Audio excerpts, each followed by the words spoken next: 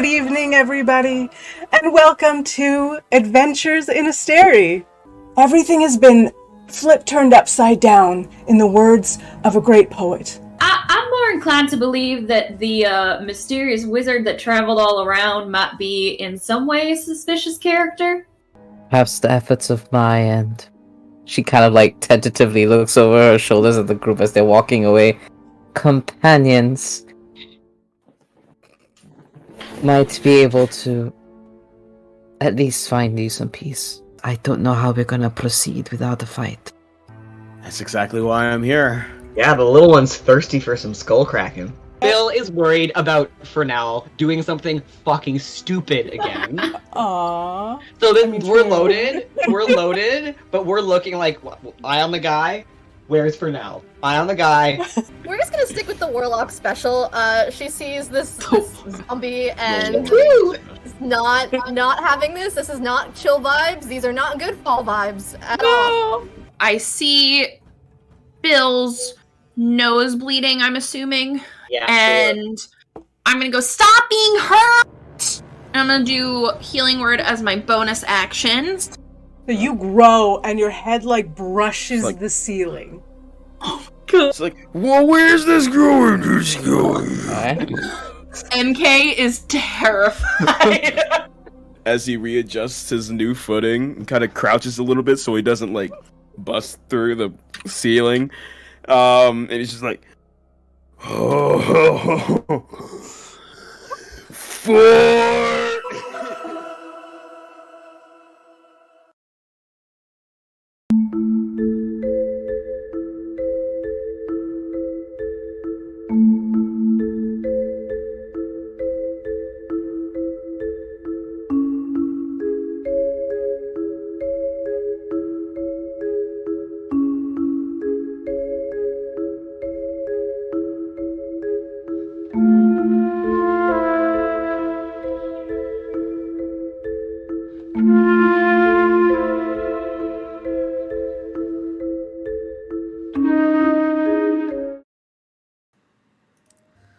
Alright, welcome back to Icewind Dale. We are going to get started shortly, and first up, just going to do a quick introduction to our players here. We've got Charlotte up first.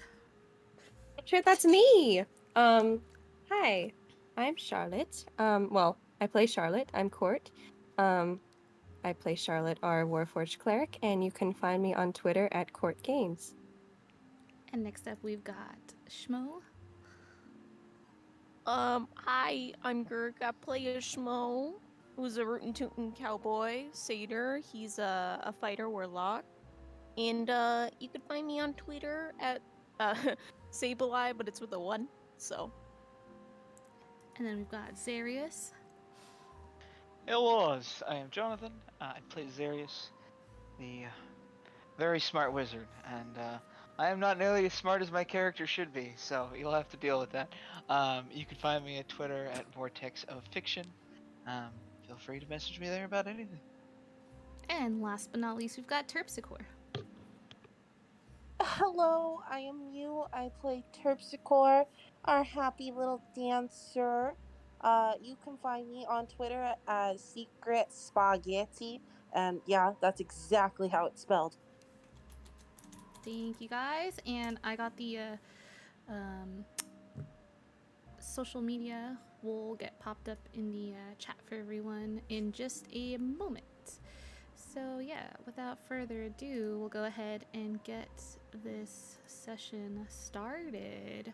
Would anybody like to do a recap for DM Inspiration?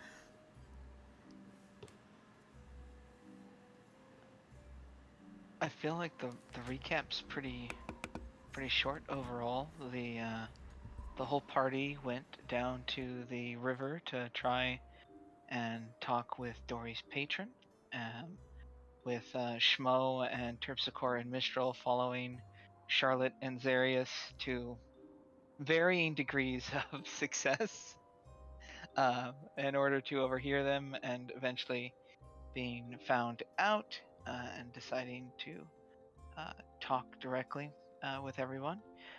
We learned a number of things from Dory's patron, Neru.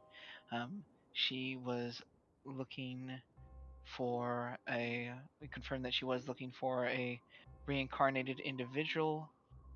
I believe their name was Valafarin, right? Or I something believe to it that was effect. Vela Freya. Valafreya, thank you. This person Something had like that. reincarnated a number of times. Dory is not that individual, but we did learn that Neru's version of magic on whatever plane or universe that she was in, something went wrong when they tried to make her partner immortal, and her soul was either destroyed or is gone. And most of the party seemed pretty interested in figuring out a way to help Neru find a way back to her partner, a way to bring her partner back. Neru seemed somewhat persnickety, maybe for good or bad reasons, I don't know. Was sort of upset with the party and their treatment of her, and ended up sending Dory back to the Feywild, which left a very panicked Sefik back at the inn. The party eventually finished their conversation with Neru. We went back to the inn, and this is the part I'm drawing a bit of a blank on if anyone wants to fill in the spaces.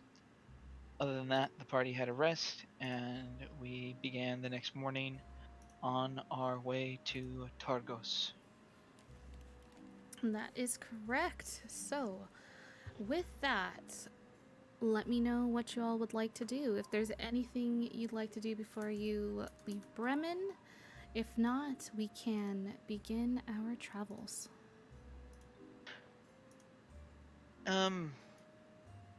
Have there been any rumors or anything interesting that we've been hearing in the inn? Just as a last minute thing, Zarius asking for news, basically. Go ahead and roll me give me just one moment, sir.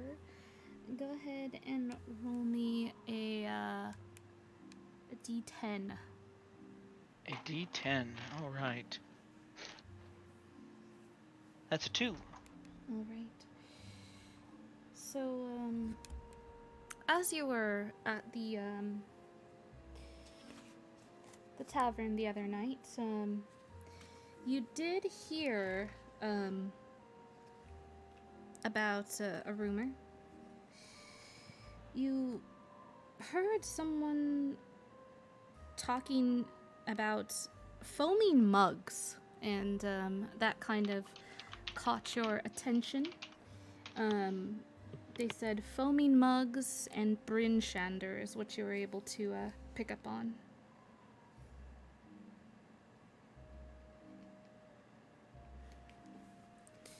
But that was all you were able to get from the conversation which you overheard. So do with that what you like. Anyone else like to do anything before we head off and begin our travels? Oh, I was muted. That's actually super exciting. I know what that, I think I know what that symbol means, but Zarius has no idea, so. Aha, okay. Well, like excited. I'm going, anyways. All right. Anyone else? Last call before we head off to our travels. We will be using the campfire travel system again, brought to you by Abyssal Bruce. Very cool travel system. So I'm going to keep using that in our campaign here until you all tell me that you hate it. So far the feedback's good. I like it. Awesome. I like it. Yeah, so far everyone has been liking it. I, as a DM, have also been liking it. So yeah, if you guys don't have anything else you'd like to do, we can go ahead and get started with our travels. Okay. All right. I'm good. Very good. So with that, let me know your marching order. And Charlotte in the front. there we go. We've got Me Charlotte also. in the front, followed by Schmo. Oh, you're trying to drag me. Followed by who's next? Terpsy. Terpsy. Zarius, where you at, buddy? I guess I'll be in the middle of the party. Oh, I'm gonna say wizard Well, in the back, huh? Unconventional. we're gonna put you there then, and we'll have Cephik at the back. That's alright. not any better. Yikes. Oh, it's fine. Everything will be fine. All right. So, with that, Charlotte, go ahead and let me know how and what you are doing to aid in these travels. Okay. What is the terrain like? We're traveling on the road now, yeah? With our axe beaks? You are... Let me get you a terrain map here. Let's... Did I... Oh, I didn't get everyone. I got... Still loading. Fine. I got some of yous. Let me get the rest of yous over here. Get us. I'm like, I've got all these maps from all these lovely people, which you can check out on our break. We give them all those lovely map makers a shout out. Really? We like shout outs around here in these parts.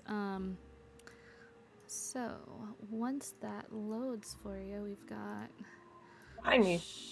Oh, there's two Zerii. Zerii. I only see one. There's one right no, there's here. Oh, there we go. Okay. There's a big, zoom in on his face. There we go. Yeah. There we go. There we go. There we go. Boy in the middle. We got two suffix. You only get one. Sorry. Oh, right. Just that Spider-Man meme of both of them pointing at each Two other. separate- yeah, two staring at Zeris each just pointing at each other. other. One's the brainworm Zarius, the other one's the original. Ew, I hate that. That was funny. I like Okay, that. so we're on the road on our axe beaks. You are indeed on the road on your axe beaks.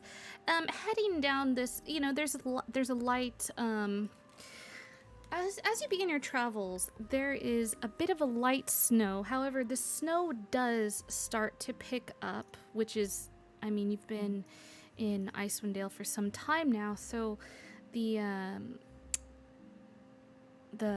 snow does not, snow getting a bit heavy is nothing new to you guys, we'll say. So, as you go about, snow starts to come down a little harsher, winds start to pick up. Let me know what you are doing and how you are leading your group forward. Charlotte kind of leans back on her axe beak. Zarius is the one that has the lantern, correct? Yes. Do you mind if I use that? It's a bit difficult to see. Certainly.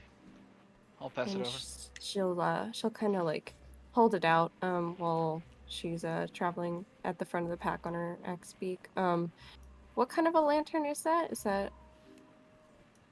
Does it do anything special? I think it's special, right? It does It is something, but it has it's a special. It's special. It's of limited magical nature. Our equipment is growing. Hold on. Lantern of Revealing is what I have it. Oh, entered as. yum yum. Okay, how far out does that reveal? It's pretty far. Yeah. It's bright light and 30-foot, dim light an additional 30 feet. So I love 60 that. feet total. All right. So yeah, she's leading the charge, holding out the lantern, looking for anything suspicious, anything that shouldn't be out of place, anything that might be revealed by this thing. All right. Go ahead and roll me a perception check. Can I guide myself? You can. Okay. We basically assume that she's always guiding herself. I've got an anime on my side. That's a 15. All right, a 15. So, as you are at the front of the group here, traveling along, utilizing Azarius's lantern. You go down this kind of stony, gravelly path, and you're able to see a part of the path which is destroyed, and just as your axe beak is about to trip up, you're able to, just in the nick of time, kind of catch that part of the broken trail, and you kind of tug at the reins of the axe beak, getting its attention, and your axe beak, along with those behind you, are able to avoid kind of getting tripped up on that part of the path that is kind of broken, and could have probably set you back a little bit. Nice. Come along now, Cupcake.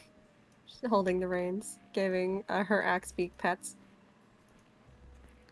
Your axe beak feels very excited. You hear some happy chirps from it. Not making any more bird noises. That's all you're getting from me. No! I want to exclusively talk to my ex. Yes! It kind of flaps its wings. Schmo, let me know what you are doing as you, what you're doing to kind of help guide the party along this path.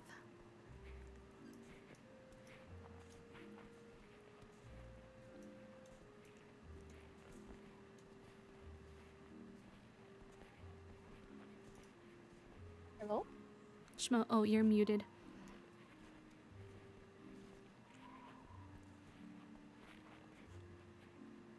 Okay.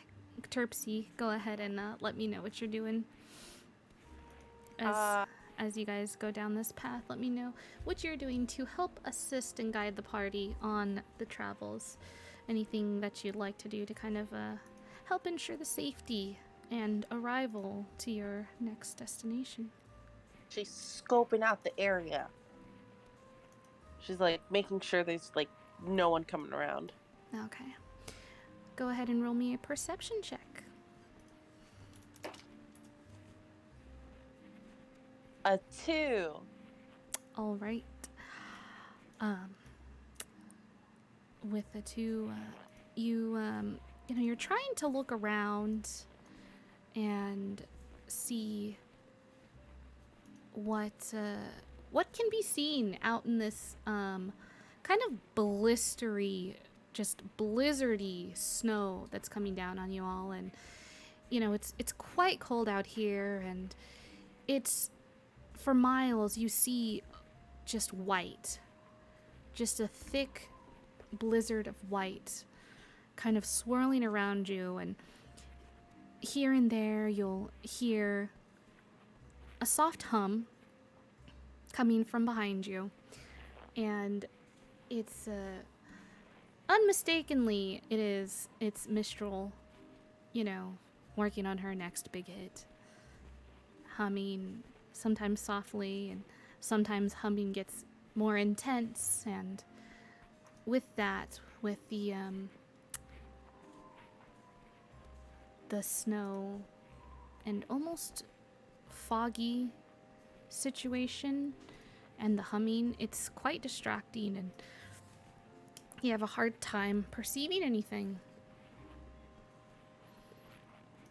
Zarius, let me know what you're doing, sir, to help guide your party. I am going to be trying to use same thing I've done before, trying to use mold earth to make the road more passable and make it easier for the axe beaks to traverse, while also just being generally nervous around these goddamn devil birds. All right, sir. Mold earth, go ahead and roll me an Arcana check. Okay. Get to use my middle dice. They have not betrayed me. That's a 14 on the dice, plus 8, brings us to a 22. beautiful. You guys watch as Zarius, just as he did before, although this time it seems a little bit more elegant, a little bit more graceful in the way that he's doing it. He seems very focused, regardless of the wind and the snow that is just sweeping around the whole group. It seems as though all of that does not faze him, not in the least.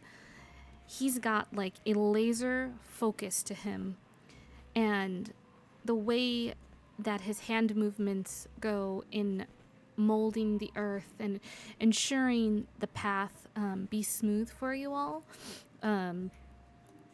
Although it's something he's done before, it's like much more impressive this time.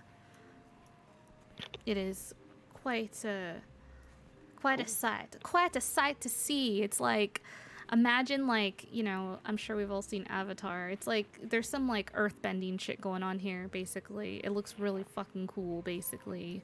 And he's just in the zone. It's kind of like one of those things where someone's doing something really cool and they look really cool doing it, but they're kind of like oblivious to how cool they look. If but we get everyone else ambushed, I'm notices. going to die, is what I'm hearing. No, I'm just trying to express. I mean, you got a 22. I know. I'm just saying, like, you look like a badass. Is all I'm saying. Like, you're supposed to say, "Wow, thank you, DM. Wow, thank you. Wow, I look so appreciate it. cool. Wow, wow, wow." You're good. I am going to die if we get ambushed, though. He's just staring at the road trying to fix it. Yeah, you definitely don't want to get tripped up on this road. That's for sure. That could Love it. Yeah, you know, seems like a nice path. I'm sure nothing will happen, right? We're gonna bring him right back around to Charlotte. Let me know. Yes, ma'am. Has anything changed about like the area around me? The path with Zarius's molding of the earth, the path looks very smooth, very, very well maintained and beautiful before you. It is very, very snowy, and it is very windy out here. It's very hard to see. It's like it's like a lot of white and snow, basically. Okay. She's gonna like talk soothingly to Cupcake to like try and get her to maintain a lookout too. I want to try and use animal handling for this. Can I do that? Yeah, you can do that. So we'll go ahead and animal handling. We're gonna get like the animal's instincts involved with this. Yay. I'm just doing a little funky something. Wow, that's a 23. Oh my god, I rolled a 19 on that. Or an 18 on that. Hot damn. All right. Spicy. All right. Well. With the 23. Me and Cupcake are so fucking in sync. We are best friends. All right. You and Cupcake. There is actually a phrase. There is actually a word for what is happening right now with Charlotte and Cupcake. In Japanese, they call this Jimbaitai. And that's what's happening right now. Charlotte and Cupcake have like become one. It's like rider and horse have become one, basically. Their movements are so complementary to each other. They're so well meshed together. Charlotte, although she is a warforged, Cupcake has kind of gotten attuned to Charlotte riding her, and the fluidity of their movements as Charlotte kind of rides a little bit ahead are just like really, really fucking impressive, basically. It's you would not think that it would be possible for a warforged to ride so gracefully upon any beast's back, but she is doing it. And it is freaking gorgeous. Like, if she were to, like, she looks as if she's like a warrior kind of going into battle, like on her steed, and it's just like, it looks, the two of them together riding look like they've been riding together for years. Animal and machine have become one. Yeah, it's really cool. And you guys see Cupcake kind of like looking around just as Charlotte was earlier, and it's almost as if one looks one way, the other looks the other, and then their vision paths will cross, and they're like maximum efficiency, just like on the lookout. Like there's an understanding there. Basically, there's definitely an understanding between these two. And with that, you guys have safely gotten to your first destination. Oh my. Go ahead and roll me, Terpsy, a d20, Okay. and we'll see what happens. Money. 14. 14. So, as you guys are riding on your path, and Charlotte and Cupcake are keeping the lookout, you see a mound of snow, and with the wind that's been going on, you see actually like a glint of shininess coming from this mound of snow. What would you like to do?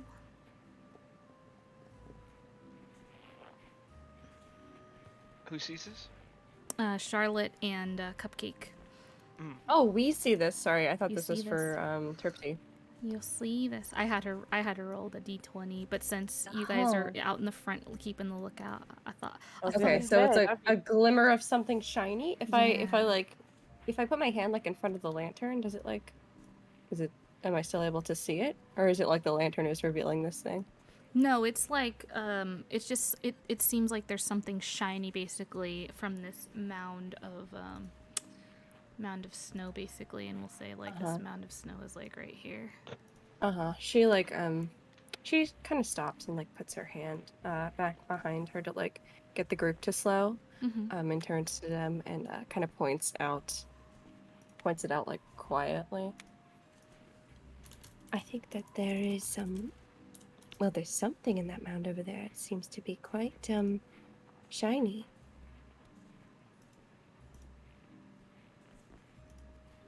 Want to take a Shall look? we have a look? Yes, my thoughts exactly. What could go wrong? If something does go wrong, I will be there to fix it. How about that?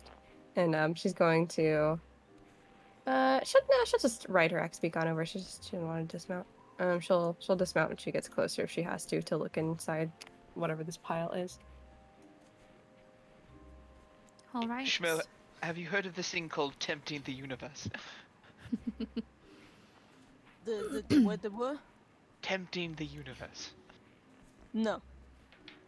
When you put something out there, it tends to, it doesn't actually make it more likely to come true, but it definitely seems like it. All right, to be frightened, Zarius. I'll protect you. And then she goes and dusts off the snow off of whatever this thing is. Right, as you dust off the snow, you see a chest. And what? Just a chest? Yeah, it's a chest. And the chest looks a little bit banged up. It looks a little bit banged up, and it looks like it's got quite a simple lock on the front of it. I look around. Is there any possible like caravan or something that this could have like fallen off of? Are there like tracks? Go ahead and make me an investigation check. Investigate. Yeah. That's only a 13. All right. With a 13, you do see, I mean, it is so snowy out here. But as you look, you see not only the chest, but you see some ball bearings in the snow next to it. As well as you see a little bag. It's like a bag made out of like kind of a tattered cloth. Oh, like with the ball bearings spilling out of it? Possibly. And Well, is it you, open? It's not opened. It's just like it's tied at the top, and it's just like a tattered bag there in the ground. And then when you look a little more, you see an empty bottle of what looks like it had ale in it. Just like intact? Like It's like partially broken. It doesn't have the cap on it, but you can tell by looking at it that it was like ale in there. okay, so These someone items be are kind of drinking. scattered. There's like ball bearings scattered. There's like an unopened bag that's tied at the top. How big is the bag? It's about like the size of a gallon of milk. Oh shit, that's a big bag. Charlotte kind of raises an eyebrow. This is a very strange assortment of items, and looks back at the party, and kind of gestures for them to like come over. Scanning the area around me. Do I see any like obvious places where someone could like hide? This feels so sus. Go ahead and roll me a perception check. Schmo goes on over as well. It's a 17.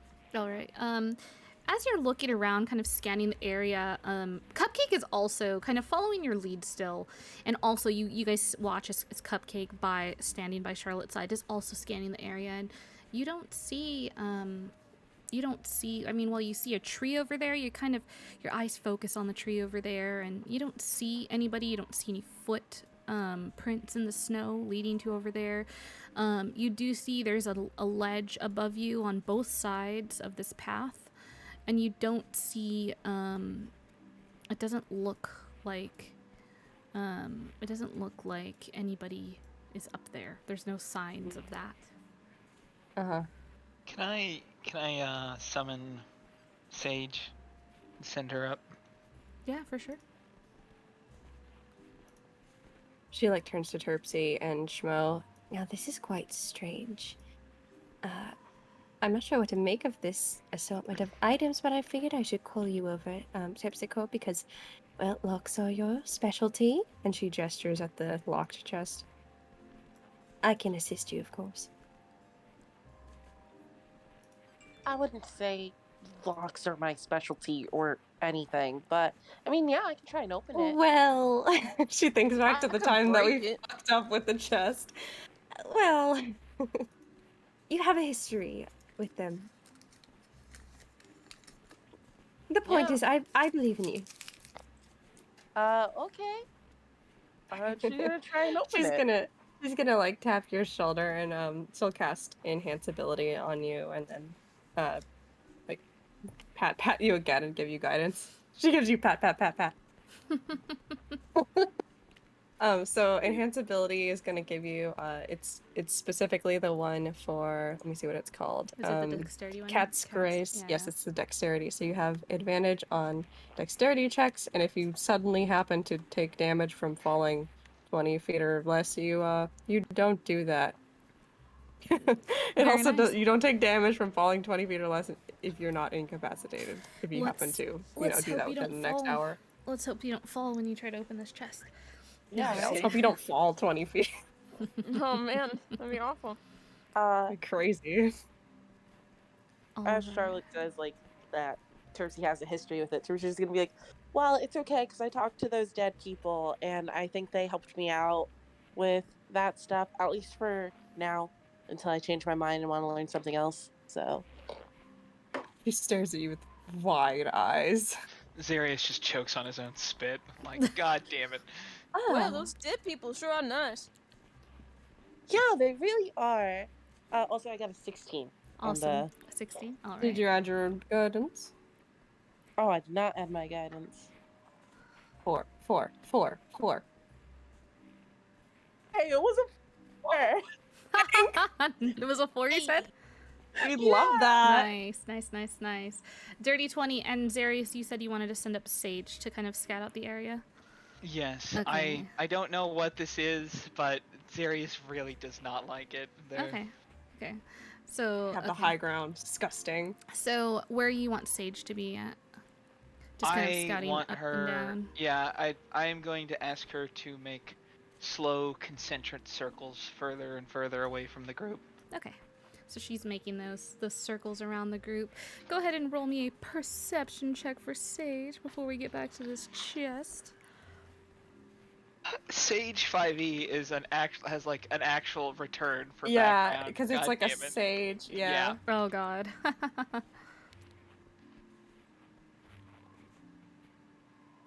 don't think that's I know a great. single person with a familiar who hasn't Googled the familiar's name instead for like stats. That's 18 on the dice plus 3 for the owl, so 21 total. All right. All right. So, Sage is scouting out, and there's a lot of snow. Not really seeing anybody else out here. It's quiet aside from the wind, which is quite loud. And as you're kind of, I'm guessing you're like peeking in and out of Sage's eyes, or are you just having Sage kind of go up and? Oh, I think he's probably like every 30 seconds or so he's going in and out. Yeah. Okay, cool. So as you're kind of going in and out and listening, it goes from like this quietness with just the sound of wind, and all of a sudden you hear a very loud, in comparison, in contrast to the quietness of the kind of loneliness out here in the wilderness that you guys are kind of having, being away from the towns. And you hear a soft click as the chest opens. Ooh, yay. Nice. And inside the chest, you see a small box, and you see a vial, like a potion bottle type of vial. Can I open the box? For sure.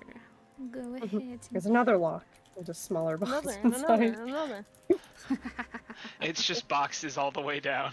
It's some shitty relative's Christmas present they thought would be funny to give to you. Yeah, this can be so funny. They did it with duct tape. You need a fucking forklift, and it's like a tiny ring at the end of 70 boxes and duct tape for no goddamn reason. All right, you open up the box, and inside the box is a ring. And on this ring, the colors kind of swirl about it. The colors ever changing and swirling around on this ring.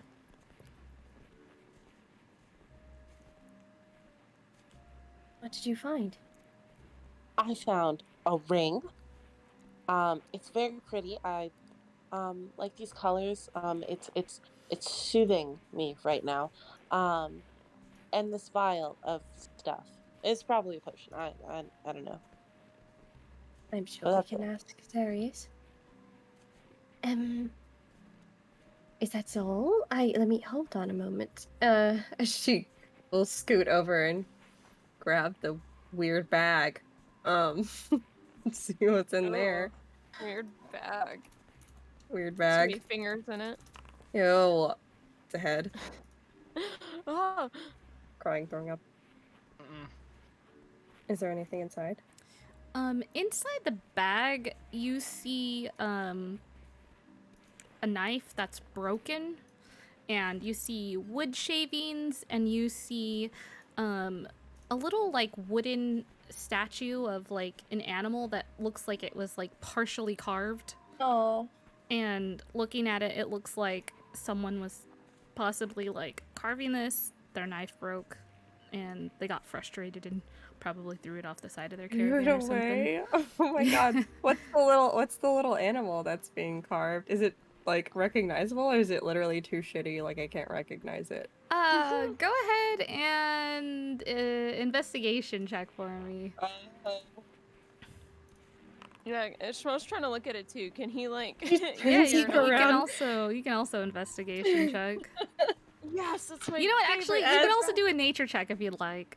You can do nature or investigation. Yeah, I'm so sorry. they're the same. Okay, well. They're intelligence. Oh. Okay. She turns it around in her hand, like I got a looking at it. 15. All right. 16, but I have minus 1. So Charlotte, as you're as you're looking at it, you're kind of having a hard time making out what it is. You're like, it might be a badger, it might be a rabbit, it might be a bear, it might be an alligator. You really can't make it out. Like you're having a hard time.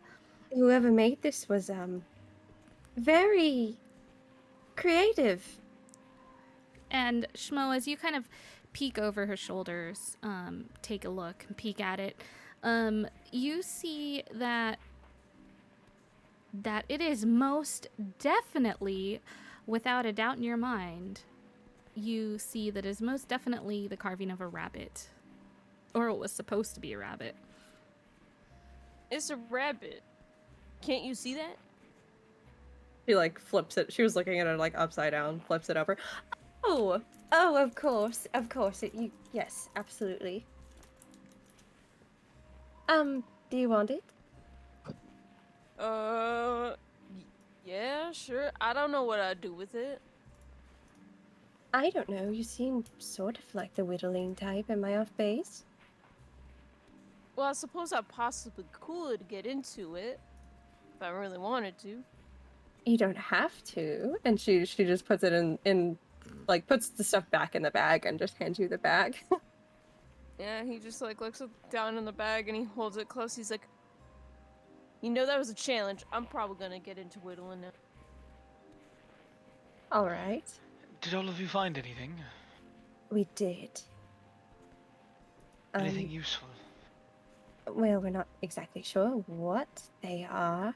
We found this, Tipsico found this lovely ring. And, what was the other thing that was inside the... It was, a potion, like a vial. Oh yeah, a ring and a potion. Yeah, it's a potion of, Sorry, I can't, like, type because my mic will pick up everything. No, you're good. It's like a potion, and it doesn't have a label on it, but it's like in a little, like a general potion bottle. And it is a reddish orange liquid that has a faint glow to it. If I may, because I think this is a thing in D&D where you could, quote, sample a potion to see what it is. To the best of my knowledge, yes, you can take a small sip of it. Sip? You gonna sample it? If it's like a normal one. If I may, I am made of hardier stuff than the rest of you all, not to toot my own horn. I can try and see what this is.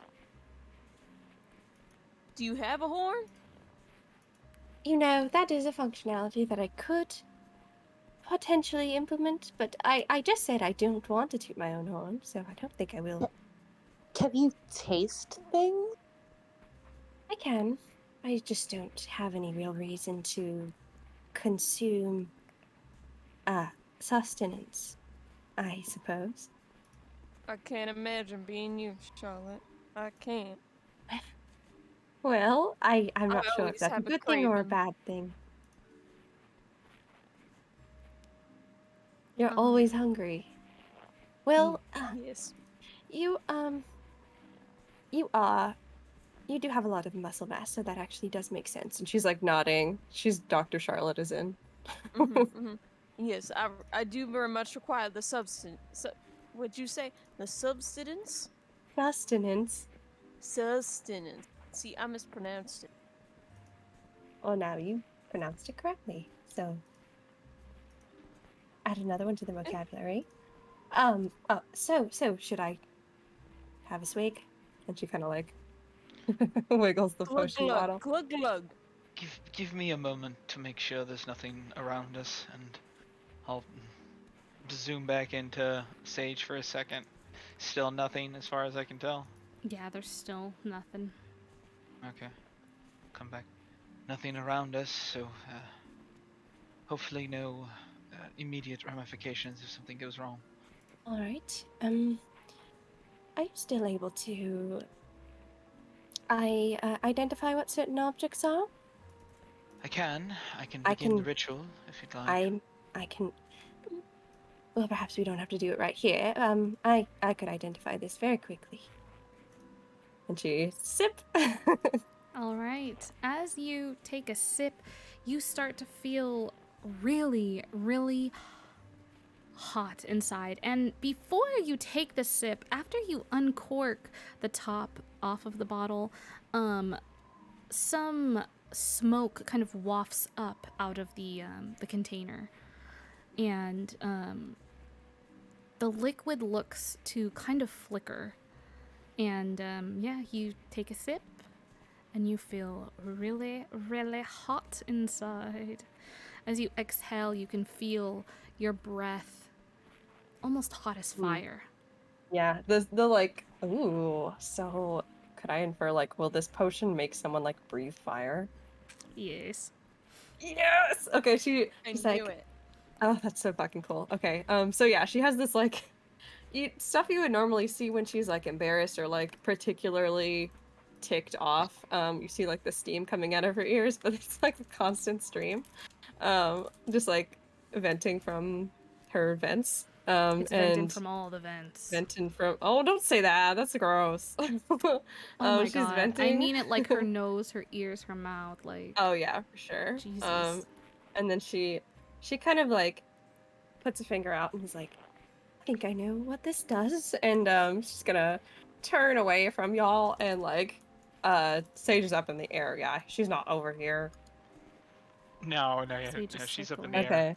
Yeah, she, like, tries to breathe fire to, like, clear some of the snow away. See if it works. You do. You go ahead and go ahead and roll me 4d6s. Oh shit. That's sick. 14. All right.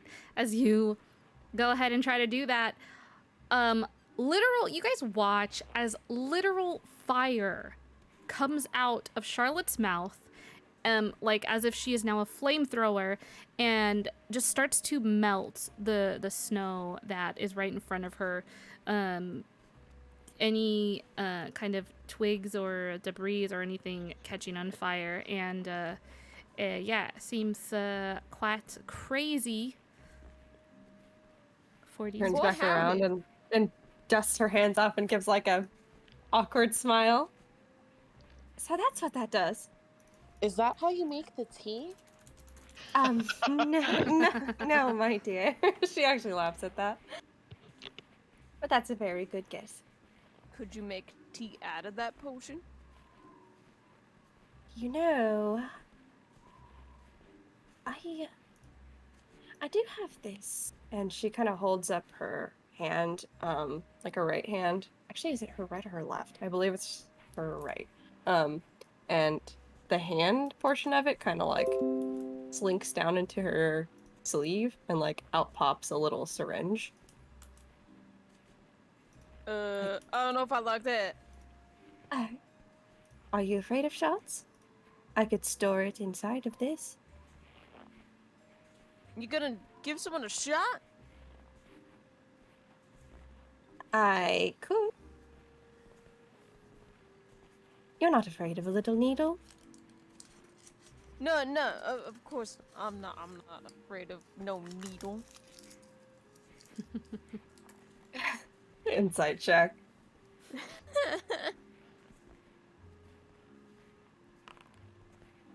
16. Oh, and let me.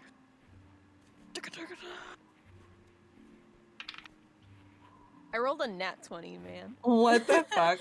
Yo. Fuck you. I believe you. Of course. Yes, I'd be dumb to be afraid of needle.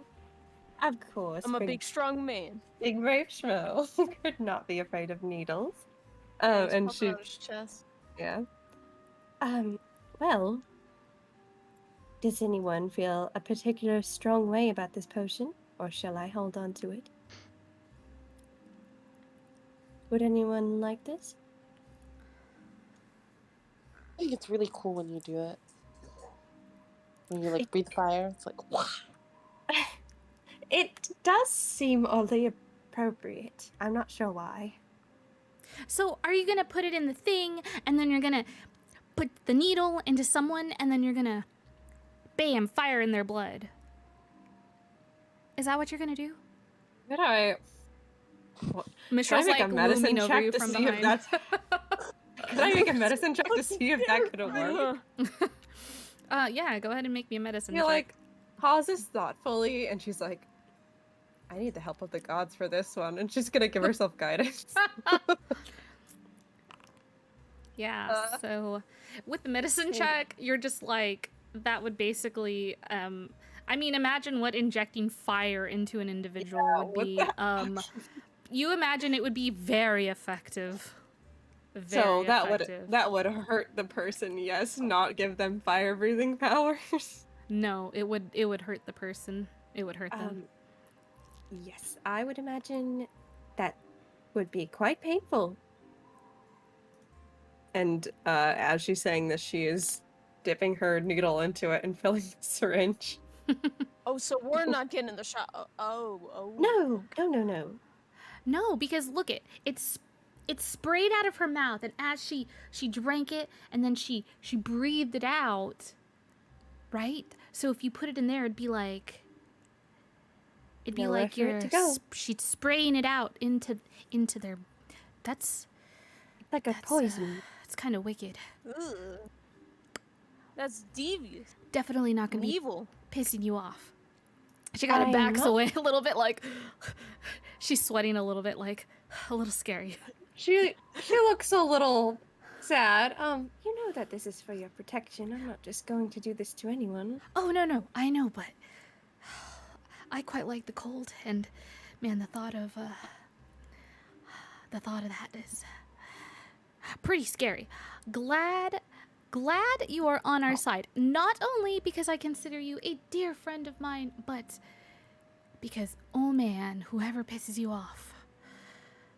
I am very on your side, Mistral. And she looks kind of pouty and finishes, like, filling up the syringe. And if there's anything left, she's going to store it in her chest. Otherwise, she'll just keep a hold of the bottle. Yeah, you're able to store it into your vial there. Got a dosage of fire stuff now. She kind of like grins after you say that, and she kind of like rushes up to you and like goes to pick you up. Let's see if she's able to actually pick you up. She's gonna certainly try. She goes to pick you up. Heavy metal lady. She goes to pick you up, and she's not able to do so. She goes to like, she rushes up to you. She puts her hands like right under your armpits and goes to pick you up, but you don't budge.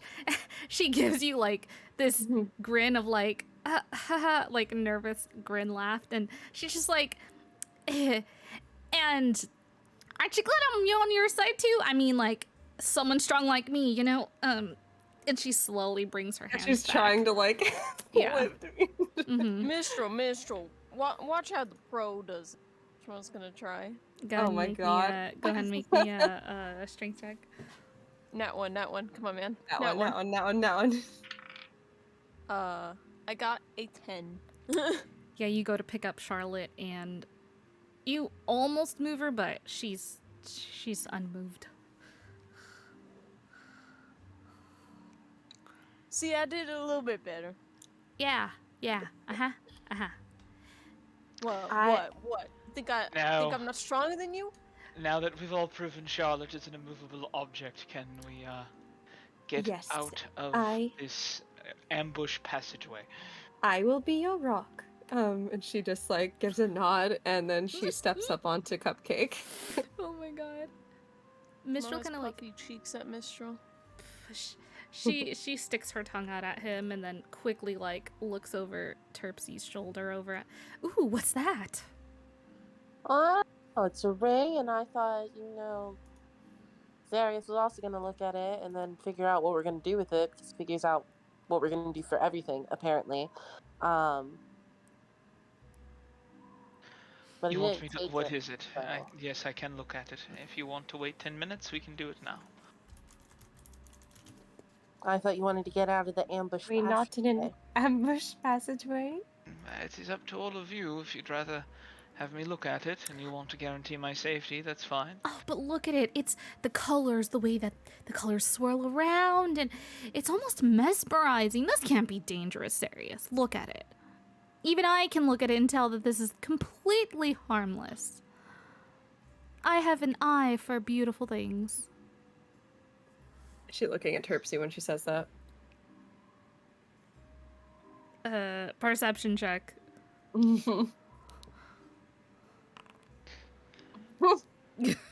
That's an 8. You think she's looking at whatever you think she's looking at. Charlotte believes she's looking at Terpsy. Charlotte believes that was a very smooth flirt. Sirius is looking at this ring. She's like, Sirius is just slowly rubbing his temples with the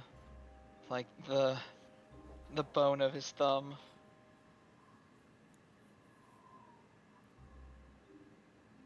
Okay, we will protect you while you tell us all the amazing details about this magnificent, mysterious, beautiful ring.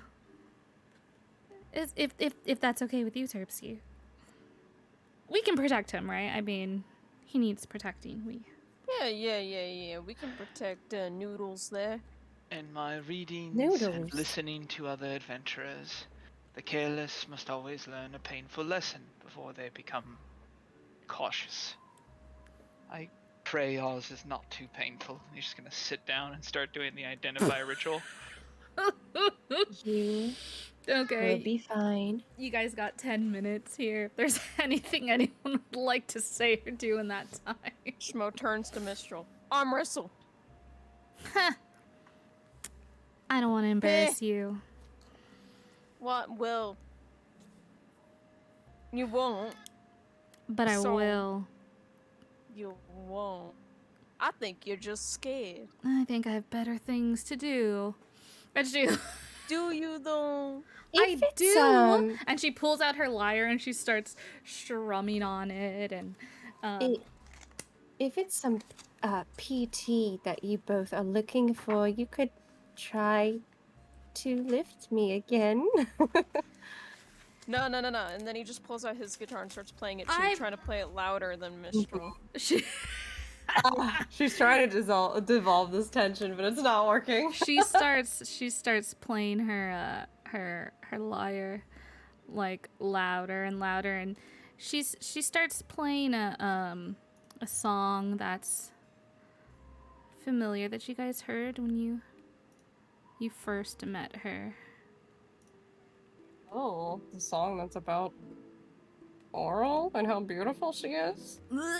And she starts. Is she singing the words? As you're playing your guitar loud, she just starts strumming louder, and she's kind of like glaring at you at this point, Schmo. Yeah, he's got a big stupid grin on his face. He's still playing loud. Okay, let's go ahead. He's also stomping his hooves. Performance check.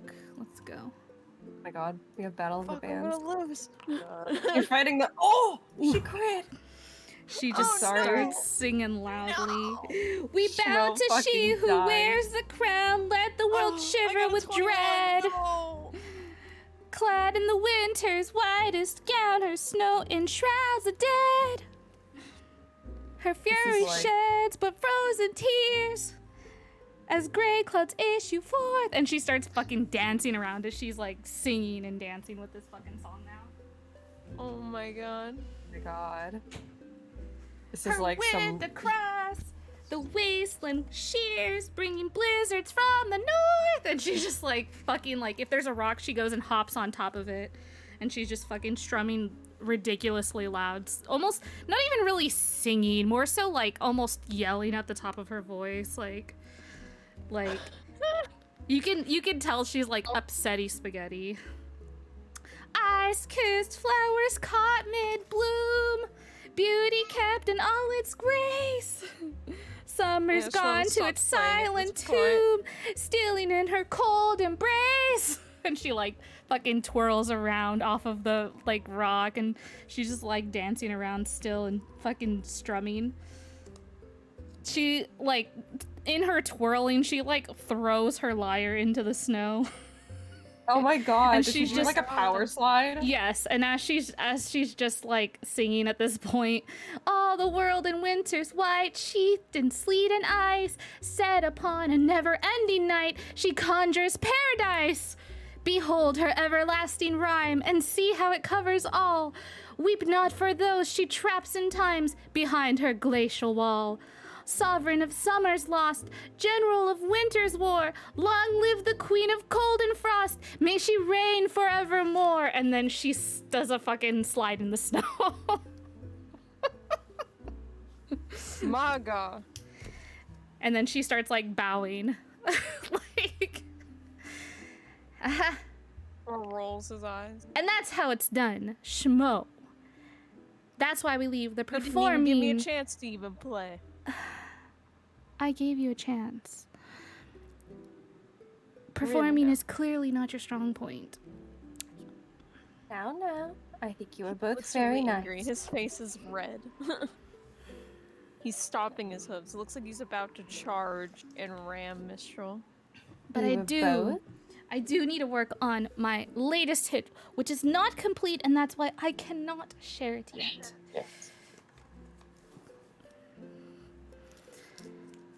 She, like, goes and picks up her lyre from the snow, dusts it off, and sits down and goes back to, like, playing it. Yeah, Schmo doesn't end up ramming. He just calms down, but he's still angry. I think that you two should consider a duet. Ha! I'm a solo act, if you haven't noticed that. Are Yeah, you? I'm also a solo act. Oh, you are? She looks over at, she looks very obviously from Mistral to Terpsy and like, you're a solo act, huh? You're Yeah. a solo act? Terpsy looks at Mistral, really sad. Like, you just want to perform by yourself? She's raising her eyebrow. She looks so unamused. She's like, take that back. Hold on, let's see if she fucking notices, if she perceives this with her dumb ass. Okay, so she notices like the eyes gazing between Mistral to Terpsy, and she's just like, no. You misunderstand. I sing and I play music alone. Dancing. I mean, clearly you can see I am not the best dancer, because the best dancer is right here. What I mean by perform alone is I sing alone. I am a solo act in that I do not perform with other musicians. Well, I recall a time where we had two satyrs and they performed very admirably. And that's good for them. It's really sad at that. Are you Terpsy gonna? looks on the, Oh, sorry. Terpsy Go. looks at the ground and just goes, Dory would have liked to breathe fire. Oh, Don't they say would've that! I been- know Dory would like to breathe fire! Well, we do have we do have the stone. Don't forget that. If you ever want to call Dory or hear their little voice, you may use it. Smoke collapses in the snow, face down. You need It's to get not. up. It's not the same, Charlotte. I know that. But we must do the best with what we have. Besides, they told us to have fun. They said always have fun.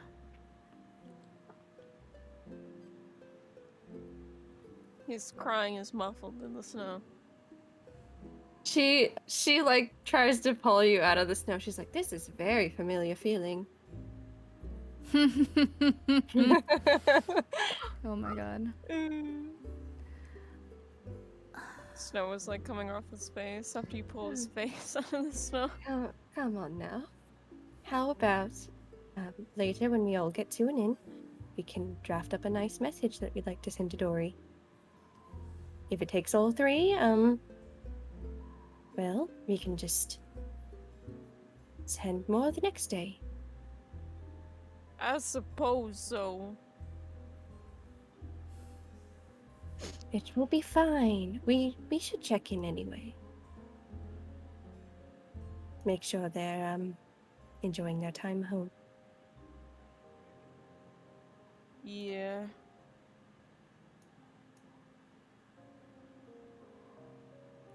He's very sad. She makes like an Yeah. uncomfortable noise. Darius, Yeah. are you done? I'll say it's I almost don't know. been 10 minutes, but not quite yet. Yeah. Terpsy's also really sad. Just playing with the snow. Oh, I know. How about we make a snowman or snow angel? Dory would have liked that. That's fun. Dory would have liked it. That's fun. Yes, it's fun. She's like, she goes and flops down into the snow and starts making a snow angel. Just like, Well, is this how you have Charlotte fun? very sadly. You need to start having fun yet. Tell me, Charlotte, is that fun? It's not very fun when I'm just doing it by myself, no. And she kind of like leans up in the snow and like dust brushes off her cape. What did you want me to make one with you? I don't think I'd make a good snow angel. Oh, you don't know until you try. Have you ever made one? As a kid, yes. I don't know where I got that concept from, actually. Interesting. And she like has her hand on her chin like, Yeah, Schmo collapses in the snow beside her and starts rapidly wiggling and making a snow angel. But he's crying as he does it faster. Jesus Christ. The sheer fucking size. This Fucking- man's a wingspan. Mistral watching the two of you guys just like flailing in the snow. She looks over to Terpsy and she looks over to Terpsy and she picks up a little bit of snow and kind of like playfully flicks it at her, and then she just standing there, she like levitates a little bit and then she just slams down into a big pile of snow and starts flailing around in it. And from the pile of snow you can hear like, I'm gonna make a snow giant. Oh my god. She looks at them all flailing around and just picks up some snow. She just tosses it on top of Schmo.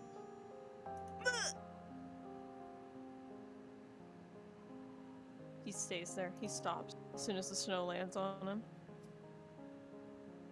Pepsico, what was that for? I didn't think he would stop. I thought he would keep going, and the snow would just like move around. You've killed me. I'm dead now. You're Schmo's not helping. funny.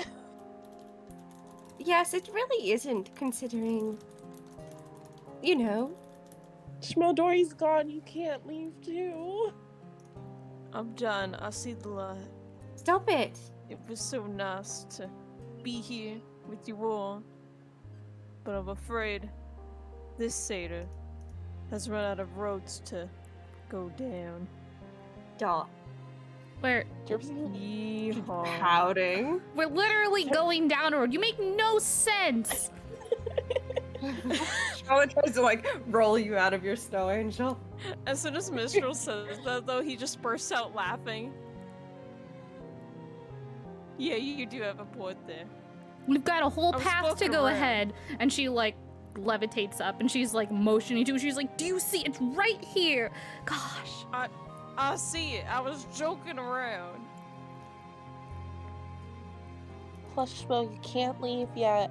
I haven't come up with another snake joke yet. Well, I'm sure I could come up with a snake joke. I don't think it would be funny. Okay, we'll say it's been Oh my 10 God. minutes by now. It's been 10 minutes.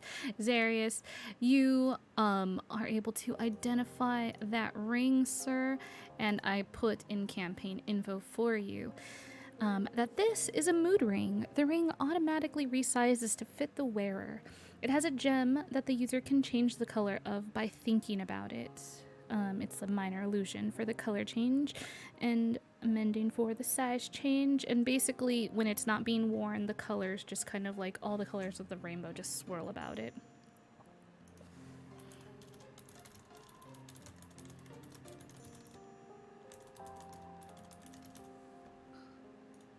Oh, just I kinda will good. hand that over. I think it was Terpsichore, right, who gave it to me Yes. Yep. with the description. There you are. Did we find anything else? Well, we found some whittling supplies, but that was. And some broken bottles. It's like broken, like a broken bottle of like alcohol. Yeah. Yeah, it's emptied. Uh-huh. Did Dory anyone would have liked that too. detect magic on it? I don't have access to that at the moment. So.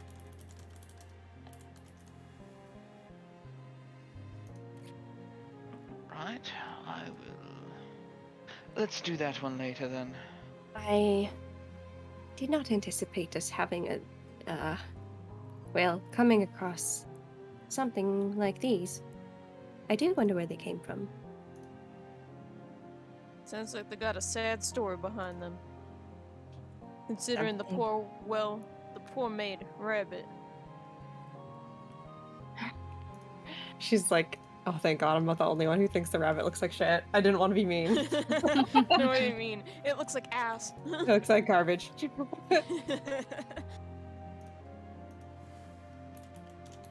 Yes. Alright. Shall we go for it? Yeah. I guess. All right. Get on my axe beak and mosey on over. We have fucking a little tiny Charlotte Charlotte angel, like a moderate sized Schmo angel. Schmo angel, I love that. And then and then a fucking gigantic snow angel from Mistral. They're like ascending in size. Come on, a schmo angel. And with that, we get back on our axe beaks, and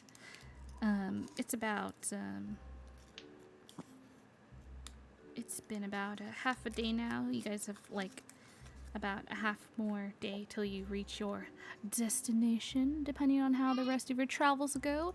So please give me your marching order. Charlotte in the front. Schmo Do you want to behind. just same? Yeah, probably same, honestly. Oh shit, sorry. Just kidding. Sorry. I meant to. Same marching order sounds good. Okay, same marching order. I meant to delete that mound of snow, but we'll just leave it there. It's kind of whatever. Mound of snow has joined the party. Oh god. Nice. All right, you guys continue on your path. Charlotte, let me know what you are doing as you guys make your way.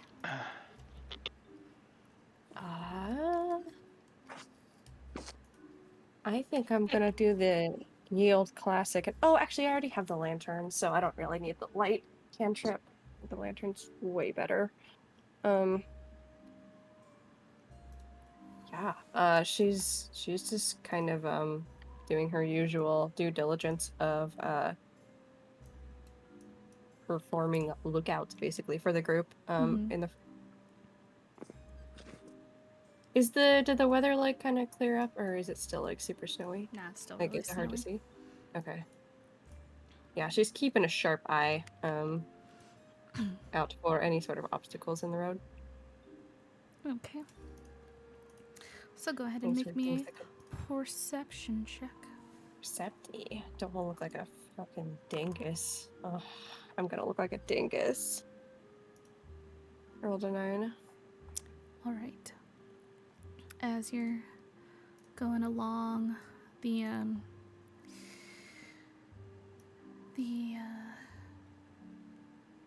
not sure if it's the extreme frigid air, the snow, or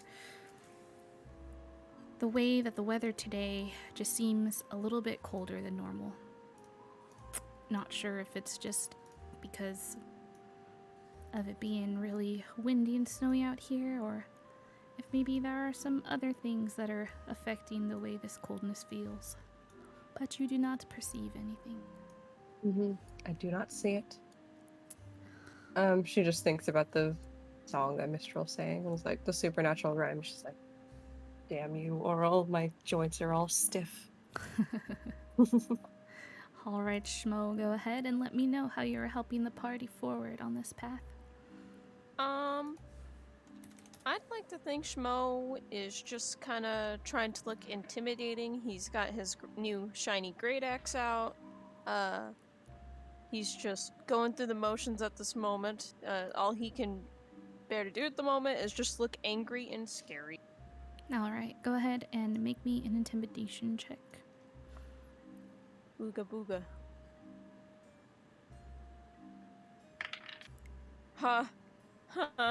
That's a not one, man. Oh my god. He's so upset right now. Tries to look intimidating, starts crying. All right. As you're going along on your guys' axe beaks, you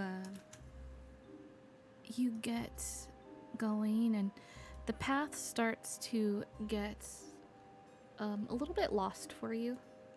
It's not as clear as it once was. Now everything just kind of covered in snow, and you don't see anything just yet, though. Every single time you switch maps, I'm like, oh, beautiful. And I have to like zoom out to see the whole thing. Yeah, I really like the maps I was able to get from the people on Patreon, the lovely people on over there. Shout out to them in the break video. Thank you, John, for doing the voiceover for that. Yeah, so if John can go ahead and roll me a d20. Okay. No pressure. That is a 8. That is an 8.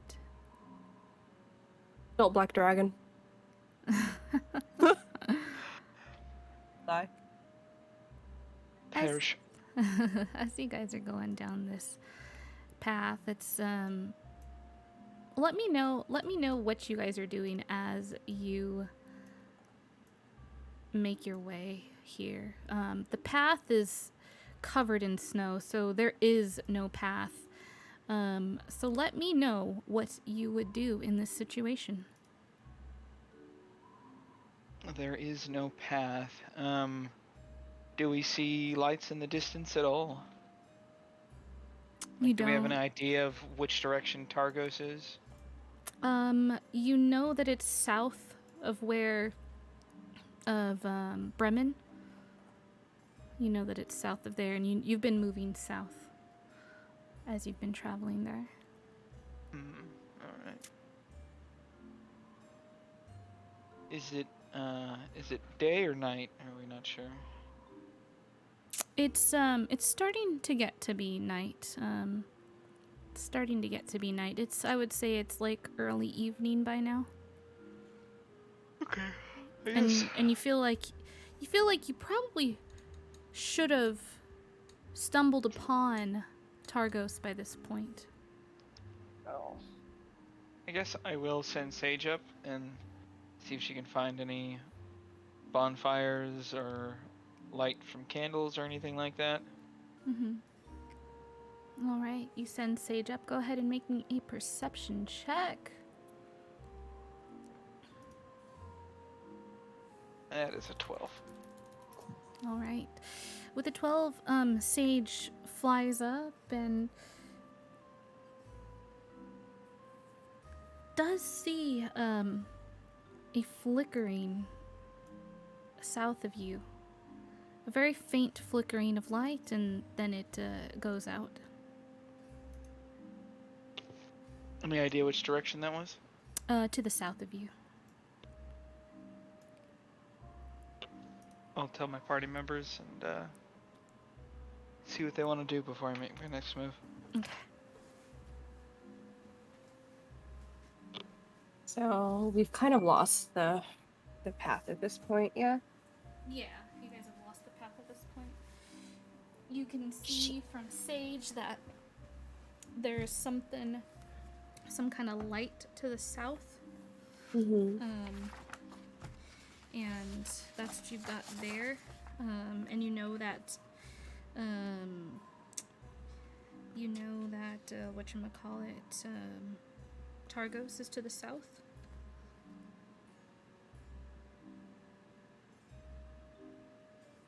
Yeah. And okay, I know that we are like facing south. Yeah, like do I know the general direction like we're going is correct? Yeah, you know. Even though the road's gone. Yeah, you know a general direction of south. Yeah. Okay. I do suggest we sort of pull in a bit. Perhaps pack ourselves tighter. I don't want to lose anyone. She's got her her lantern out, trying to see anything of interest as they're like kind of making their way. She does continue in a southern direction though, but she's just like ensuring that everyone's close, no one gets lost.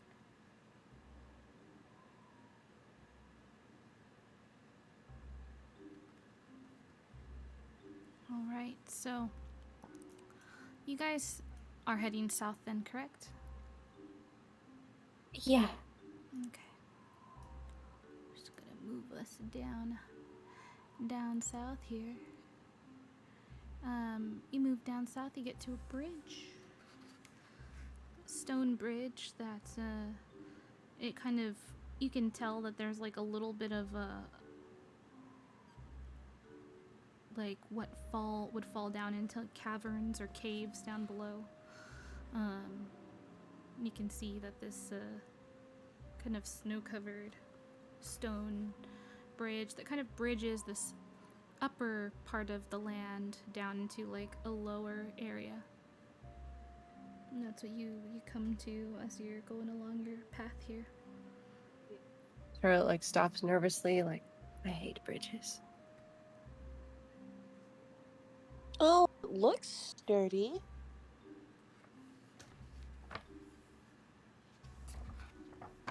I will join you in a moment. And she ties a rope around her waist and just kind of like debating between Mistral and Schmo, and slowly hands the rope to Schmo and gives Mistral kind of a apologetic smile. Mistral looks like confused. She's just like, all right. It's just a bridge. I mean, nothing to, you know. I know, but I am I will go last. You all should get across first. Okay, I understand. If you need, I shall go first to make sure that the way is clear and safe. I can go forth with my bravery and strength, and I can do that for you. Thank you. May you I'll throw you the rope afterwards. She hops. You and Schmo can both handle it, because she's actually like realizing like, oh my god, neither of them could lift me. Oh fuck. She hops off the axe beak and looks up to Terpsy, and Okay, I'm gonna check out the path, make sure everything's good. Charlotte seems a little bit freaked out, not sure why, but I'll be right back. And she winks at Terpsy. Be careful. I can go with you. Oh, if you'd like to, yeah, sure. We can. I don't know what's so scary about a bridge. I've crossed many bridges in my life. A bridge is a bridge. Yeah. I'll come with you because you're making sure the bridge is safe. I'll make sure you're safe. Oh, sounds great. Sounds great. Let's do this. And she starts walking forward over to the bridge with Terpsy. So I just want to let you know I'm dead. Sorry. It's okay. She steps onto the bridge and she does a little jump on it. See, everything's fine. And she's kind of almost marching across of it with heavy feet, ain't no care in the world, Hup, hup, hup, hup. See, everything's good. Charlotte gives her a uneasy smile, haha. She looks over to you, Terpsy. She's like, huh, I knew we could do it. Huh. We made easy work of that bridge. It was easy peasy. Nothing. I don't know what they're so afraid of. She kind of just wipes her hands off. She just gives you a thumbs up and a very wide, cheesy grin. She gives a little laugh and a soft smile, and also a thumbs up back. Ha. Okay, come across. Everything is fine.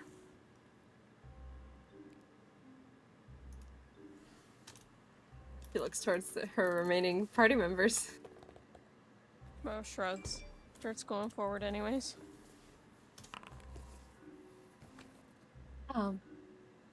Okay. Cause we're tied together, right? Charlotte just tied a rope around her waist and handed you the end. She was gonna toss it to you once you're at the other side. Okay. Yeah. But she suggested that both you and Mistral hold on to it, considering neither of you could lift her. Whoopsie doopsie. No, it's fine. The rope. Well, how long is this bridge? Because the rope is 60 feet. Yeah. Oh. It could still reach. Yeah. Yay. Shmo turns to Mistral and is like, help me hold this rope. Oh, yes, the rope. Yep. All right. She holds on to the rope. Are you two not coming? Holds on too. She looks back at the two wizards. Coming. Sefik, feel free to go across. All right. You coming with, buddy? No, I will not. You're gonna stay here by yourself? No, I'll follow after Charlotte. Oh, my mistake. Yes. He heads across. He goes across pretty quickly, light on his feet.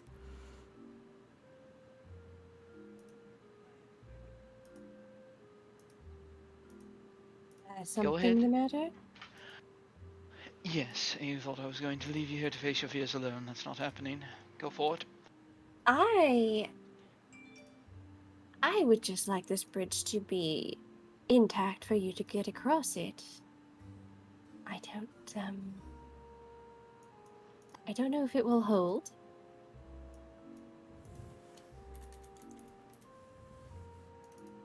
It'll be fine. She tosses the rope to Dorian. Dory. Fuck. I keep thinking about Dory. To God. Mr. and Schmo. And starts to make her way across, very shakily.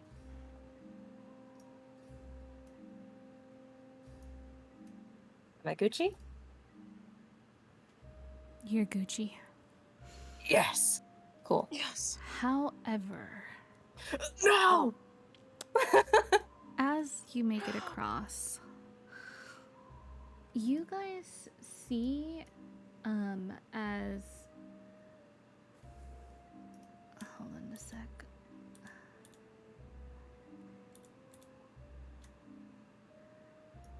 You guys see.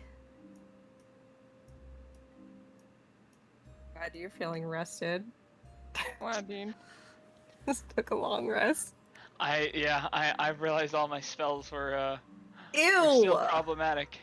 You guys see as a group of ruffians make their way from around the corner as you make your way to the opposite side of the bridge. And we can see them? You can. This, what looks to be possibly the leader of the group, basically, up front, turns to you all and, heading somewhere. Mo steps to the side to kind of be in front of everyone. Pulls out his great axe. Not doing anything, but he's holding it in front of him. Just passing on through. Aren't we all heading somewhere? And where are you heading to? And where are you heading from?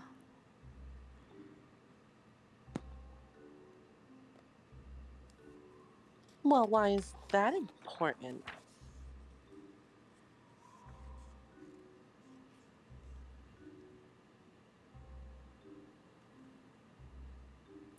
You're not from around here, are you? What gave that away?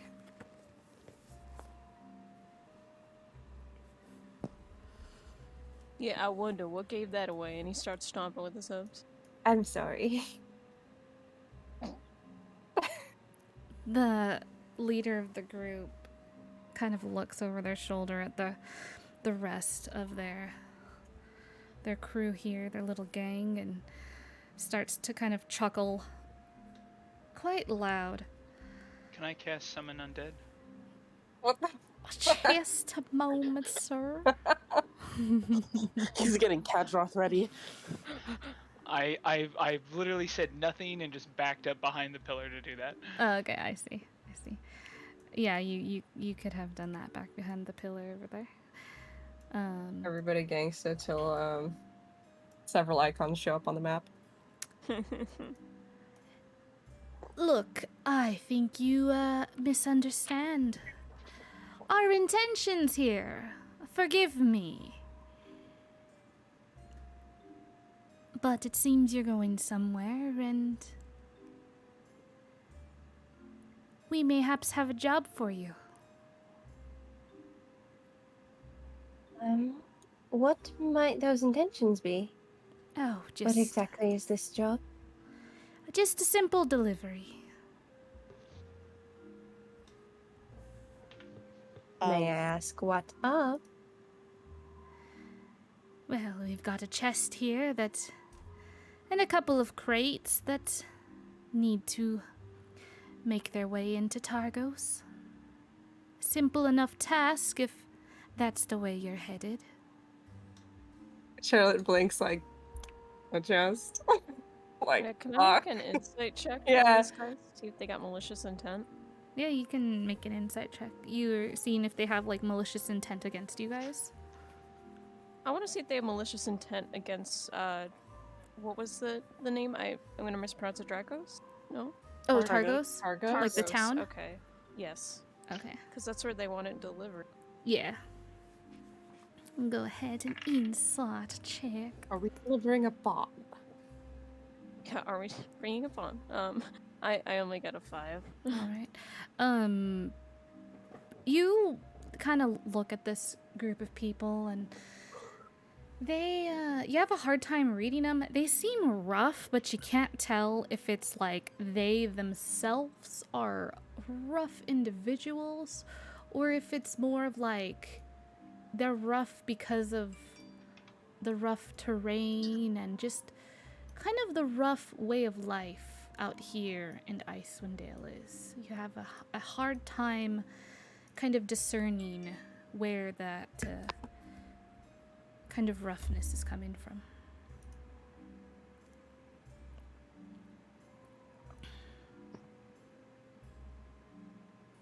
They don't Not have if their we swords out, esca- by the way. That's just the way the tokens look. Oh. Well. They're just a group of Fine. people, sorry. Mind if I ask what's exactly in these crates and this chest here, then? Well, you see, they're locked and, we don't have the key. It's just a delivery that needs to be made, and you folks look like you might have, the capability of discretion about you, but perhaps I was wrong. There is a hefty reward if the goods make it in one piece. Who exactly are we delivering these to? Wait, If why you- can't... this job- Sorry. Oh, no, go on.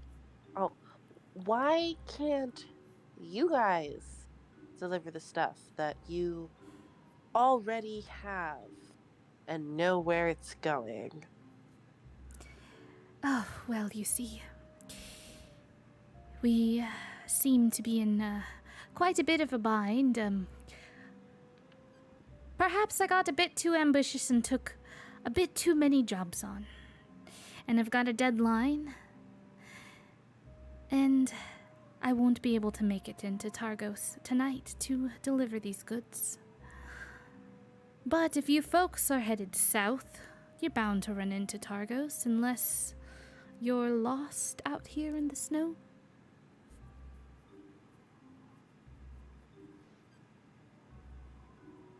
We're not lost, are we? Well, you tell me. If we were to take this job, who exactly would we be delivering these goods to?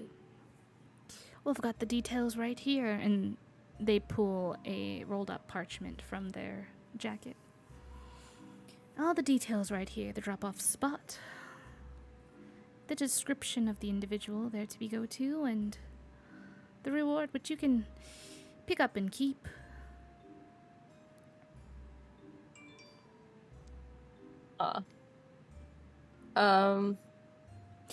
You can even keep the whole reward, and under the condition that you, just say that this was delivered, just say that it was delivered by the Ravens. Oh, the Ravens? Have I heard of this? Probably not, but... Nah, you've not heard of these folks. Okay. The Ravens, I don't recall who... Is that you all? Oh, we're just, just a little family. Oh, that's adorable. You all travel together? Yes, we all travel together. Birds of a feather. Is that why you're named the Ravens? That is very clever. The raven sitting on the leader's shoulder squawks. Listen! I didn't remember that. Hello. Hello. They kind of look to the raven on their shoulder. Shh, not now. What? So, what'll it be? Can Let you me make the see if I delivery have or this not? straight. Poke your head out from behind. No, Oh my God, what a crackhead. I am walking. I am walking out, Fucking hilarious. and I'm having Kadroth walk out with me. Okay, I don't see you on the map, sir. Where the fuck are you? Where'd you He's go? over here. You Pretty want weirdo. us? You want to give us goods Oh. for free? No. Have them delivered to someone, and to keep the entire reward. I don't mean to look a gift horse in the mouth, but when something's too good to be true, it's usually dirty. Oh, don't think I'm being too kind to you. You see, half of the reward was already offered up front, which we've already taken. You'll be taking the remainder of the half. You'll also be doing me a favor by saying that this was delivered on behalf of the Ravens, and thus keeping our reputation intact. So the horse is not too gift of a mouth. And you'll have no problem with us going through the goods, of course. They're locked. I'd suggest not to open them. Is subterfuge new to you, or do you just think we're idiots? Darius, you're being very aggressive. Why would you just ask strangers to do this for you? First of all, you barely know us, and you're asking us to hold up your reputation? What if we ruin it?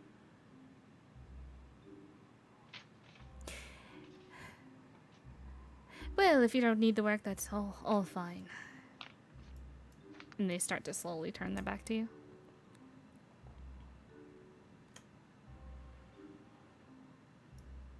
What is the matter with you all? It's... Ugh. Are you that distrusting? I'm not. I'm just questioning. No, I don't I'd say care personally. I'd say I'm pretty distrusting. All right, if you think that this is something we don't want to involve ourselves with, I will trust your judgment. And I could use the money, but You could, and she's like kind of reaching for her chest cavity, but then she remembers that there's people in front of her, so she does not offer you money at the moment. oh my god, she's offering me money. Do you happen to have money or something? Well, what about the distrusting part?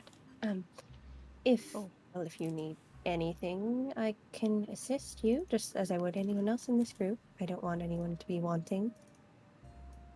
Oh well, I don't want any. I just I'm always short on the funds. You have a problem managing money, Schmo. Perhaps we should take this job. I think I lost majority of my money. I don't know what happened to it. It was You have a just hole? gone.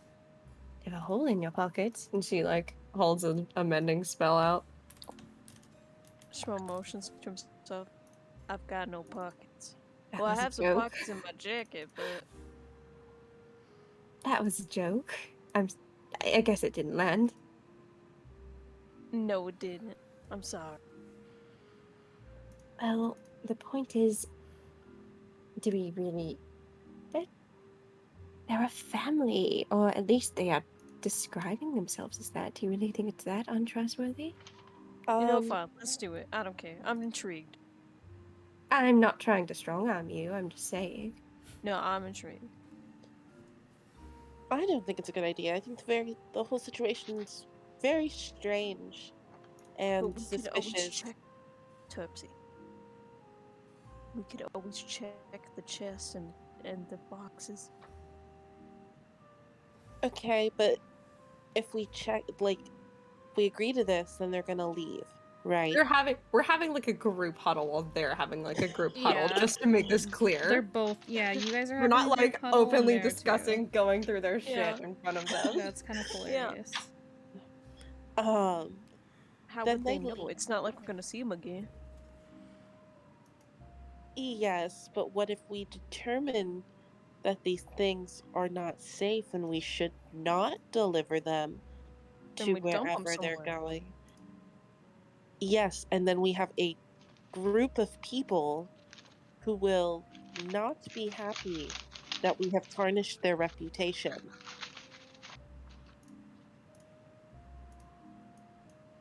Honestly, I don't think it's a You- big deal.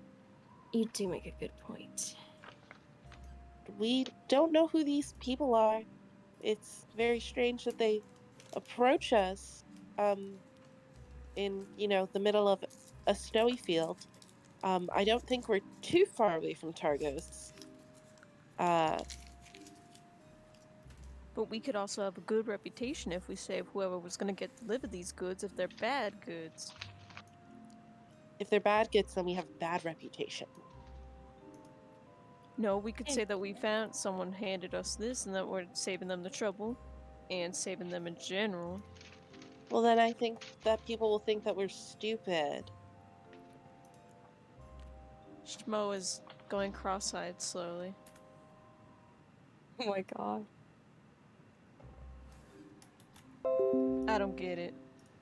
Plus, I don't like that he stopped the other guy from talking. It was the bird. Oh, it was a bird? Yeah, it was the bird A on his little shoulder. birdie on his There's a shoulder. bird? Ravens can There's talk. a raven. And everyone was like, hello! And he was just like, not now.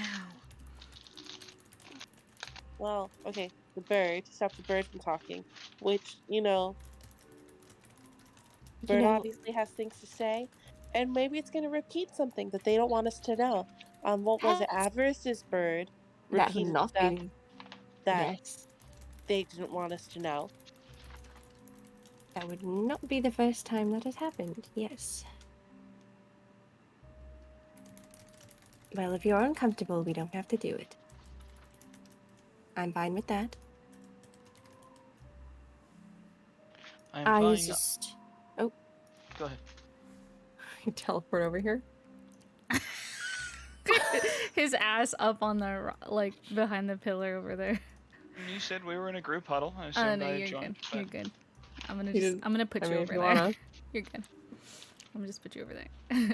I just assumed from your icon not moving that you were like over there It was still funny too because he's like up over vibing. there. I imagine he like walked to the ledge and like from the upper, like having the high ground up on the ledge, he's like, I'm not one to look a gift horse about. Like fucking shouting down below with Kadroth, with the fucking Kadroth skeleton. Oh my god, wait, are you fucking... Yes. Is Kadroth with you? What if Kadroth is in the group? Oh yeah. Kadroth has entered the chat. Right? Because you do have Kadroth, yes. Yes, Yeah, that's what I thought. Okay. Charlotte's like we don't smiling exactly and- have the.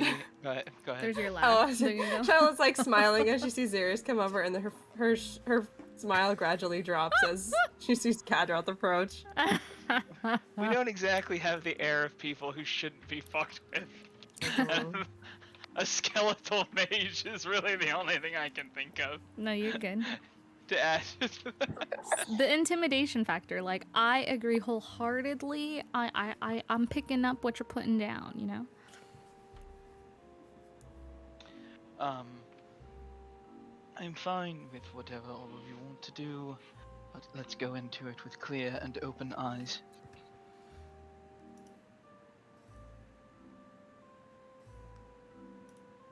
Shall we put it to a vote? Those in favor of assisting with this job, put your hand up.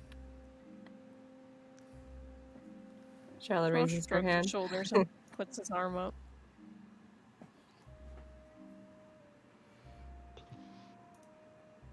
I don't care either way. I'll be abstaining. Well, those not in favor, put your hand up. She puts her hand up. Zarius? As I said, I'm good with either course. Mistral follows Terpsy's suit. Was Terpsy in favor of it? Against it. She said no. Oh, she was against it. She went to go like as Charlotte was like putting her hand up for in favor. Mistral like quickly went to go to put her hand up, but then as she saw like Terpsy was not raising her hand, she was just like, oh, and she brought it back down. She was like, oh. She like looks That was away. a beautiful whistle. What the hell? She looks away and she's like, I'm stunned. Mistral, Sefik, well- have either of you heard of the Ravens? Sefik, he nods, no, or he shakes his head no, sorry. No, I've not heard of the Ravens, but as you all know, I live under a rock or in a shack or whatever it is you like to call it. I prefer the term hovel. It seems to at least lend an air of largeness to a rock. Oh yes, hovel. My large, luxurious hovel, yes. You have a very nice hovel. It wasn't nice. It was gross. She's like, God damn it. Oh my god. Thank you, truly. Something rude. I really could care less for those luxuries. My research. My research is really all I need. Yes. That is where I find life's pleasures. Hovel is where the heart is. Yes, Hovel is where the heart is. My heart is where the research is. What's left of my heart, at least. Charlotte makes like a yikes, like clenches her teeth. So, Mistral is still whistling and staring off into the fucking sky. We are at a high at the moment, so I ask once again. Serious? Yes. Please. Make a decision on this. Am I the deciding factor now? You are the tiebreaker. This is generally what happens when you abstain. The leader starts to approach you guys. Slowly, Well. he starts to approach. Quickly. Let's see what they have to say now. About 10 feet away, they stop and... So, you fine folks come to a decision. We were just about to. Certainly. What are your names? Oh, well, okay. I'm insight. You don't have to actually tell me, but I am insight checking to see if they're actually giving us their real names or not. No, you're good. What is your social security number? Okay. What's the name of your first pet? The leader of the group, he comes up to you and he says, Cornelius. no, the leader comes up You to know you. everyone's gonna hack your password. What the fuck? Shut up. If the you comms. Do you want the names or not? I do, yes. Okay, thank you. Sorry. The leader, as you ask the names, he kind of cracks his neck and says, "Well, they call me the shark. That over there is Triggerfinger. That's the Fang. That's the Siren. That there's Duke. And the last one on the end, that's Mad Girl." They all have nicknames for each other. That's adorable. You understand that having names like the Shark, Triggerfinger, the Fang. It's not about and the Mad Girl content of the nickname. They clearly love each other I very think much. they're pretty cool. Don't exactly engender confidence in That's cool though. I'm sorry. What, And your what names? was your ex-speak's name? What was your names? Since we're exchanging names now, and the leader of the group approaches now with their hand out, going to shake whoever's hand. He's Schmo his eyeing you grasps guys. the hand, shakes it very firmly. Nice handshake. He nods and firmly shakes the hands back. Schmo. He Schmo? tilts his head down like a bow. Shark. I'm Cool. Charlotte. Pleased to meet you. Kind of like does a little nod to you. Chuck, you want to have an arm wrestle? No. First place. I'm gonna be quite honest with you. I've got in a bit of time crunch. He brown. It's like, wow, this guy's cool. His name's Shark. His name's Shark. Why isn't my name Schmark? It's named after Schmark. I accidentally said Schmark. You should have fucking responded with your name is Schmark. And then you said you were insight checking them, right? For if they're telling you their names. Yeah. Go ahead and roll me an insight check. I mean, that's clearly not their real names. No, Schmo's but frowning. He's like, my name's S'mores. It's so sad. God damn it. What'd you get? Total. I rolled a 2 on the dice, which is a 8 total. As far as you can tell, What the fuck? as far as you can tell, +6 these by are their then? names. Yeah. These are their names. These are the names they use. Cool. It may not be their birth names, but they are the names that they go by. It'd be pretty hard to come up with those sick ass names on the fly, to be fair. Yeah, I mean, I mean, are the rest is of it you though? going to say hello? I am Zarius. Zarius. Nice name. What is in the chest? It's, as I said, I'm not sure what's in the chest. I was just told not to look inside and to get the goods delivered to their rightful owner. I do a lot of jobs like these, and I find that the devil's in the details, and it's good to stick by the details, the instructions. And kind of smiles wildly at you, and as he does so, you can see that, like, all of his teeth are freaking sharpened. It's kind of creepy. Oh my god, You kind of get why they call him the shark. Okay, I love him. The names wait, I are they gave all again, sorry, just by to the way? confirm it. What was that? What did they... Oh. Sorry, what was that? Are they all human, by the way? What do these guys look like? Yeah, they're all, like, really bundled up. They're all really bundled up. If you want to, like, you'd really have to look closely. They're bundled up. They've got, like, big cold weather gear on. Scarves, mufflers. They're pretty bundled. You can see their eyes. Are they all, like, human size? Yeah, they're, like, human-sized. There's some of them are larger, some of them are smaller. No dwarves. They're about, no dwarves. They're all about human-sized. You can see Shark's skin tone is kind of like a turquoise color. Oh my god. He's got his scarf down Cool. as he's, like, talking to you guys to not muffle what he's saying, but the rest of them, they have all got their scarves up, and they're, like, kind of... Does he have, like, visible hair? I'm wondering if he's, like, a Genasi, like, Mistral. Does he have, like, elemental stuff going on? He does not. If you're giving him a close look, you do see he's got a bit of what looks to be kind of like scales. Is he a Triton? He's a fucking Triton! I don't know. I love him. He's I got hope he has a scales, great like, day. around his He's a brow shark. bones and stuff. He's a shark. Yeah. Or a blood hunter.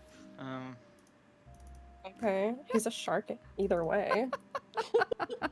God. Velasque! Welcome, Velasque. Great to see hello. you here. Thank you for joining us tonight. This is a great spot to be joining us, unless you've been here lurking. Appreciate it either way. Yeah, the group here is talking with a fine group of individuals that they've just come across. They call themselves the Ravens. Their leader has introduced himself as the Shark, and they're trying to decide if they're going to take this job or not. Oh yes, a fine group of people who don't ask questions about anything and just do what they're told. Yes, that's a good way to go about things. Wait, are you saying this or is Zarius saying this? I am saying this. Fuck. Sirius is not saying Vote that. yes or no, Judgy. Mistral looks over to you guys and she's like, she starts to kind of speak, but she kind of starts fumbling her words as she looks over at Terpsichore, and then she kind of gets silent. Can I lean in to talk to Terpsichore real quick? Yeah, go for it. If you guys want to, like, step aside, you can. Yeah. Do you think you have a good chance at opening this chest if we take possession of it? About as good a chance as any. Alright. I'd rather try and solve a problem than avoid it. Great. Are you okay with that before I say yes? Not really, but I guess majority rules.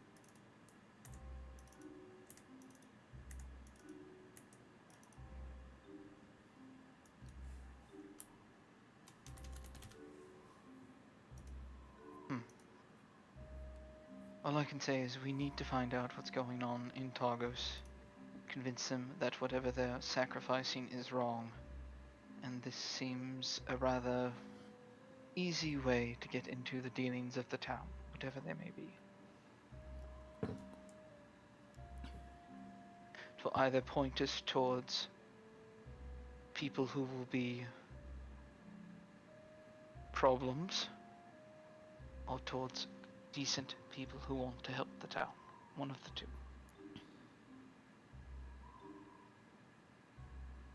As the guy is kind of standing over here, he's kind of like looking you guys all up, and Mitchell, she kind of like she's turning away.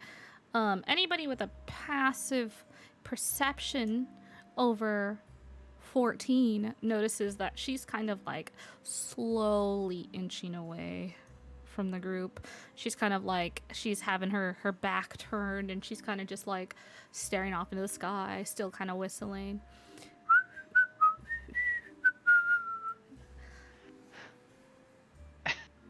Are you telling me Mistral is acting sus? Is that what's going on here? No, she's like trying her best at like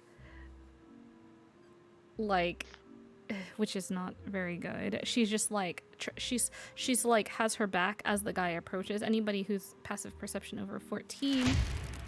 Hey, Velasque, thank you for the gifted sub. Wow, thank you. Wow.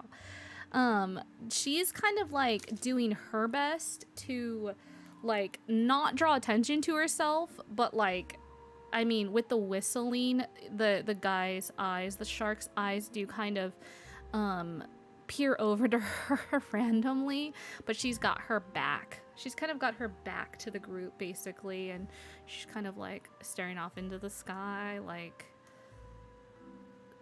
yeah, you get the vibe that she's kind of like trying to be inconspicuous, but strangely drawing a slight attention to herself. But the guy he's kind of brushing it off. He's not taking much notice. He does a couple glances, but nothing much. Where are we delivering the chest to? Like I said, the instructions are all right here. There's a drop-off spot. It's an individual with the description, though there's no name. You may be disappointed in that, since you quite like your names. And about that's all that. You folks must not do a lot of work up in these parts, huh? No, we just prefer the work to be above board. I like to know who I'm working for and why I'm doing the work. It's not a lot of that kind of work around here. A little bit of advice, you should take the jobs that come your way.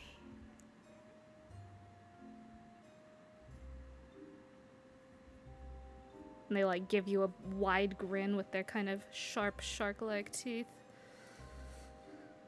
Like even when they try to smile nicely, it's kind of like, yeah.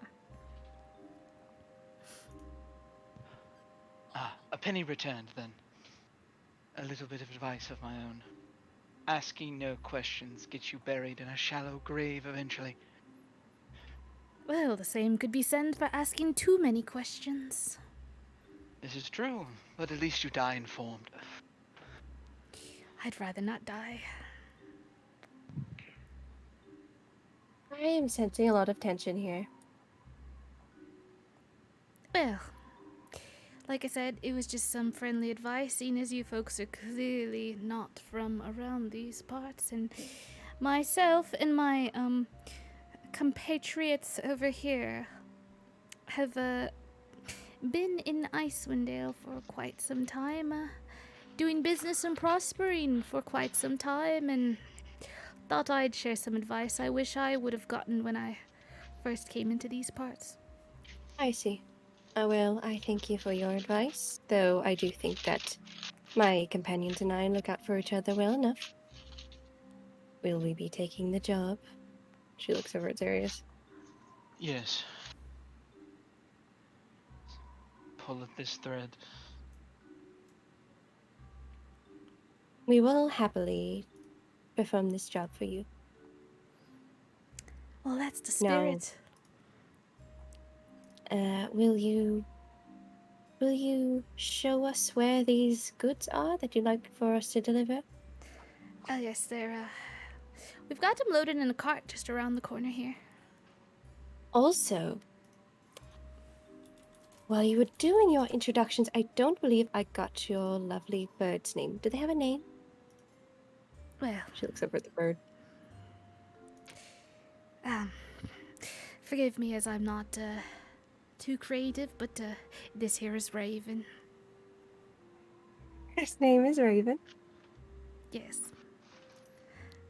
And the Does bird he looks at you and... Hello, I'm Raven! Hello. She looks like she's about to cry. Oh my god. Did they like to be pet? You see the... So Raven. You see the raven just kind of like hopping from side to side on this guy's shoulder. You see him like their beak kind of just opening and closing and kind of like almost like it's chattering, but it's like silent and its eyes are like very focused on you.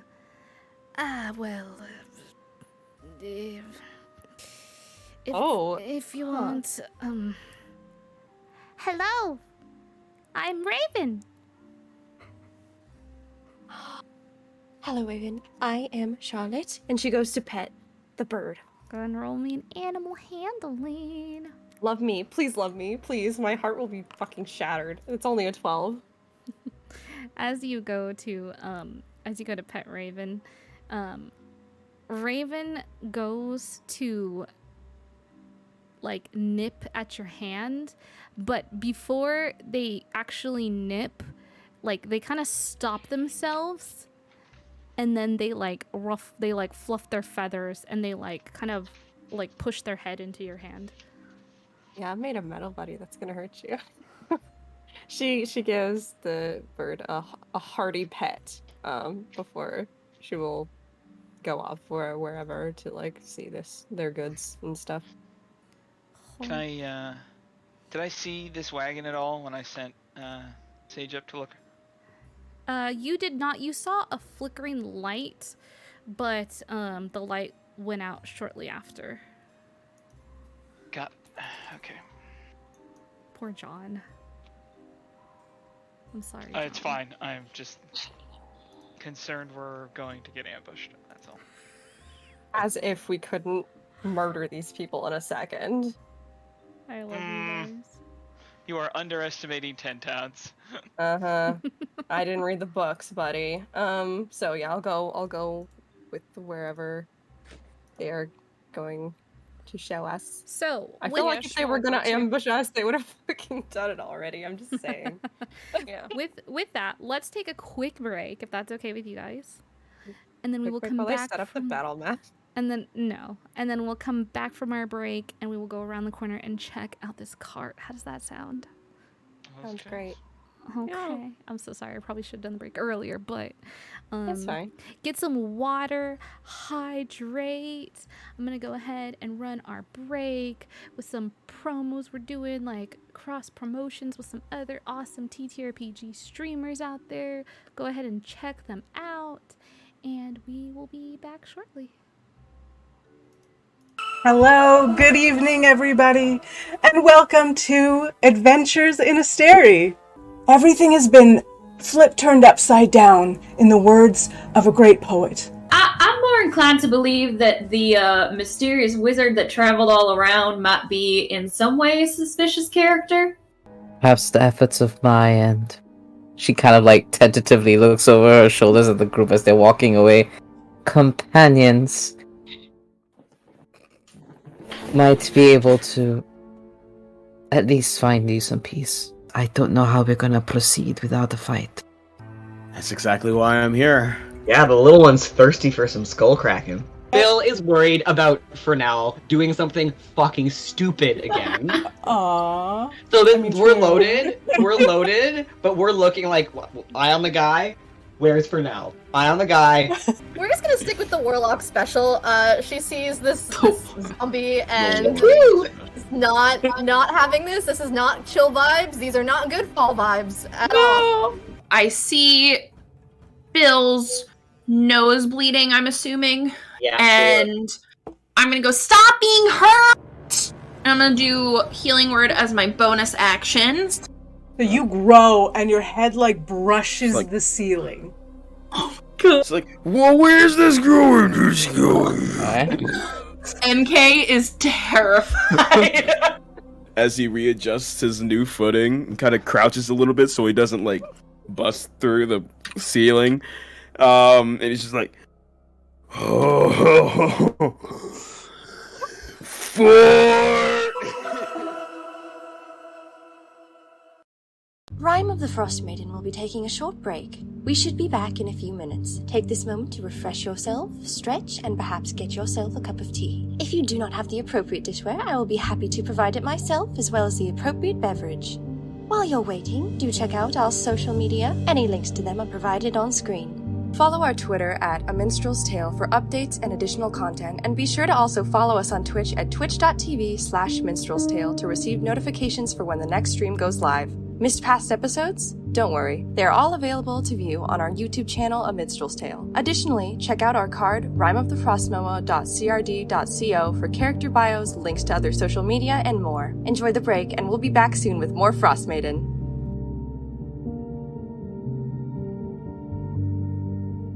Good evening, viewers. Zarius here, reminding you to get up, stretch, even look away from your monitor for a few minutes. After all, self-care leads to a healthy mind, and, well, you want to be alert for what comes next. Perhaps even brew yourself a cup of tea. Get a little caffeine in you.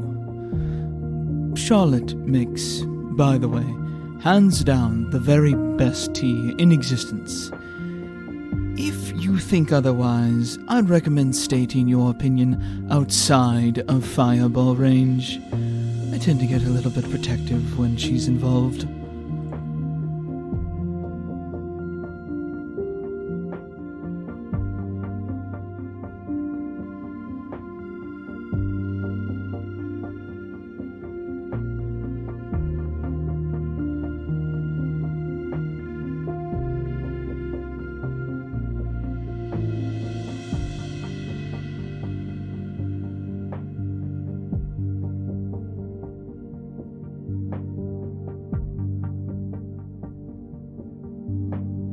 Pleased to meet you. My name is Charlotte.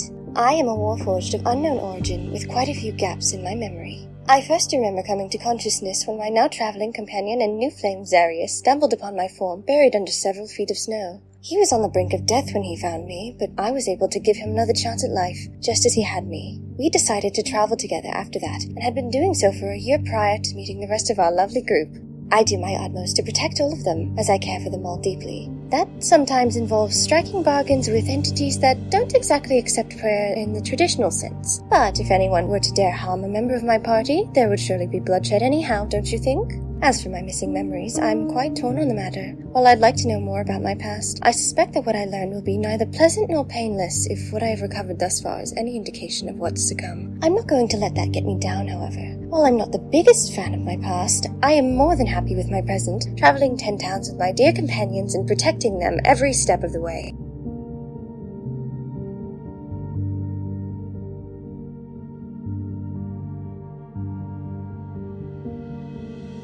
Arriving to the utterly insufficient dance floor, a beauty of unknown and mysterious origins whose piercing green eyes and agile movements have lanced through the heart and souls of any fated to see her, including my own. I give you the amazing, the cheerful, the unmatched Terpsichore. Oh, Mistral, stop! You're making me blush. As Mistral so magnificently stated, I am Terpsichore. I've danced my way across the lands far and wide, filling crowds with glee. The lovely Clothis has led me to 10 towns with my wonderful, amazing, beautiful, spectacular friends. Fulfilling our predestined past is much more than I could have ever asked for, really. Oh, but do be careful. I won't hesitate to cut anyone's threads. Oh, wait. If you don't understand what that means, I mean that I'll kill you. If your heart hasn't been moved, I know your wallets have. If you want to know more about this mysterious beauty, make sure to buy a copy of her artfully woven book, The Secrets of Faerun, sold at fine traders and general stores all across the realm.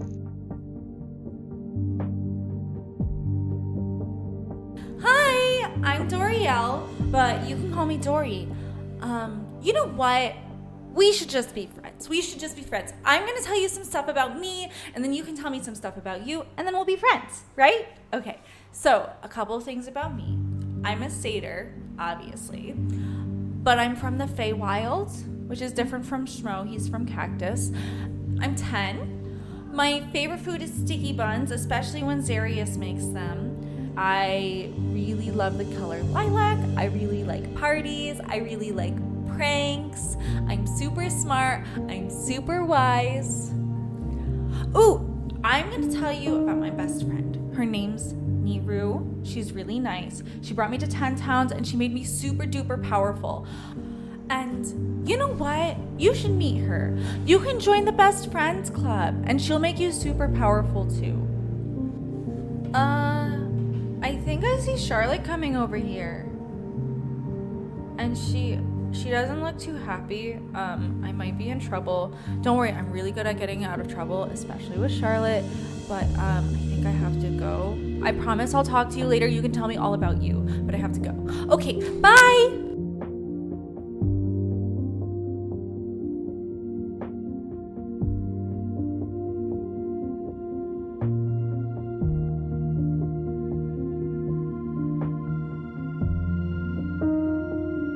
Howdy there, my name's Schmo Iverson. It's a pleasure.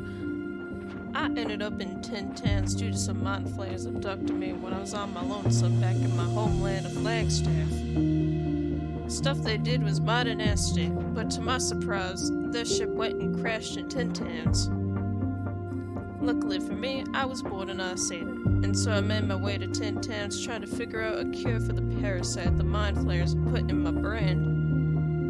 Along these travels, I did end up bumping into my party, and the rest is history. Though, might be important to mention, I did pass away in a nasty tussle, but was brought back by someone I have yet to know much about, hey, I got magic now.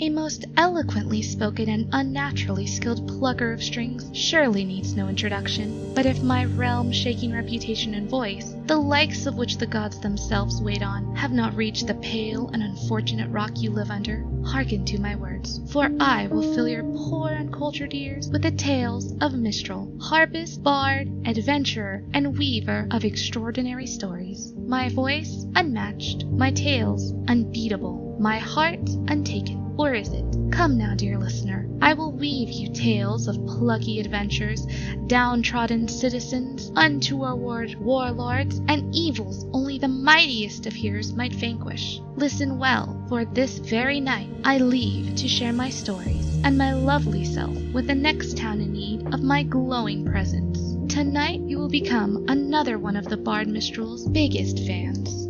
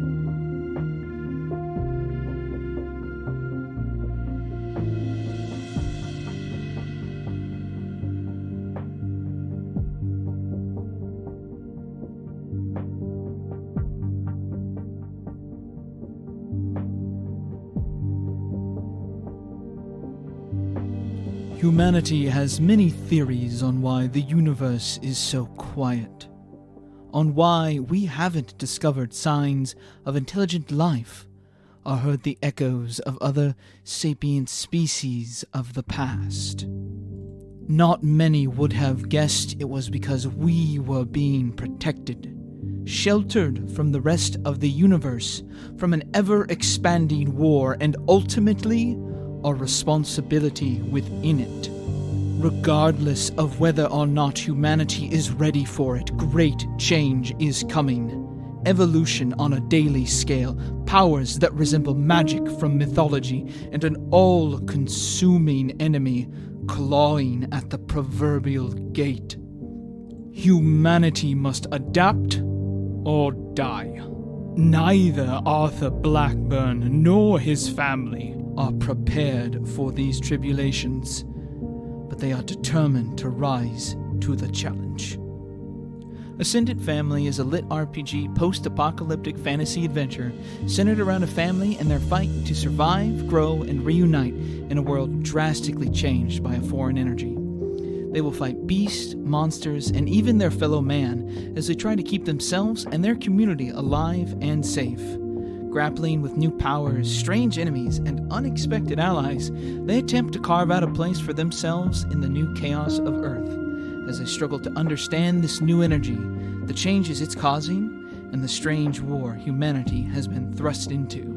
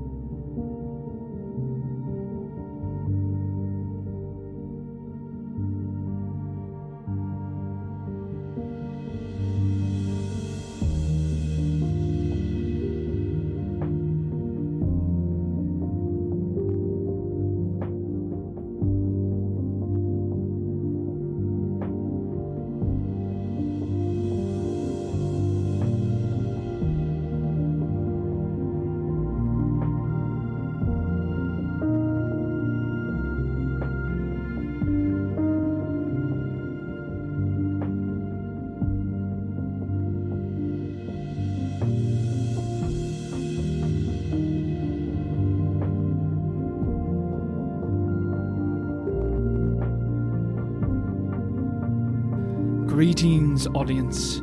Please gaze upon the majestic makers of maps who enhance our stream. These colorful cartographers have no equal, and if you too wish to tread upon their velveteen creations, simply head to one of their Patreons below. These wizards of topography will surely appreciate it. They are Pogs Props, Maps and Quests, Dr. Mapzo, Cartographer's Cantrip, Dynamic Dungeons, Dice Grimorium, Incarnate, The Modern Lich. Frostmaiden will be back in just a few moments. Please gather up all snacks, loved ones, and ensure that you are seated comfortably and appropriately before you rejoin us on our adventure. We're glad to have you. Ever the industrious adventurers, you can find A Minstrel's Tale on a plethora of social media websites. You can visit us on Twitter, for example, at A Minstrel's Tale. And please, don't forget that we stream every Saturday at 6 p.m. Pacific Standard Time. You can find us at twitch.tv/Minstrel's Tale. And, well, if you happen to miss a stream, a terrible crime indeed, have no fear. All of our previous streams are available on YouTube at the A Minstrel's Tale channel. Thank you for watching our content, and if you're feeling kind, please follow us.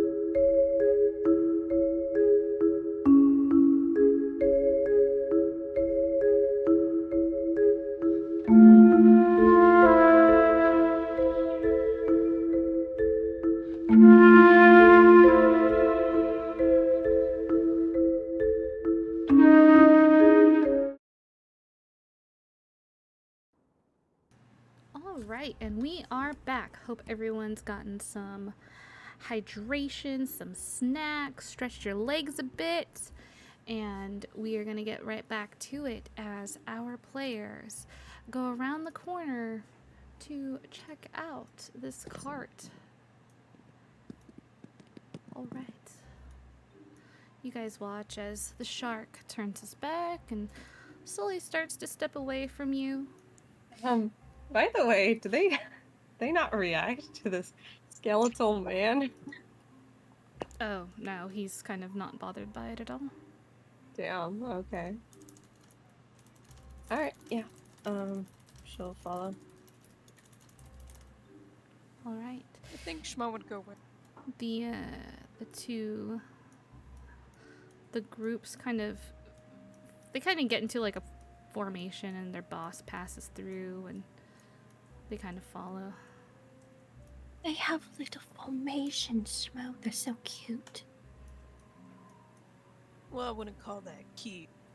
They're like a little family, like a little group. Should we do that then? Yeah. You think we're like a family? Of course. She beams at that. Well, then, I will start coming up with formations as soon as it's appropriate. And as you get around the corner, you guys see a pretty good-sized cart. It's got a couple of crates on it. It's got a chest on it.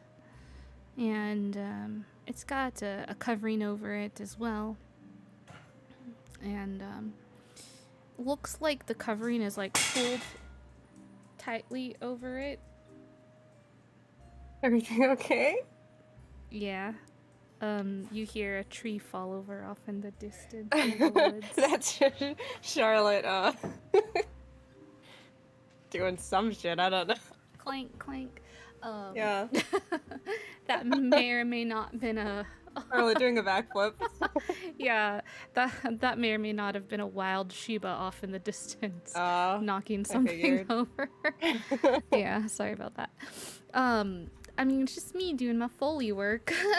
Yeah, totally. Yeah, so you see this cart that's got a covering pulled over it, but through the covering you can see a couple of different crates, a chest on it, and Shark walks up to it and kind of rests up against the cart and kind of looks and waits for the rest of y'all to approach.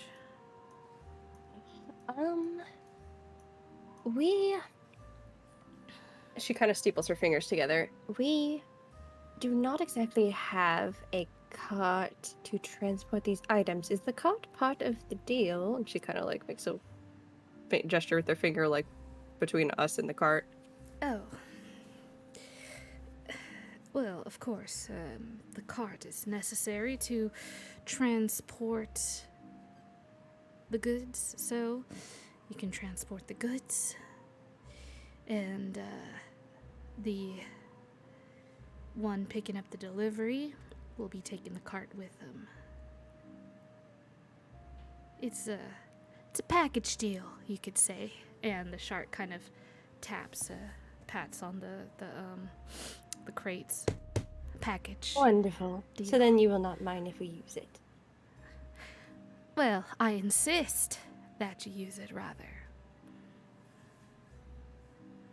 Thank you for insisting, because otherwise we would have no way to transport it. And she goes to she kind of brushes that off and just goes to start hitching her axe beak to the cart. She realizes that these guys are being cryptic in their speech, but she's like whatever happens, I can handle it. Shmo does things speak too. As you walk past, he still is holding like the parchment in his hands, and he goes to like hand it to you, but like you guys just like walk past. Oh, and he's if just he like, goes to hand it to me, I'll take it as I walk by. Okay. Okay. She doesn't just like whatever. Fuck you. No, fuck you. Yeah. No, she takes the parchment. It's not What does it say? It has directions on it, and it has. Oh fuck! Sorry, I just dropped my book. In just 1 minute. Acknowledge. Just 1 moment, please. I just need the name of. I just need the name of something real quick. Oh, you know, actually, it'll be on my map. Let me go look at the map real quick here. Okay, sorry. Okay, so it says meet at the warehouse next to the Luskin Arms, dressed in cloths of black and red, is the guy that's in charge.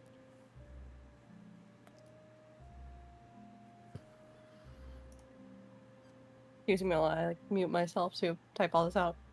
You're good. So, meet at the warehouse. Luskin Arms. It's called though. Yeah, That's the name of the warehouse. Yeah, the warehouse is next to the Luskin Arms. Oh, next to the Luskin. Okay, there. Yeah. Yeah, and you're looking for a guy dressed in all red and black, basically.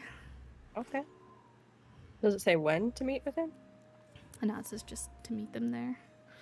Damn. But you can infer from like him saying like, we've got to get this delivered tonight, that it's probably tonight. Because he was like asking very specifically earlier, like, hey, folks are going into you're going Makes there sense. tonight, right? Makes sense. We're able to get there tonight. I mean, I guess if Yeah, you'll be able to get there if tonight. we can't, then we can't. Yeah, I mean, I hope you guys get there tonight. We will see what the dice have to say. No. Yeah. So basically, that's that's what you've got. So with that, yeah, you guys are able to load up the cart. You've made some new friends. Love making new friends. And you now have a cart of goods to deliver. Is there anything you guys would like to do before this group that is very busy, has so much on the agenda, heads off to their next task? She's just gonna like she's gonna go around and politely shake everyone's hand before they leave. Okay, everyone shakes your hand. Formal goodbye. Some of them shake your hand a little bit like confusedly, like, oh. She's like, pleasure doing business with you, pleasure doing business with you. And like yeah, some of them are nicer than others. From some of them you only get grunts. From one of them, she, when you go to shake her hand, she like bends down and kisses your hand and winks at you. And my. One of them, as you go to shake her hand, she like squeezes it and like shakes it really tightly and grins and kind of laughs a bit crazily at you. Oh my god. It's just like a varied they're a band of misfits, you could say. So fuck? Yeah, they're These a guys bit- rule. Okay. Any of the ones who like groaned, Schmo, as he's like walking past them, lets out groans at them too.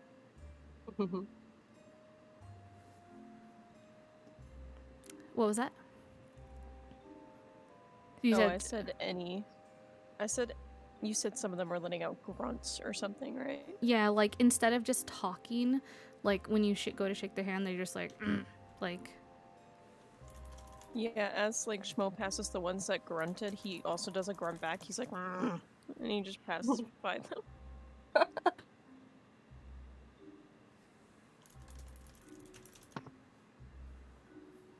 Well, if that's everything. Is that everything anyone wants to do? Just said that my name isn't Shock. It is a very cool name. If you'd like, I can call you Shark. Though that It's might not be a the little bit same confusing. Charlotte. It's not the same Charlotte. I was named after s'mores. You were? Puts his hands in his face. To be fair, I'm not exactly sure what a s'more is. Is it a s'more or a schmore? Oh, okay. Let me explain. A s'more is you get 2 crackers, the graham crackers usually. You get a marshmallow, you melt it. Well, actually, you get a marshmallow and then you get chocolate, okay? And you put them in between the graham crackers and then you roast it over a fire. That's a s'more. But my parents thought it'd be funny to name me Schmo. So. Charlotte, you can't see it, but I literally just did this. Charlotte is like nodding the entire time you're doing this explanation. Like, yeah, buddy. Yes. Yes, s'mores. It's embarrassing. It's not embarrassing. I think it's a very unique name. We could Who come up. names their child Schmo? Your parents, obviously. Rumbles. He stomps his hooves a bit. Could We have can been come named up. Shark. Or Alligator. Shmo, I very much doubt that is his given name, but we can come up with a cool nickname for you if you'd like. Later Like on. what? Rawhide, Longhorn, Quick Yes. Shot, Battle Axe. To be fair, I've never seen him shoot anything. Well, I can. I just don't have a gun. Well, if you folks don't be needing anything else from us, we've got quite the trek ahead of us and a few jobs to finish. Oh yes. Avoid Very anyone nice with to meet you. necklaces that look like this, and I'll pull out one of the. Oh wait, what did he say? Avoid anyone with necklaces that look like this. I am going to. Zarius, with his hand wrapped in his cloak, is going to pull out one of the necklaces. He looks very uncomfortable right now. Oh, craftsmanship looks quite nice. You might be able to fetch a pretty penny for that if you sell it. That would be rather cruel, considering they appear to be cursed. Oh. He quickly, backs away at the hearing of it being a cursed item. Never mind. Though, then again, perhaps maybe a different type of folk will pay even a higher price for it. See, and that's why... Never mind. I'm just saying, everything has a price.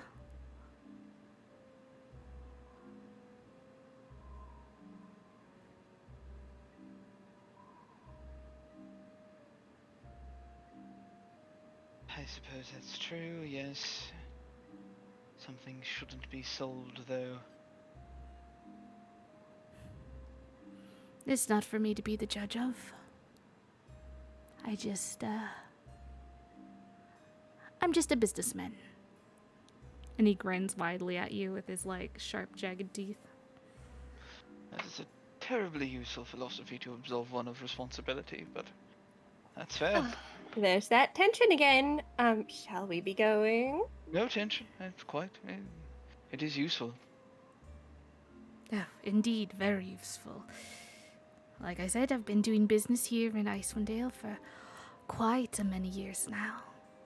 And he winks over at you, Zarius. I will take that to mind. Perhaps we'll do business again together some other time. Maybe this is the first of a beautiful business relationship. And he grins widely again. Potentially, yes. Well, I shouldn't be keeping you folks. Relationship? Oh my goodness. Yes, like a business partnership. Oh. Have you... Anyways, you If you folks... come across any of... Oh, sorry, go ahead. No, go ahead. If you come across any of these crystals, or if you have any interesting magical research, please do let me know. Oh, magical items? No, not items, research. Oh, research. Oh, yes, research. If it's procurement that you're looking for, I could perhaps help with that. No, I don't know if we'll run into each other again, but if you find anything on your travels, if we run into each other, that is what I'd be interested in purchasing from you. I see.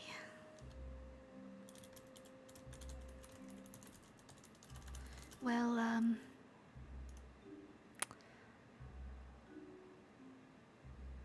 perhaps we will run into each other again. Perhaps. You do sound a little sinister. You don't, from your actions, you don't appear to be, though. Hey, just heads up. Oh, well. I just mean Did you have an injury to your throat or something? That's not something you ask people, Zarius. If he has just a naturally raspy voice, you should be aware of it. I was just meaning to say that if the goddess Shar wishes us to meet again, we will meet again. The goddess Shar. Do I know who that is? Roll me a religion check. I have a +0 to religion, which is hilarious considering I'm a cleric. I too But have a it cleric fits. that That's has a a 12. +0 to a religion.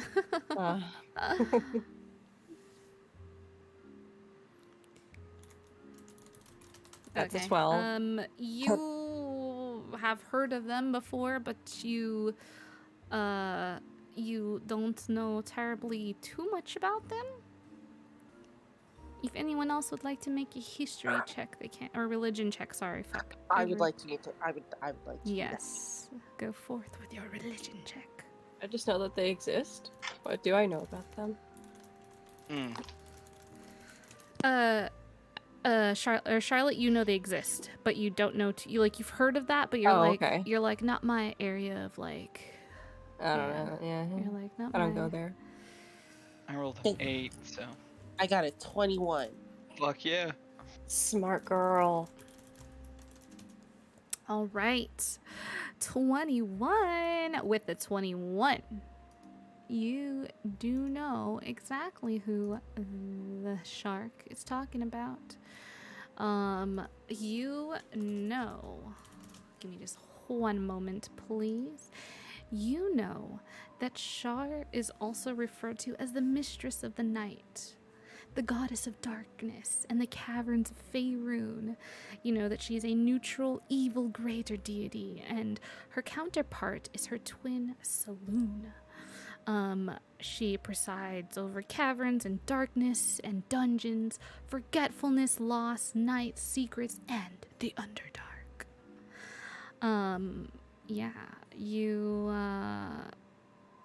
You know that she is, I think she's like goddess of thieves as well, right? Yes, also the goddess of thieves. She has many names: Mistress of Night, Lady of Loss, Night Singer, a Dark Lady, Dark Goddess, God of Thieves, Greater Power of the Grey Waste, Mistress of Pain, Singer of Eternal Night, Goddess of Loss, the Nightbringer. And most of her aspects are bad news bear. Yeah, she's, her domains are death and trickery. Worshippers are often minors or those seeking to forget. Her favored animals are ravens and crows. Terpsichore just continues to look a little bit irritated about the whole situation, and she's gonna wait until these people leave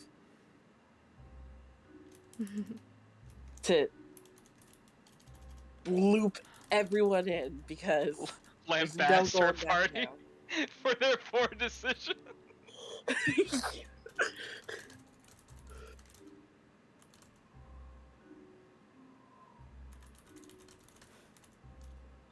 All right, so with that, if there's nothing else you would like to say to this lad and his group of wonderful people, they're all like kind of cloaked in like these cold weather clothing of like blacks and purples, and as he leaves and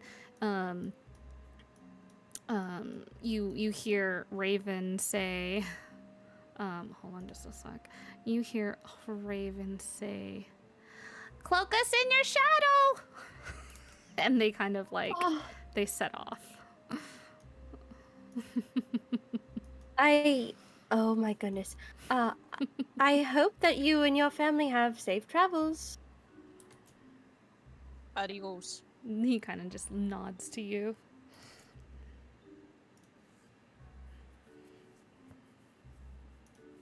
You know, they are very strange, but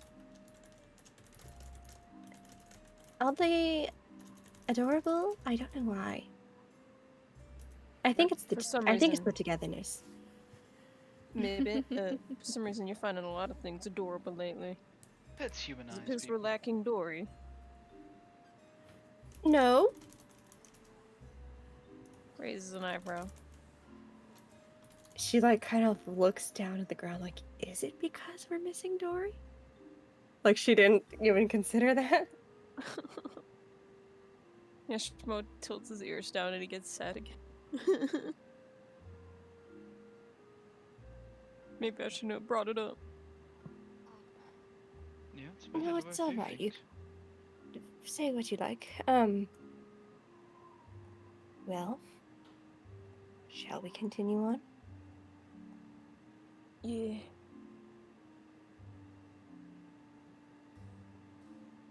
All Oh, right, boy, and then Terpsy, you said don't you were have gonna... to. You don't have to answer in that sad voice. Well, I'm sad now. Oh, I'm thinking of Dory again. We. Do you think they do have raisins in the Feywild? Yes, Neri confirmed that. Oh, they well, they have grapes, correct? Is there not wine in the Feywild? So of course they have raisins. Yeah, you're right. Dory will have Schmo. Dory will have all of the raisins that they could possibly ask for. Don't cry. Don't cry. Having fun. Being a little sated without me. No, I'm sure they're thinking of all of us, and you know, you can ask them yourself. We can give them a call. He sadly stamps his hoof. You can call right now if you want to. No, I can't do that right now. Aren't you from a Okay, different well, place in the Feywild? he's not from the Feywild. Are you? Yeah, You're not from the Feywild. I'm not from the Feywild, no.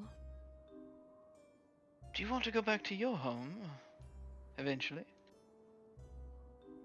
He gets a grimace expression like, eee. Not in particular.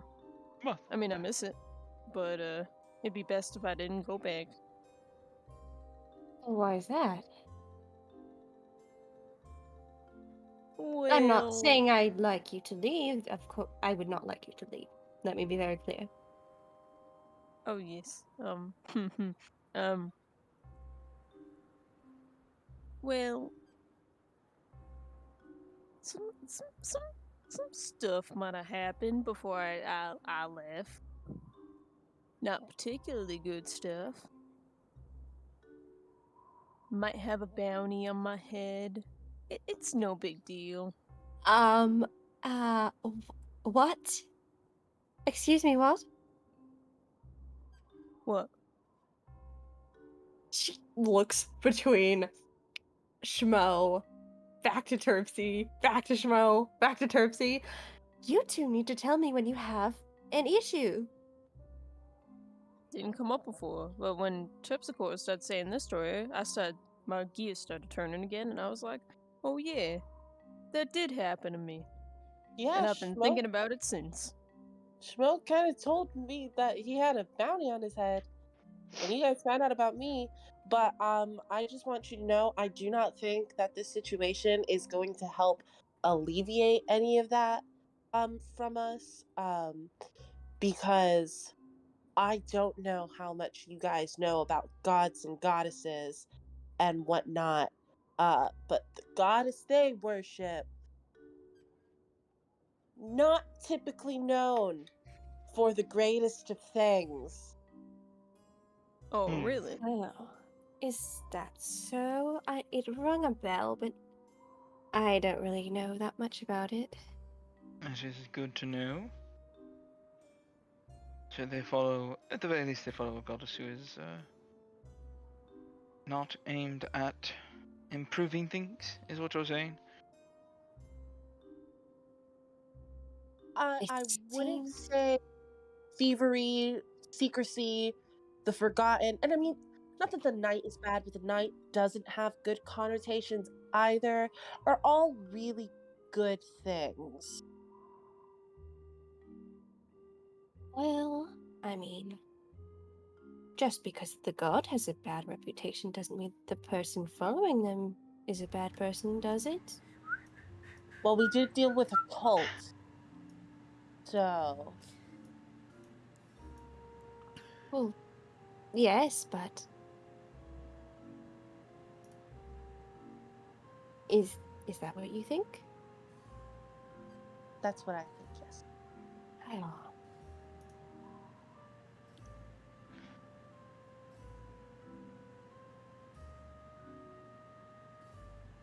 Well, let's get going. Yes, we should definitely get going. I mean, we've got to tonight. They said, right? This has got to get to Targos tonight. Sounds like Yes, a deadline. You know, tonight. Yes, let us move. And she starts to get her axe beat going. She's like, oh. That response from Terpsy. Oof. Should we not check the crates in the chest then? Maybe a bit farther down the road. You guys are really gonna do that? You guys are really gonna open the chest? I am growing against the idea of checking in the chest. I am also very against the idea. I will say, I have taken quite a many jobs in my time. I am quite the experienced at having jobs. Very good at jobs. One of the things I'm very good at. Anyways, what I find is if you're gonna take a job, you should stick to the, what did Glenn said? He said, dot your T's and cross your I's. Yes, that's what he said you should do, and make sure that you do the job right with good detail. That's what he said. What if we're carrying drugs or something that's highly illegal? Wouldn't we want to know that? Zarius, what did I just say? I said that we've got to dot our T's and cross our I's. We gotta stick to the details. Well, yes, the details are... She crosses her eyes and she points to her face. She's like... The details in my mind are that Cross if your they're doing eyes. I something fucking love her. highly illegal, then we should be turning them in. Well, not necessarily the Ravens, but they seem like middle management fixes rather than... She points at you and she just starts bursting out laughing, fucking falling back in the snow. Turn them in. Turn them in. You're joking, right? That's the best joke I've heard in a long time, turn them in. With all You due don't. respect, I don't think that was a joke. You can't be serious. You can't take a job like this. And even think about, for one, peeking at the goods, or for two, turning your employer in? Exactly what I'm thinking about doing if they're doing something awful. There is the matter of, well, how exactly are we going to turn them in if they're not coming with us? And who are you going to turn them into? Well, whoever comes to pick up the goods is where we'll start. You're- I don't really have any desire to turn in the ravens at the moment. It's clear that they maybe They they're love each other very indifferent, much? I'm... Oh. If you guys haven't noticed, things are ran a little differently up here in 10 Towns. This is true. You've noticed, right? Jobs, like, I gotta go to work, guys, see you later. Like, I don't gotta spell it out for you, right? Well, your job was just performing, I thought. I do all kinds of jobs. That's what we saw you doing. I've got lots of jobs. They call me, like, a minstrel of all trades. I can do it all. Minstrel? Mm-hmm. Is there something you'd like to tell me? That I've got a lot of jobs. Illegal jobs? It's... Minstrel? It's different up here. Minstrel? Charlotte? My sheriff senses a tingling. In Mistral's defense, there do not seem to be a lot of laws here in 10 Towns. Mm-hmm. And please point to me the sheriffs and the law-keepers and the, She makes a thumb and points to herself. Schmo also makes a thumb and points to himself. Not officially. From a different place, but I am a sheriff. All right, but like I said, things are a bit different here in 10 Towns. I see that, but... And now we're feeling it firsthand, and she pats the fucking cart. What exactly is in there? I don't know, and I don't care to find out. Oh, I care. Charlotte, you want to peek in these crates with me? She kind of looks around like, we have not moved from our spot. Perhaps later, under the cover of night. Should not. When, We should move away a bit and then make a decision. Mistral, raises her arms up, and as she does that, she looks at you guys and she's like, can you not see that it is night? Have you grown so used to the darkness of Icewind Dale that... I don't think I've grown so used to it. It's more so it's all I've... Well, I wouldn't say it's all I've known, but it's all I've been awake for. It's already night, and we gotta make this delivery tonight. And I'm no genius, but by my calculations, we've probably only got, a couple hours or so before it gets to be, really late night. Well, then we can go a little ways, and then we can observe whatever is inside of these and make an informed decision. We could just drop it. We could just do the job and get the money, Minstrel, and then, she another holds a job finger well up. done. We should just do the job. Another job well done. If there's something wrong, if they're doing something illegal, if they're doing something bad, it's not going to stop we'll still be able to fix it. But if we don't get this done, if we mess with whatever's going on here with whatever they're doing, that's going to cause much more immediate problems with us. What if this package here has something harmful in it, and it harms innocent people when we could have done something? So, Sorry. That's all good. You can go ahead and finish the thought. Go for it. That was a risk that was established before we agreed to do this. So, are you saying we deal with the problem further downstream? Yes, Is that We what should you're at getting least at? look and see what's in it when we go further down. Yes. Or we could deliver it, as Terpsichore is suggesting, without looking. Follow whoever picks it up, and then look inside it then, perhaps? Though, that of I course do would be not more believe difficult. that they would, if this is so secret, open it in front of us. But I am willing to go along with your judgment. I don't think that there's anything we can't handle. Well, let me just put it this way. The only one who potentially would be able to open this without damaging it or making it look like it was not opened is Terpsichore. And if she does not want to open it, then,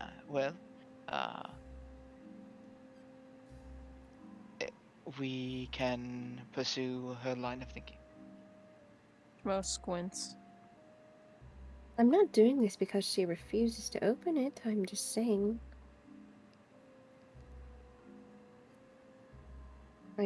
I don't want there to be any conflict. Let's just deal with the job. If something happens, we will handle it. Like Terpsichore said.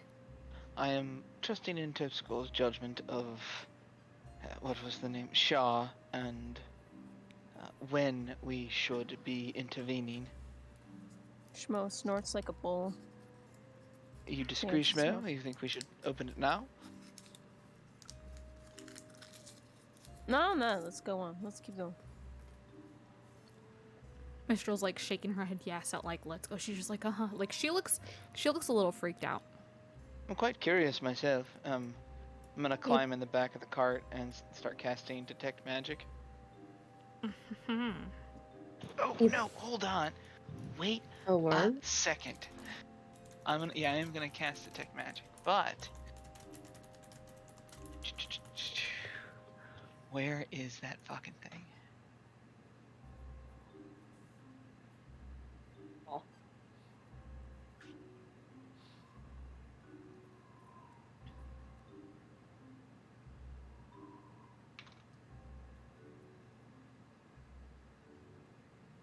You both make very sound arguments. I can see the reasons behind either one.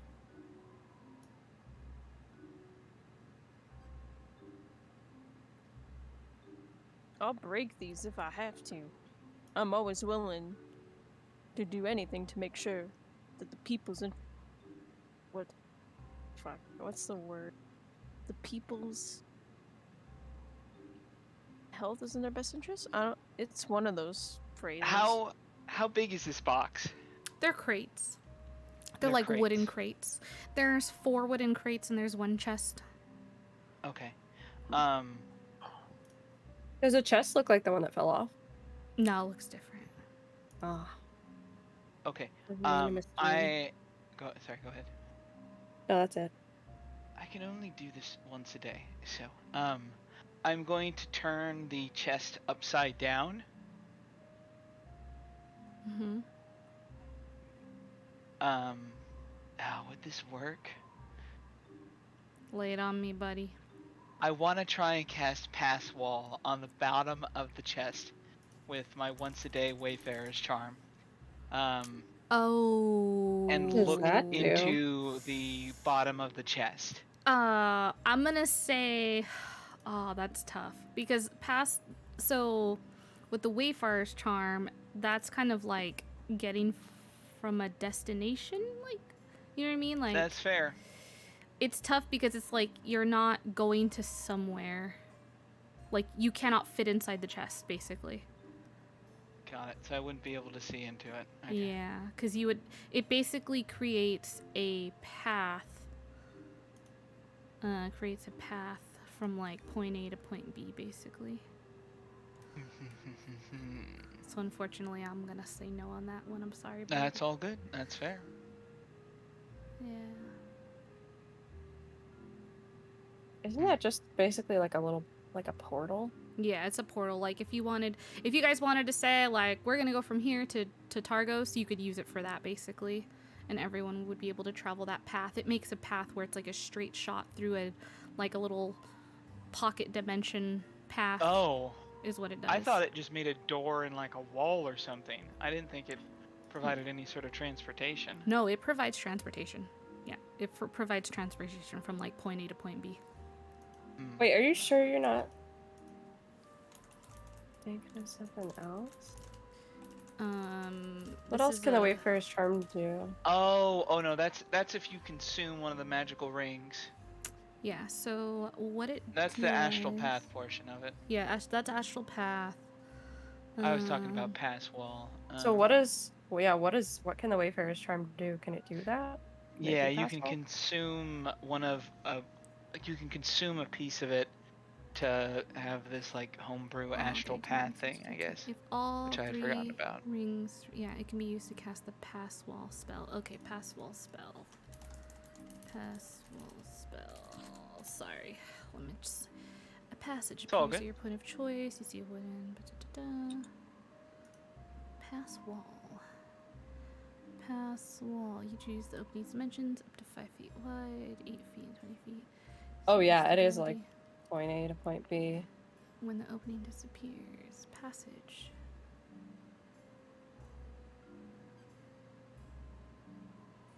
Passage, stability.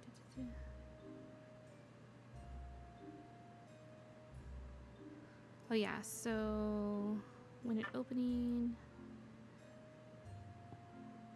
Okay, so pass wall's a little bit different because you create a hole basically. Is what you do. Yeah, inside, and then It's like you create a hole, you kind of walk through it to the other side, and then you get woof, but there's like a little, like it's like a cylinder. There's like a little cylinder in between them. Yeah. That you go through. But you don't have to go through it. Yeah, so you could do pass wall then and do that. Okay. Sorry, I was thinking of astral path. It's no problem at all. I honestly, I would have taken that ruling of that as pass wall just fine as well.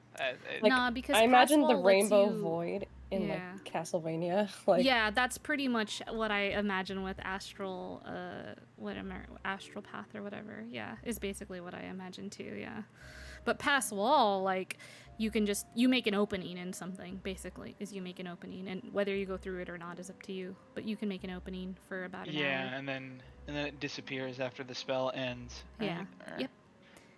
All right. And you Alright, can I guess move I'll objects through it. So. I guess I'll make an opening in the bottom of the chest and see what's inside the All chest. right, bottom of the chest it is. Is it? Oh shit! Is it gonna end like when the stuff goes through it though? It's up to an hour It's up to basically. an hour. Yeah. Okay, so you could put it back. Okay, cool. Yeah. And he's got the chest like upside down, so he's got it like butt face up. Yeah, that's the idea. Yeah.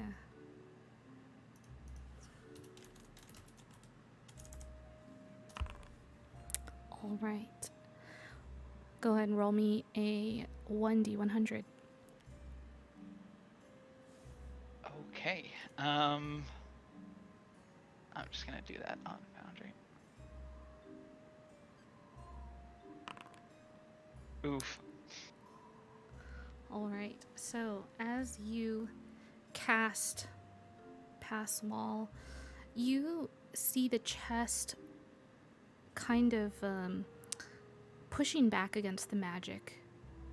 as it's Black. trying to take hold and start to open this small kind of door hole, basically Did it opening. ping as magical when I cast Detect Magic? Oh, I'm so sorry. I missed that. You could tell that there was like a protection of magic on this chest. Like the chest is not magical itself, but there's some kind of magic on the chest. I'm so sorry. But don't worry, you're good. Don't worry. Don't trust me as the DM. So basically, the magic as it tries to take hold, you see like kind of a struggle with it, but the hole does create in the chest a very, very small hole, just about the size of a basketball, basically. And as the hole opens, you see a very familiar crystal inside. And the hole, as it's opened, it looks like it's struggling to stay open. Like it'll close a little bit, it'll open. It looks very unstable. Well, that's not good. As if like there's some kind of protection magic kind of pushing against the spell that you've cast on it.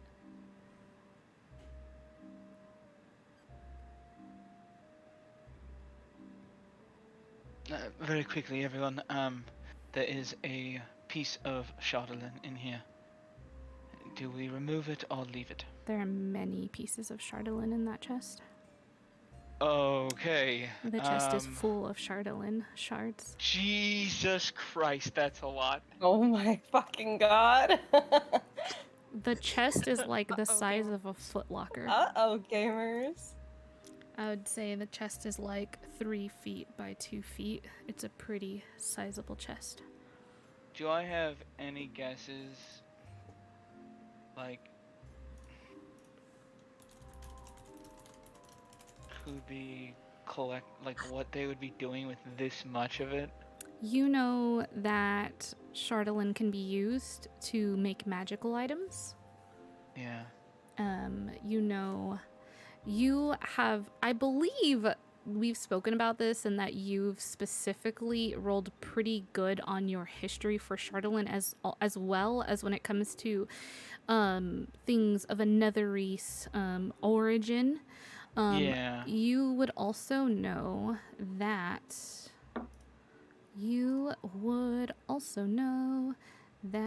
where did my thing go? Hold on. I just had it. I know, I remember us talking about something about the potential of people trying to resurrect the actual tower. Yeah, you know that. You also would know that, you know that a Chardolin object suffused with the magic of the upper planes is considered consecrated, while Chardolin object suffused with the magic of the lower planes is considered desecrated. Which are the cult ones, right? Mm-hmm. And you know that Chardolin is very cold to the touch. It readily accepts magical enchantment, which makes it an ideal substance for wand staffs and other magical items. You know that long before Eckhar Castle left his mark on Icewind Dale, Netherese wizards created their own Chardolin. Many items made from this dark-colored crystal can be found in the ruins of ancient Netherese enclaves.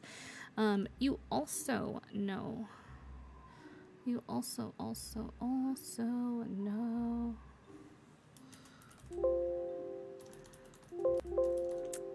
Let me see here. You also know. It's a rare, naturally occurring substance that's typically mined in a nugget form from the northern and northwestern regions of Faerun, where you guys currently reside. Yeah, it's you know that the base value of Chardolin, you know that, okay, so you know that it is very rare, and you know that it is highly valued. That a large stone that could hold the most powerful magic and and even lower and it goes for a lower price for smaller or more limited stones. These are good-sized stones, and there are a lot of them, like a lot. Yeah, because Niru built the magical item that lets us talk to Dory out of like 2 of them, right? Yeah. Yeah. And basically that's what she made you guys basically was like a sending stone that has 3 charges on it.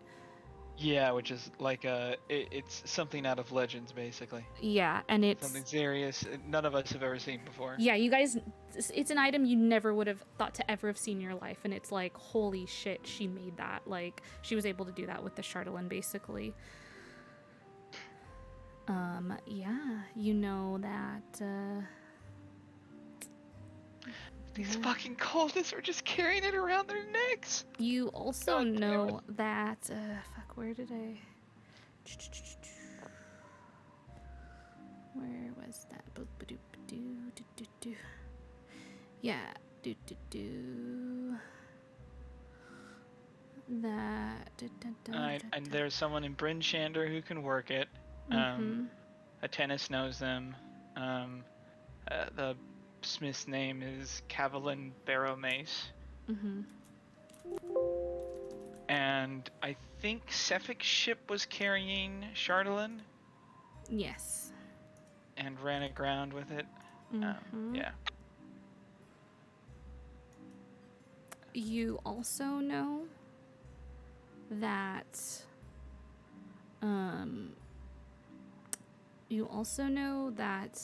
like, if not handled properly, that it can make people go mad.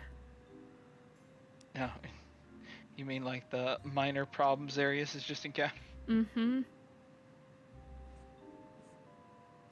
You also know that there was a large crystal tower made from it by an evil wizard.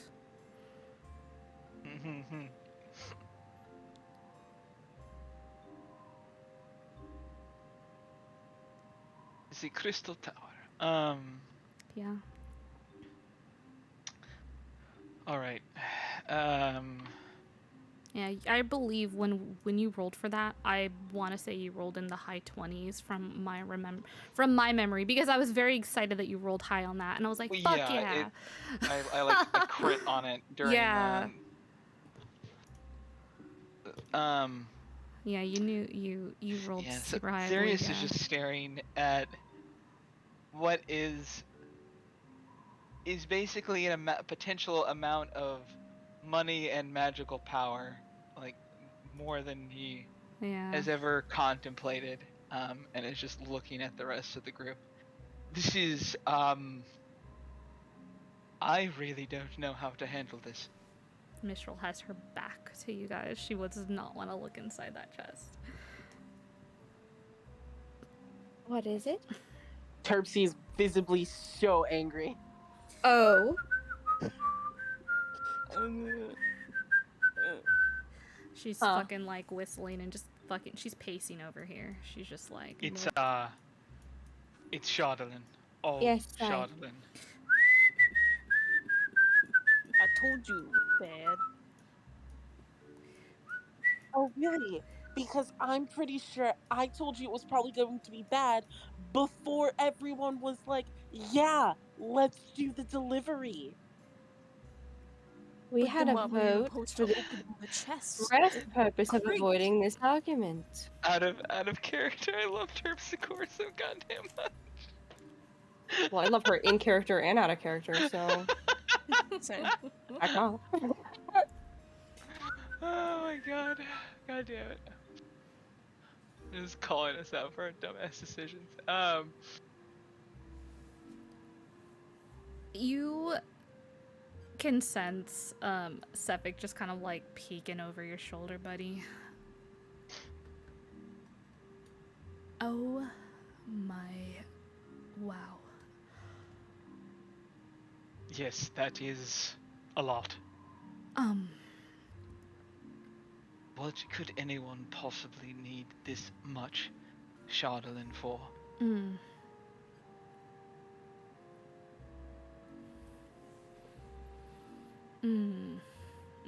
Well, I Are you coming to some sort of conclusion, or are you just bad at humming? That is, Little joke, I apologize.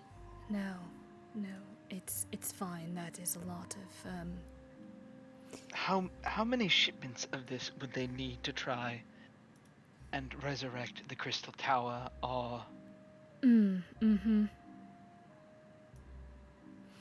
Is that what you're humming about? He points at you and nods yes. Points at me? Yeah. He points and nods at you, Charlotte, as you ask him if that's what he's pointing and nodding about, basically. If that's what he's She humming like about. raises an eyebrow, like, why are you pointing at me? Shit. Language. You think Charlotte is made of Charlotte, don't you? No, not at all. She's What? not made I of am Chardolin. made But of metal. what? Well, you're made of more than metal, clearly. But anyways, this is a lot of Chardolin. And it's as you just said, Sarius. Someone could use. There are a great many dangerous things that this could be used for. Although, of course, it could be used for a great many wonderful things as well, I suppose. Oh, this is so very bad. This is so much worse than I thought it was. I thought it was just going to be something illegal. Oh God. I say we just. I mean, it's not really my place to say, but we have a choice to make. We either make the delivery or we don't, but I think missing the delivery on this would put quite the target on somebody's back. Well, yes, no kidding. If anyone who can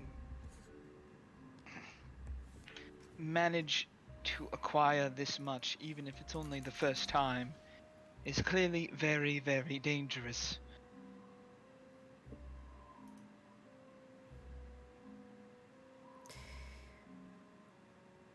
This is the most Chardolin I've seen together in one place before. Ever? Ever? Ever.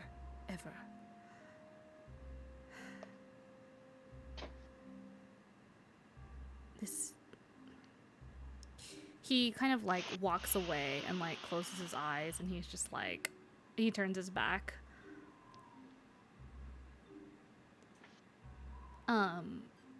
Anyone with a passive perception, over 14 can sense that someone is a little bit tempted.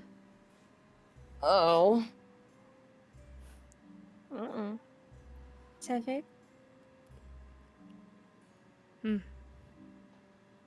He stepped away from it. He like turned his back and stepped away from it. Like for that reason. You could intuit that. If you were to use this, what would you use it for? I'm not talking about in general, I'm talking about you specifically. I have no use for that. Are you telling me the truth?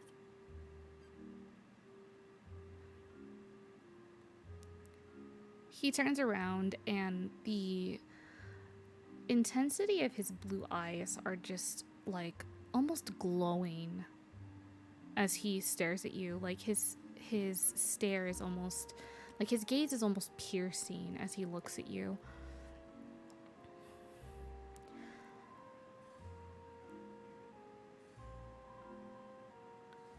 I would like an answer.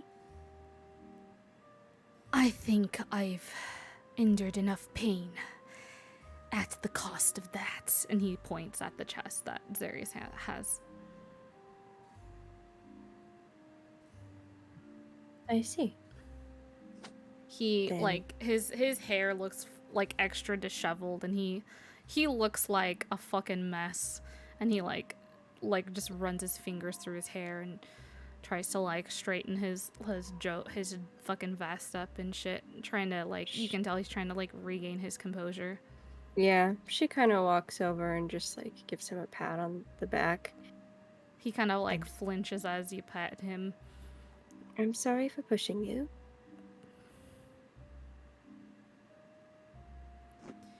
We should make this delivery. The sooner we get rid of that, the better.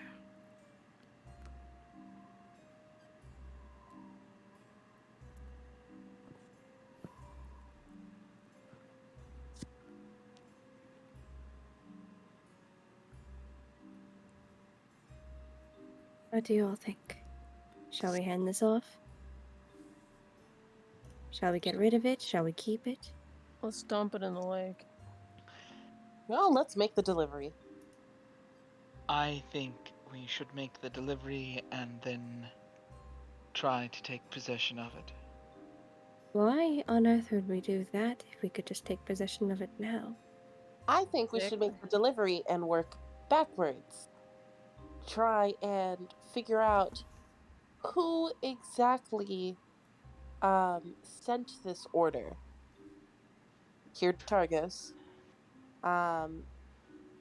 And maybe we'll be lucky and they're the ones that mined it. Or we'll find the people that are mining it.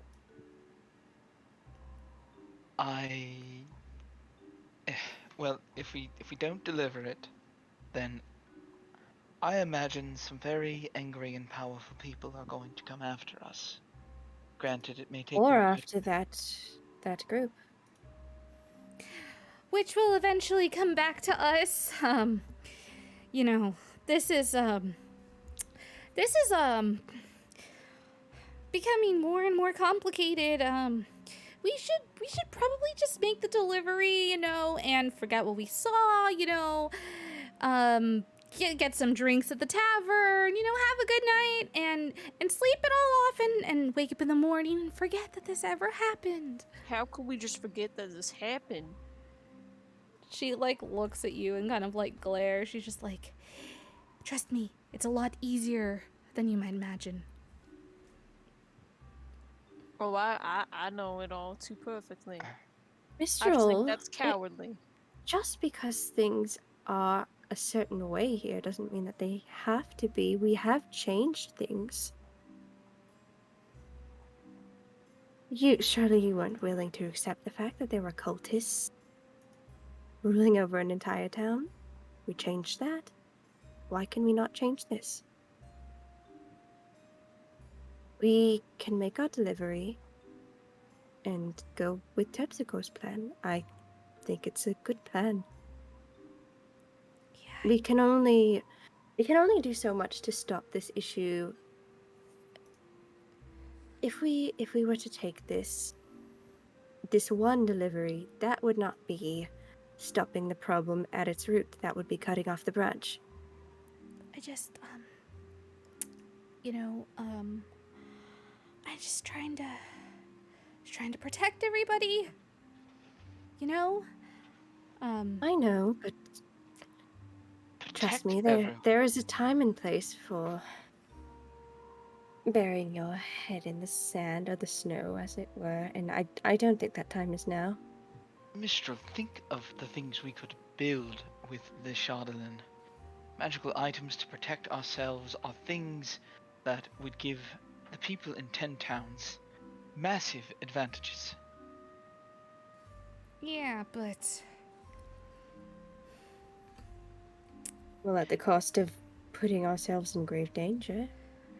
The other part of that is... there's a whole... way to things here, a whole network, a whole... This runs a lot deeper than I think you all realize. And of course we don't realize that. As you and so many others have enjoyed pointing out, we are not exactly from here.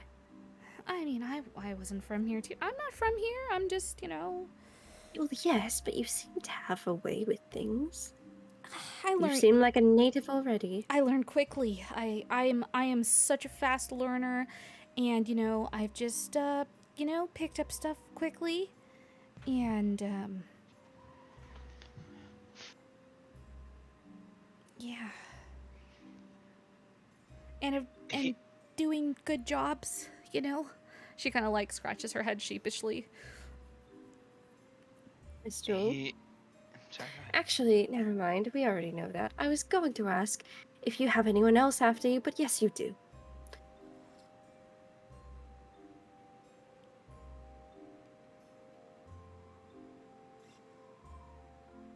Yeah, Anyone other than those we already know?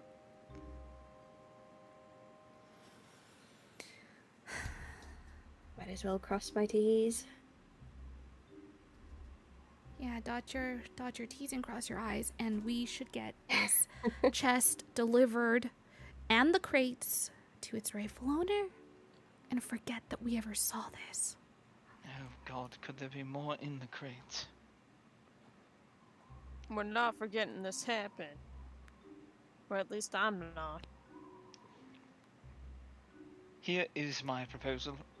We deliver the chest, we track it as closely as possible, we steal it from whoever owns it, and then follow Terpsichore's plan.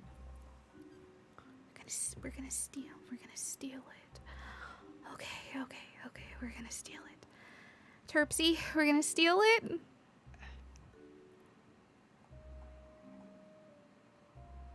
I'd rather not steal it. Yeah.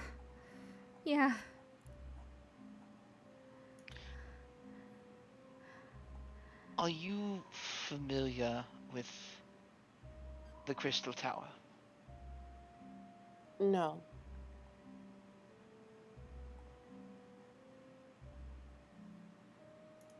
Let me put it this way. It pulls demons out of the abyss and slaves them to the will of whoever owns it. Imagine that in the hands of anyone who has less than savory designs for 10 towns. I should probably add Faerun at large.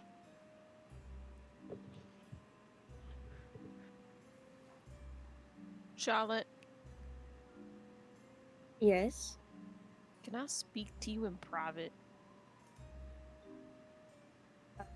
Alright. She kind of steps off of her axe beak. I will be right back. Don't get into trouble. Please. Shimo's gonna go up these steps to kind of get away.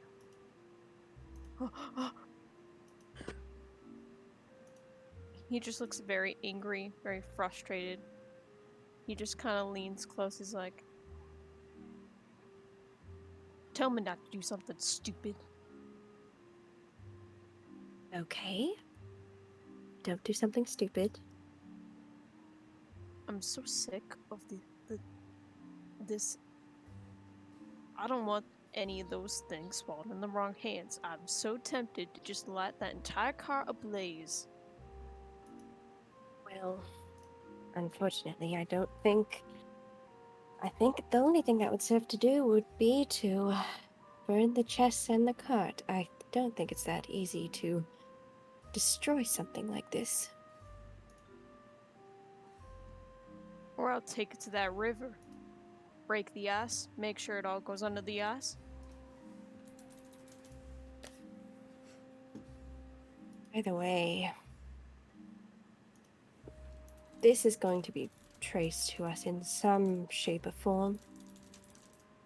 Whether we choose to get rid of it or whether we choose to deliver it, we're already involved. Exactly, so we might as well do the right thing. Surely. I believe, well, I do agree with you that we should not meddle with this for the same reasons that we are trying to keep it away from others. I do think that we should, in order to stop the greater issue of whoever is collecting this, doing nefarious things with it. I don't know if they are, but potentially.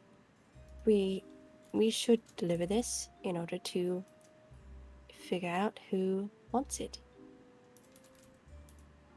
I agree with that, but it doesn't seem like Mistral and Terpsichore are exactly on board. Well, that's the nature of groups, isn't it? You have disagreements. He's stomping his hooves angrily.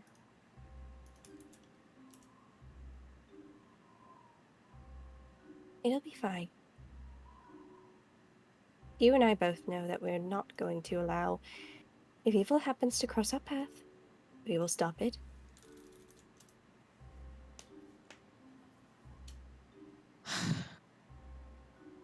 Yeah. I know. Crosses his arms.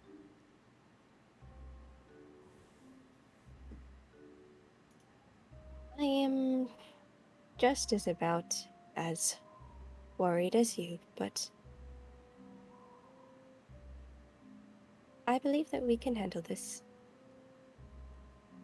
We just have to play it smart, as it were. It's a bit hard when you're not smart. Well, you don't have to do everything yourself. I'm beginning to learn. Yeah. I don't know. I guess I'm just not reacting to this as I usually would. Consider. Well, things are not as they usually are. Sadly. Yeah.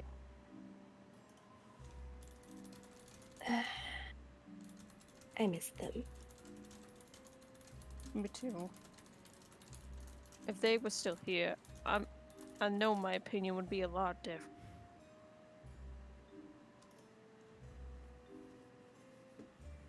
Sort of funny. I didn't really realize how much I was looking to Dory for guidance. Yeah, I understand that. And even when they wouldn't offer guidance, I would do anything to make sure they were safe, even if that meant putting other people in harm's way, like just delivering this and ignoring that it happened.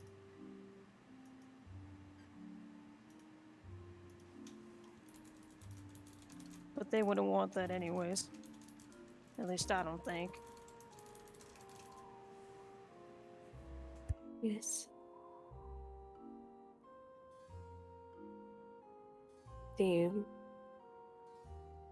suppose they'll forget us? No, I don't know. They won't forget you, Charlotte. I don't know. You're pretty hard to forget.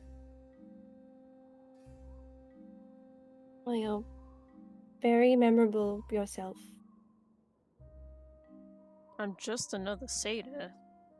I'm sure there's Oh, and plenty I've back met in the Feywild. so many satyrs in 10 towns. Well, I mean in the Feywild.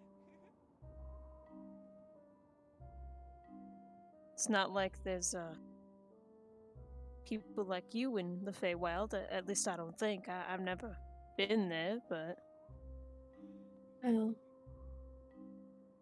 Yes, there is. They already have a mother. what do you mean by that?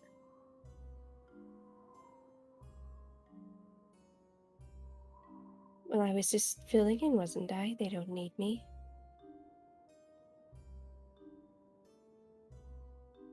No, they need you. They were. I'm sure they're dealing with this in their own way in the Feywild. I'm sure, as even if they are happy to be back with their family, I'm sure that they're sad that they're apart from us. Yes. Well, whatever decisions we make in the future, I'm going to try and make them as if Dory were still here. He, his head is, all lowered, but he, nods, frowning again. He's not so angry anymore.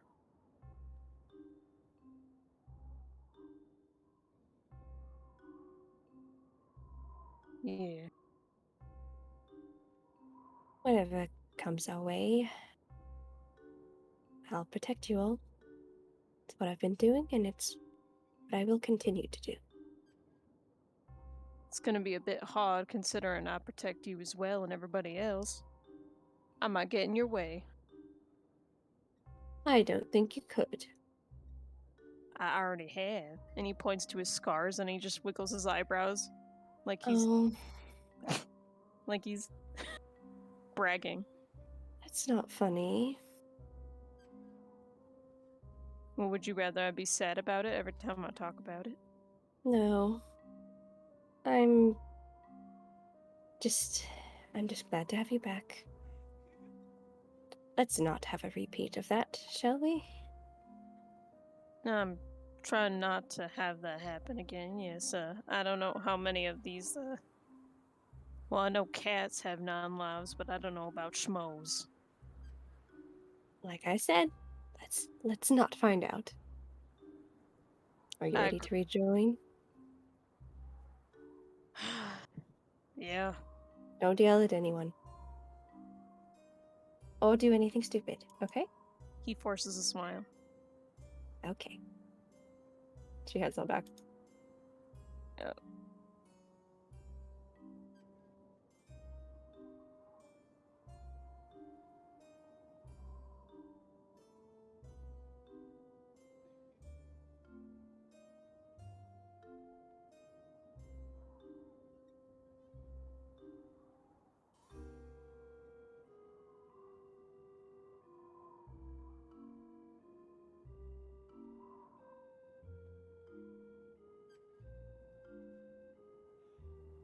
Hello?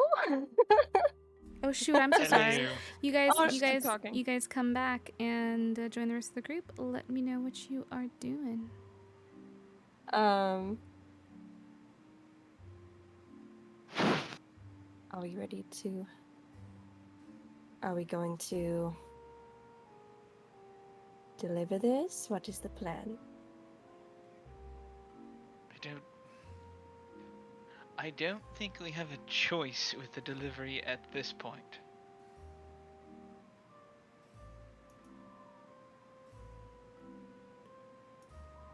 That's the real problem, isn't it?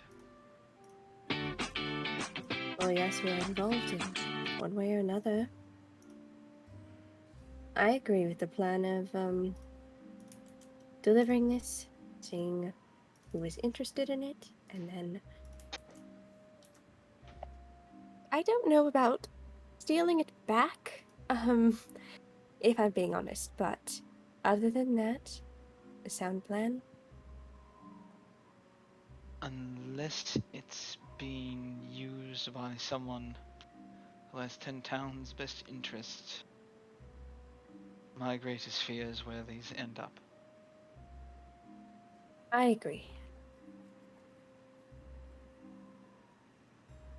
Even if it's one shipment less. If someone is trying to reconstruct the tower, that is... I imagine it is a serious delay, considering this is the largest amount that Sefik has ever seen. Not exactly common overall.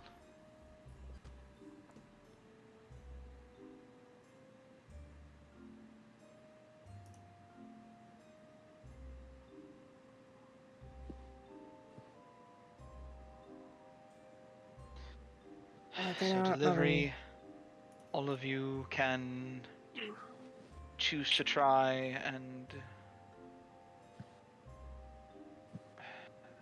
steal or not to steal. That will be That at is your the discretion, question. of course. And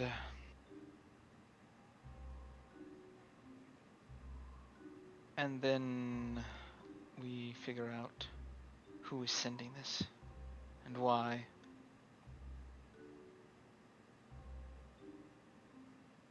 All right then. Any objections? Nope. Nope. Then let's get a move on. She gets back on her axe beak and she's gonna start hauling this cart of suspicious stuff. I am reluctantly going to end pass wall and set the chest up. I shove all the shard and lid in my mouth. I start eating it by the handful. Oh my fucking god. Start eating it. Zarius would. He'd go full You Caleb fucking Widowgas. eat it? No. Dude, that would've hurt. Zarius would go full Caleb Widowgas. He'd want to like try and like put it embedded in himself, see if he can empower his spells. Spoilers, man. Oh, man. Spoilers. I feel like spoilers are no longer spoilers after a year plus. Has not been a year. Turn your arms into Halo needlers. Fuck yeah. Oh, Holy that's shit. fucking great. No, I honestly, the best bet for that stuff in Zarius' mind is to turning it into useful magic items for either the party or for 10 towns. I think there are magical items that can produce food, which I imagined would make a huge difference in the lives of 10 towns. This is a very valuable resource for the region. Yeah, for sure. For sure. All right, you guys travel down to Targos. Go ahead and give me your marching order with the cart. Shmo's on the side. Yeah, Tercy's gonna be like over here. Charles at the front, pulling that shit. I'll give my axe beak to pull it. I imagine Zarius is probably And sitting my in the cart. axe. And God. my axe. Zarius is lost. Where are you, Zarius? I was gonna have him sit in the cart. Oh, you're gonna make it heavy for the axe beaks. Wow. Okay, if you think it's a problem for the axe beaks, I'll stay on mine and. Yeah, that's fine. You guys have Pull the got, cart. yeah, I'll say you guys have got like, we're gonna probably hand wave the travel because it's like just like 2 more travel hours basically you get into town. But you guys do make it into town. Do you still have your scaly buddy out or? No, it only lasts an hour. Okay, cool. Bye, Kedra. The Sage is out with you. Kedra takes a little ride. Yeah, Sage. I am counting on Sage to try and keep track of where this is delivered and who picks it up. Basically, is my plan. I see. So with that, we are going to make it into Targos. Fuck yeah. Yeehaw. Oh shit, I can't see anything. Oh no. I got to reveal the map. You do not own any token with vision in this scene. There we Yay. go. There we go. Reveal Cool. that map. We're in Regalio. Targos. Where is my token with vision in this scene? Where the hell am I? I'm going to plop you down. Ah. There you are. Bam. You guys come up to Targos, and there is a gate. And you come to the gate. Wait a second. And come up to, there's a couple of guards at the gate. This is what you see. There's like a gate around the whole town as far as you can see. How high up is it? Like a wall? How high Yeah, up it's a is wall. this It's a wall all the way around. It's a wall all the way around the town. Oh, this is cool. Yeah. Are we approaching from the frozen lake? Yeah, that's what it looks like. Yeah. Yeah, Goddamn. it's all frozen over. Yeah, you guys came from the north down to the south. It's all frozen over. Yeah. And as you're coming down, the two guards at the entryway stop you. I'm gonna need you to stop right there. Where are you coming from and where are you going to? Coming from the town of Brennan, eventually making our way to East Haven at some point, but quite East interested. Haven. Quite interested to stop over here in Targos. East Haven's a terrible town. I know. That's why we're going there, trying to see if we can't figure out how to improve it. I see. One of those. Okay. What's your names? Nice to meet you. I am Charlotte. She's like writing down, and she has like a piece of parchment on a wood. I'm Zarius. She's taking note of all your guys' names. Terpsichore. Mistral. Suffolk. And, any plans or business while you're here in Targos? That depends. Does Targos have any business for adventurers? Oh, adventurers? Possibly? What kind of, skills do you all have? Quite a lot, if I'm being honest.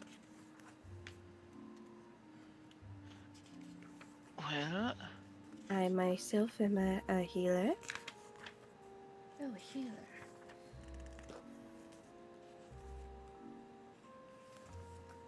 I punch things. Well, He does. be careful not to punch anyone down at the tavern, will you? I wouldn't dream of it.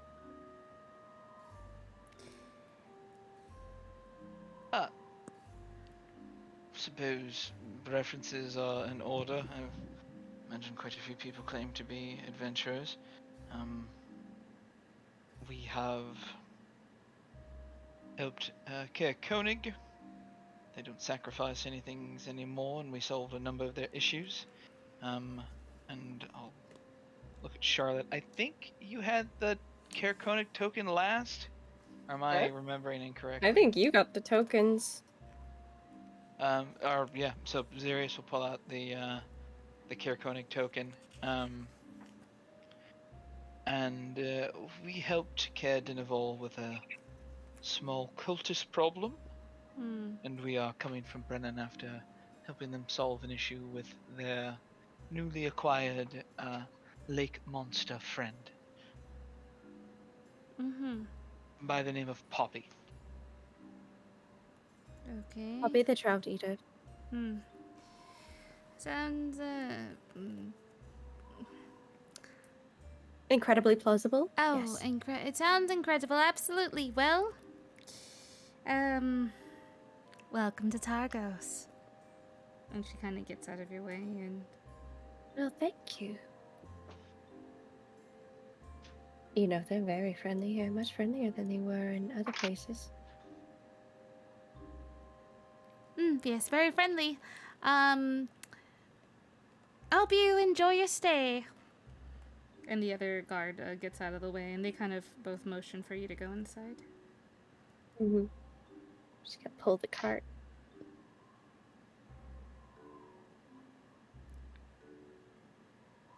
As you pull the cart, and they kind of like... They take a look at it, and they kind of...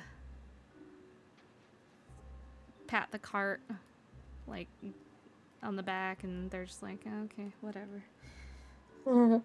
Slap the license plate. As you make your way through town, you see quite a bit of folks, a bit similar to those that you met out in the wilderness. Quite a bit of, Ruffians? Ruffians. Rapscallions, yes. Can I make sure to have like Sage stay out of sight, but I want her to like familiarize herself with the town Yeah, for sure. where she can hide. Yeah.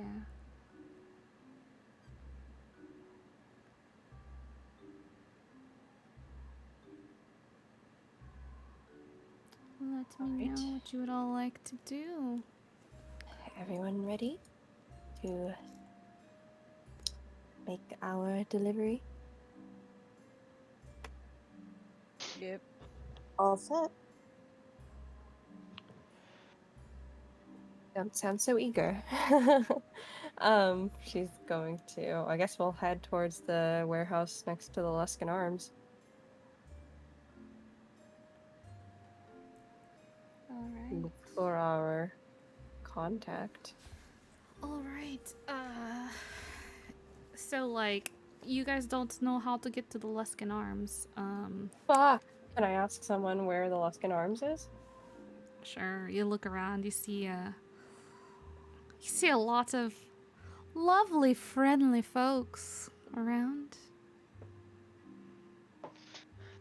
So friendly. Oh, yeah. Everything in Targos is sinister. Yeah, That's seriously. what we Is learned there today? Yeah, is there like any guards or someone who looks official? Basically someone that would like talk to me if I stop them and not just be like, You guys "Get out of my noticed way." that the guards' uniform was a bit roguish themselves. And you do see someone wearing a similar uniform, and you stop them. The criminals or the prison guards? Is that what you're Fucking telling me? awesome. You stop one of them, and Town of thieves. can I help you? You can actually. Traveler.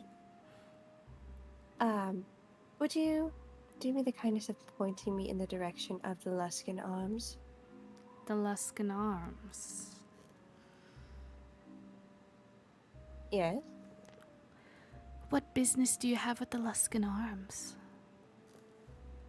So much business. It would take all day to tell you. Oh. He kind of grins widely, and as he does, you can see, like, this guy's teeth are just bad, man. They're kind of, like, rotted and gnarly, and... Charlotte holds back he's got a nasty smile. The urge to give this man advice on how to brush his teeth properly. So it would take you all day to tell me about how you're gonna sleep in an inn, huh? Well, I did say have business. It's right down that path there. And he smiles again at you. Like, kind of just a creepy smile. You Thank you kind of very get the much. vibe that he was fucking with you. Yeah, uh-huh. She does not let it faze her. Schmo is glaring. Standing tall. He smiles wider at you as you glare at him, like baring all his fucking gnarly teeth. And he kind of gives you like a wave, like where he like wiggles all his fingers. And you can see that he's missing one. Oh my god! Oh my god, we should introduce him to Nine Fingers. Also, Schmo tries to lose the anger on his face. He gives a smile back. This fucking round teeth and his huge buck teeth. Oh my god, they're Then he having a turns teeth away. off. Enjoy your stay at the inn. It's got the oldest public bathhouse in 10 towns. Back when Bryn Shander was still just a camp up on the hill. Public bathhouse? Oh, historic. He's thank got to you. be better on 8 fingers by now, right? Yeah, I every don't single know. day we spend, he loses finger. You guys were losing time. Oh my god. I know you guys haven't seen your friend in quite a while. For just I wonder... 10 cents a day, you could save this man's fucking fingers from going missing. He keeps putting his hand in the water. It's gonna be the end game quest of the campaign. Find a druid You have to find all of his Matterhorn's fingers. fingers. Yeah. Oh my god. Schmo doesn't look so angry anymore at the mention of public bathhouse. Do you guys go? You guys going along your way? Or he points you. Yeah. He points you down this path. I guess Like- this is the first thing we need to do, right? The delivery, and then He points you. Yeah, I'm not um, walking around with this shit. You kidding me? He points you down like this path along here. The hell? But yeah, that whatever that was. Little that I just- sausage. Yeah. Yeah. The sausage. Yeah. So he Walking. points you along down that path and he goes Sausage. along his way. Alright, yeah. Head towards the Luskin Arms now that I actually know where it is. I was like, they're just like marching in, like they know exactly where the fuck they're going. Never been here before. I was like, ha, these guys. I was going to ask the guards, but then I forgot to actually do that. It's okay. All right, so you guys make your way, and you guys are so big on this map. I'm sorry, but yeah, you guys make your way in to the Luskin. You make your way down, and you see the Luskin Arms, and you see a giant, looks like abandoned building right next to it. You can see some of the windows are broken, and the wind kind of goes in through the wind in the windows and bringing the snow in, and you can see that on the side down an alleyway, which looks like the cart will barely fit down that alleyway. You see what looks like a double door entry, and you can tell that it's creaked open one of the doors.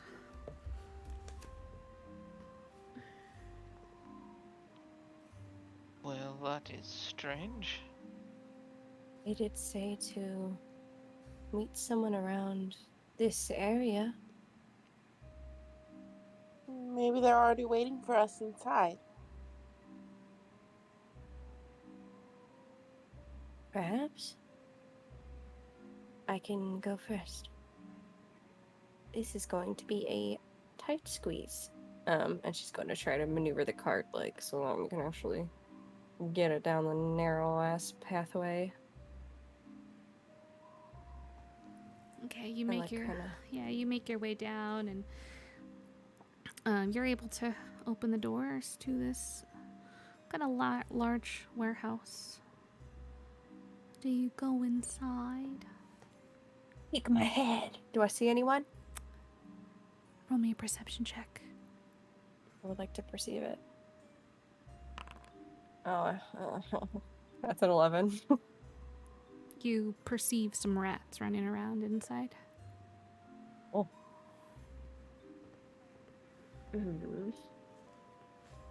Can I? Will the cart go in there? Like, can it go in? It will. It'll go Okay, in. okay. Yeah, I was you- like yeah. imagining the tightest turn. Like, can it? Nah, you can get it in. Okay, cool. And Yeah, as you feeling and as you go to move the cart in, you actually see on the building next to it, you can see some marks on the side of the building, as if almost that this cart has been forced like- through this place again, or forced through this place previously. I see. Chloe's probably right behind the cart, is kind of going in as well, and he's just also glancing around when he goes inside. Go ahead and roll me a perception check.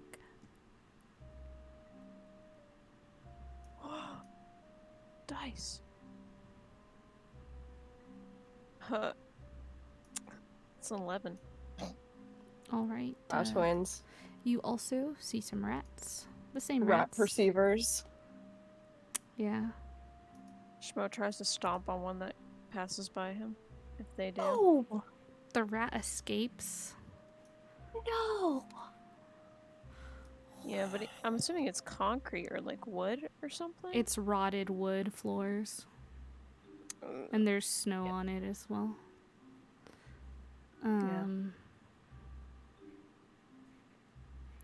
And you enter, and how was that suspicious? Yeah, what the fuck was that? Excuse me.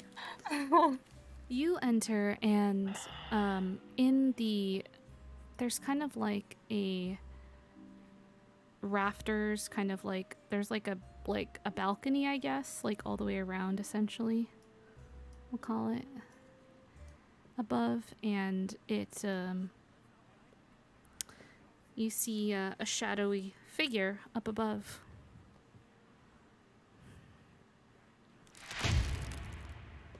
Squint at it. Are they wearing black and red? They are indeed wearing black and red. Thank you, Omnecker, for the follow. Appreciate that. Oh, thank you. And as you look up at this shadowy figure who is in the balcony, kind of gazing down as you guys pull this card in, you hear the voice from above. Bring the cart in, and your payment is on the table over there.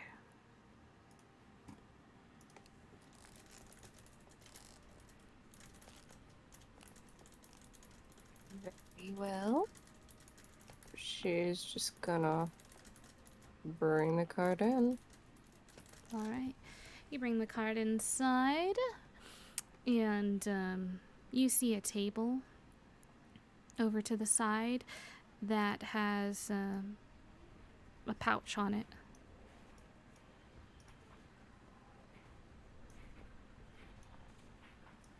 Do you mind if I count this?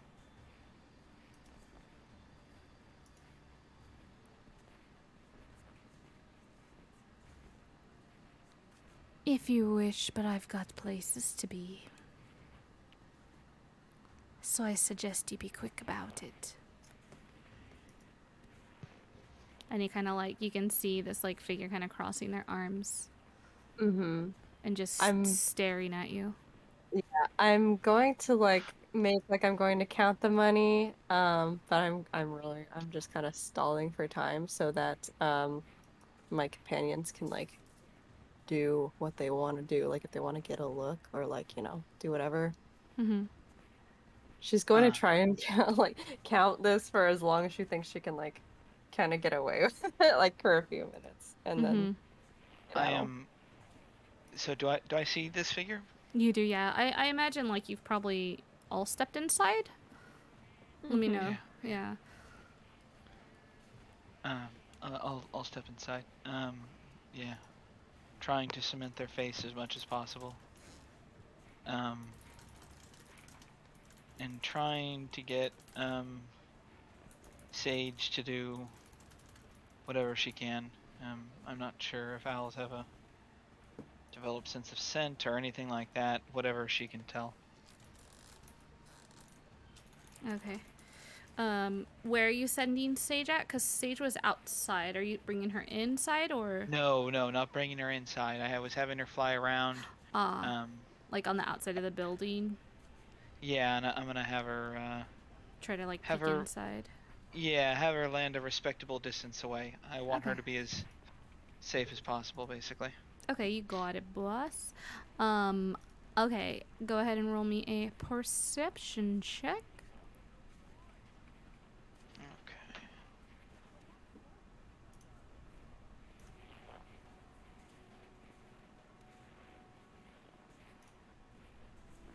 Meanwhile, Schmo is just staring up at this guy. Is this for me or Sage? For Sage. Or wait, are you looking through Sage's eyes? It'd be you, if it's you looking through Sage's eyes. I mean, we'll say it's Sage. Okay. It's I rolled That's a fine. 17, so it's at 20 total. Okay. So...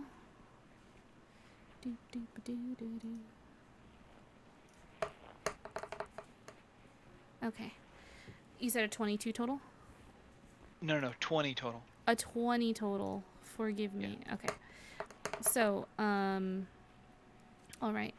Yeah, with that, you go ahead and Sage is able to perch on a nearby kind of portion of the building that sticks out that has what probably at one time was like a sign of what this building once was.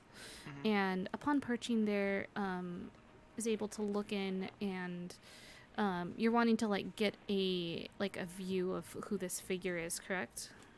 Yeah, and have basically I Sage is within 100 feet. Mm-hmm. Yeah, so communicate with her that, cement this person, what they look like, and any other of the senses that she can about him. Okay, so yeah, Sage is able to do that. And Cool. yeah, this guy has like a cloth like around his one eye, like a black like leather, like kind of like an eye patch, but not quite eye patchy, more like it's like a strap covering the one eye. He's got like silvery hair, mustache, and a beard, and he's quite built, quite tall, and he's wearing red and black clothes that they look like fine, but they also look a bit like worn in a way. Like you can tell that the craftsmanship of them are very well made, but yeah.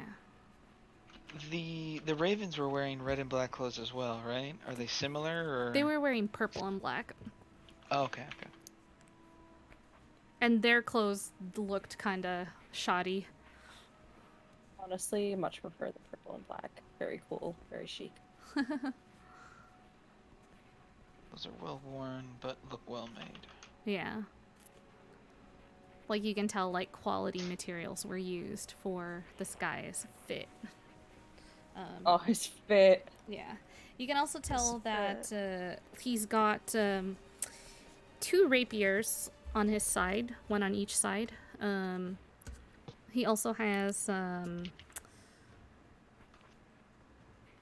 like he's wearing jewelry, which is quite noticeable.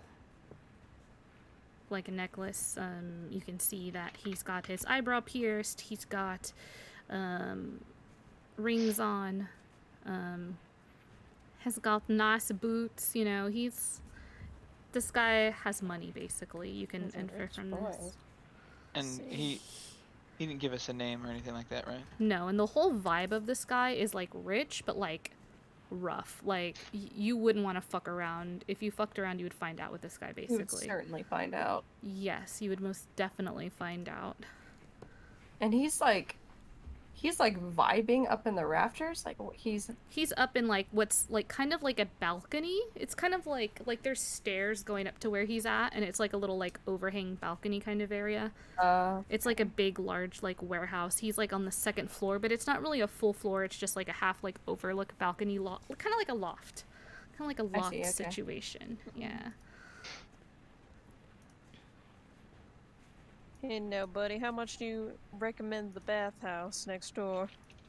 Well, it's the only bathhouse in town. Do cute people go there? Sure. Charlotte kind of like looks up from her counting at Schmo and gives him like a not the time kind of expression. Just kind of like shrugging his shoulders. I can assure you, all 10,000 gold is there.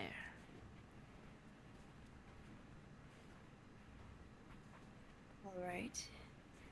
Forgive me, it's quite an expensive job. I would like to ensure that my companions and I are paid. And she's smiling, but she's clearly, like internally she's holding back a like, how much fucking money did you just say? But she obviously doesn't want to put that energy out there in this exchange. Ooh-wee, that's quite a lot. You happen to have any other jobs? Oh my god. I'll That is a lot. I'll contact the Ravens when I need their help.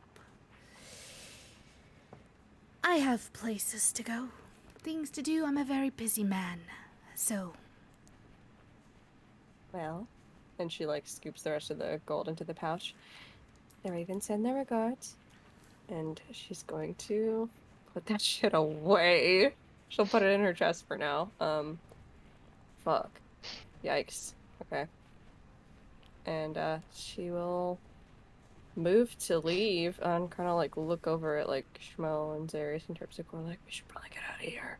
He looks down at you guys like one last time and perhaps buy yourself something nice with that.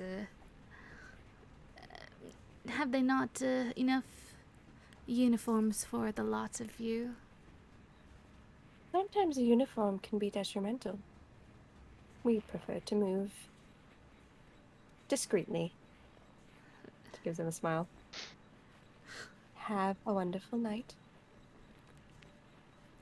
Well, it's certainly not what I was expecting. That's the point, isn't it? Indeed. Toodaloo. She fucking leaves. Okay. Yeah. And with that, yeah, we're gonna end this session there. You guys God. leave. Fear. You guys leave. You just got paid 10,000 gold. What the hell did we just do? Oh my god, holy shit, you guys. Shouldn't have this money. Mistakes. This is a lot of money. Mistakes We got have been made. Dude. Oh boy. This is great. Okay, so my tentative awful plan is to fucking get like go to the bathhouse and find a place to like move Spend all the her. money.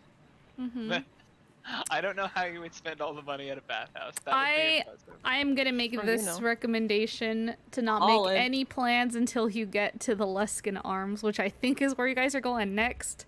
Cause y'all don't even know what awaits within the Luskin Arms. True. The public bathhouse. I know that's what's there, man. I'm excited for it. I'm finally so tears off his glad. scarf. I'm so glad you guys wanted to go. I'm so glad you guys came to Targos. So glad. Dude, same. This is like such an interesting town to me. I'm so glad that I am kind of unrobbable right now because you would have to rip up in my chest cavity. I don't think people would think to do that. Yeah. So your money is safe with me, I guess. The Bank of be your Charlotte. Bank. Literally, I'm a fucking piggy bank right now. If someone hits me, coins will fall out of me like Sonic the Hedgehog. Plink, plink, my plink, God. plink, plink. Oh my god. Also, too, yeah, like, yeah, like. Yeah, her chest. So Yeah, fun. like, yeah, exactly. A Sorry, I'm looking treasure at the chat. chest. That's literally, yes. Exactly. Oh my god, yes. Oh wait, I think I have a fucking air horn sound effect. Hold up. Hold up. Hold up. I think I've got air horns. Come on. When you make mad bucks, air horn noises. I got Yeah, this. We're balling now. Dude, we can send Dory to college with this. I've got this too. Yeah, we're There sending you Dory to go. college. This is Dory's college fund. If you touch it, I'll kill you. There you go.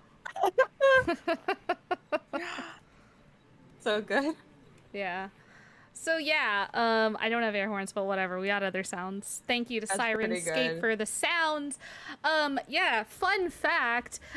So the way this all went down, this is like behind the DM screen. Ha!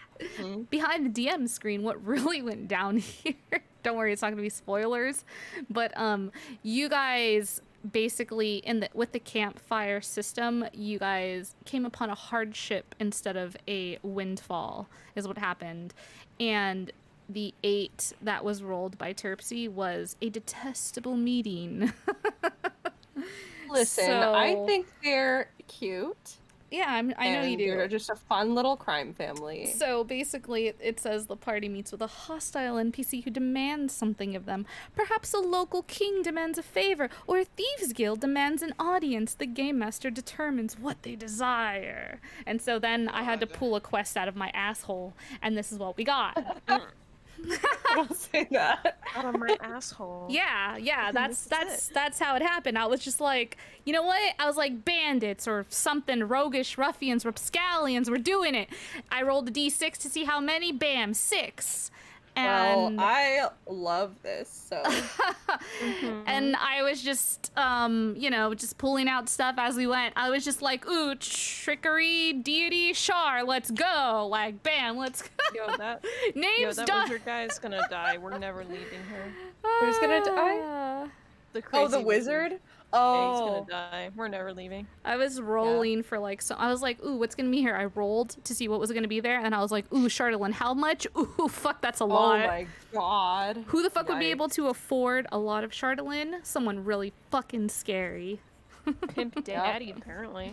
Seriously. Yeah. Mom wants to date him. So that's what. Oh my god. Oh my god. Shmuel needs to get better taste in men. I'm gonna sit him down and like discuss. So that's what was going on behind the DM screen. I just made up a quest, pulled it from the air. Hope you guys enjoy it. I did. I do. Yeah, it's great. It's great. We're having a great time. I want that chest. I know you do. It's okay. He gave you guys a lot of money. Holy There's shit. a reason for that. Think about that. Think of all the magic items we can buy with this. We don't have to make them. We'll just track them down and stomp them into the ground, I guess. Yeah, we'll buy. I know you do, you crazy ass wizard. I know how wizards work. I play them. We're gonna get it. We'll get it. We'll get it. Great. Yeah, which chest? Which chest? Which chest? Which chest are you talking about, my buddy boy? Which chest are you Look, talking about? Huh? all chests are treasures, but not all treasures are chests. That was good. We gotta clip that. Hold on. Marker. Fuck. My basic plan is to have Sage track the chest and then basically try and tunnel with fucking mold earth underneath. That's so cool. And then basically wait for the dawn of the next day and use pass wall underneath the chest and just have it disappear from the warehouse. Infiltration owl. Infiltration owl. Infiltration owl. Yeah, that's like assuming that this chest is this whole shit is not getting moved like explain, ASAP. Yeah, also explain to me how the fuck the owl is going to get all of that Charlatan back. Oh, no. Sage is just tracking it. That's all. Sage is tracking. But and then I'm using mold earth to tunnel. From a I was literally imagining Sage doing that. But we are such a good mental image. He's like, I'm gonna cast through Sage, which you can do, right? Like, yeah, you can. That's why I was like, you can cast touch spells through Sage. What I was gonna it has to be a touch spell.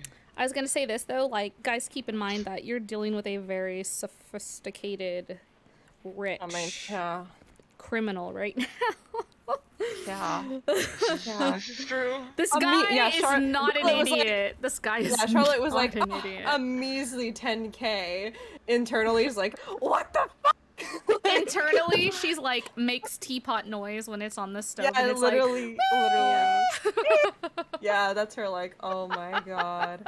Shmo's like so anky right now because he's like his inner sheriff is like no, but that's a lot of money. Listen, we are undercover right now.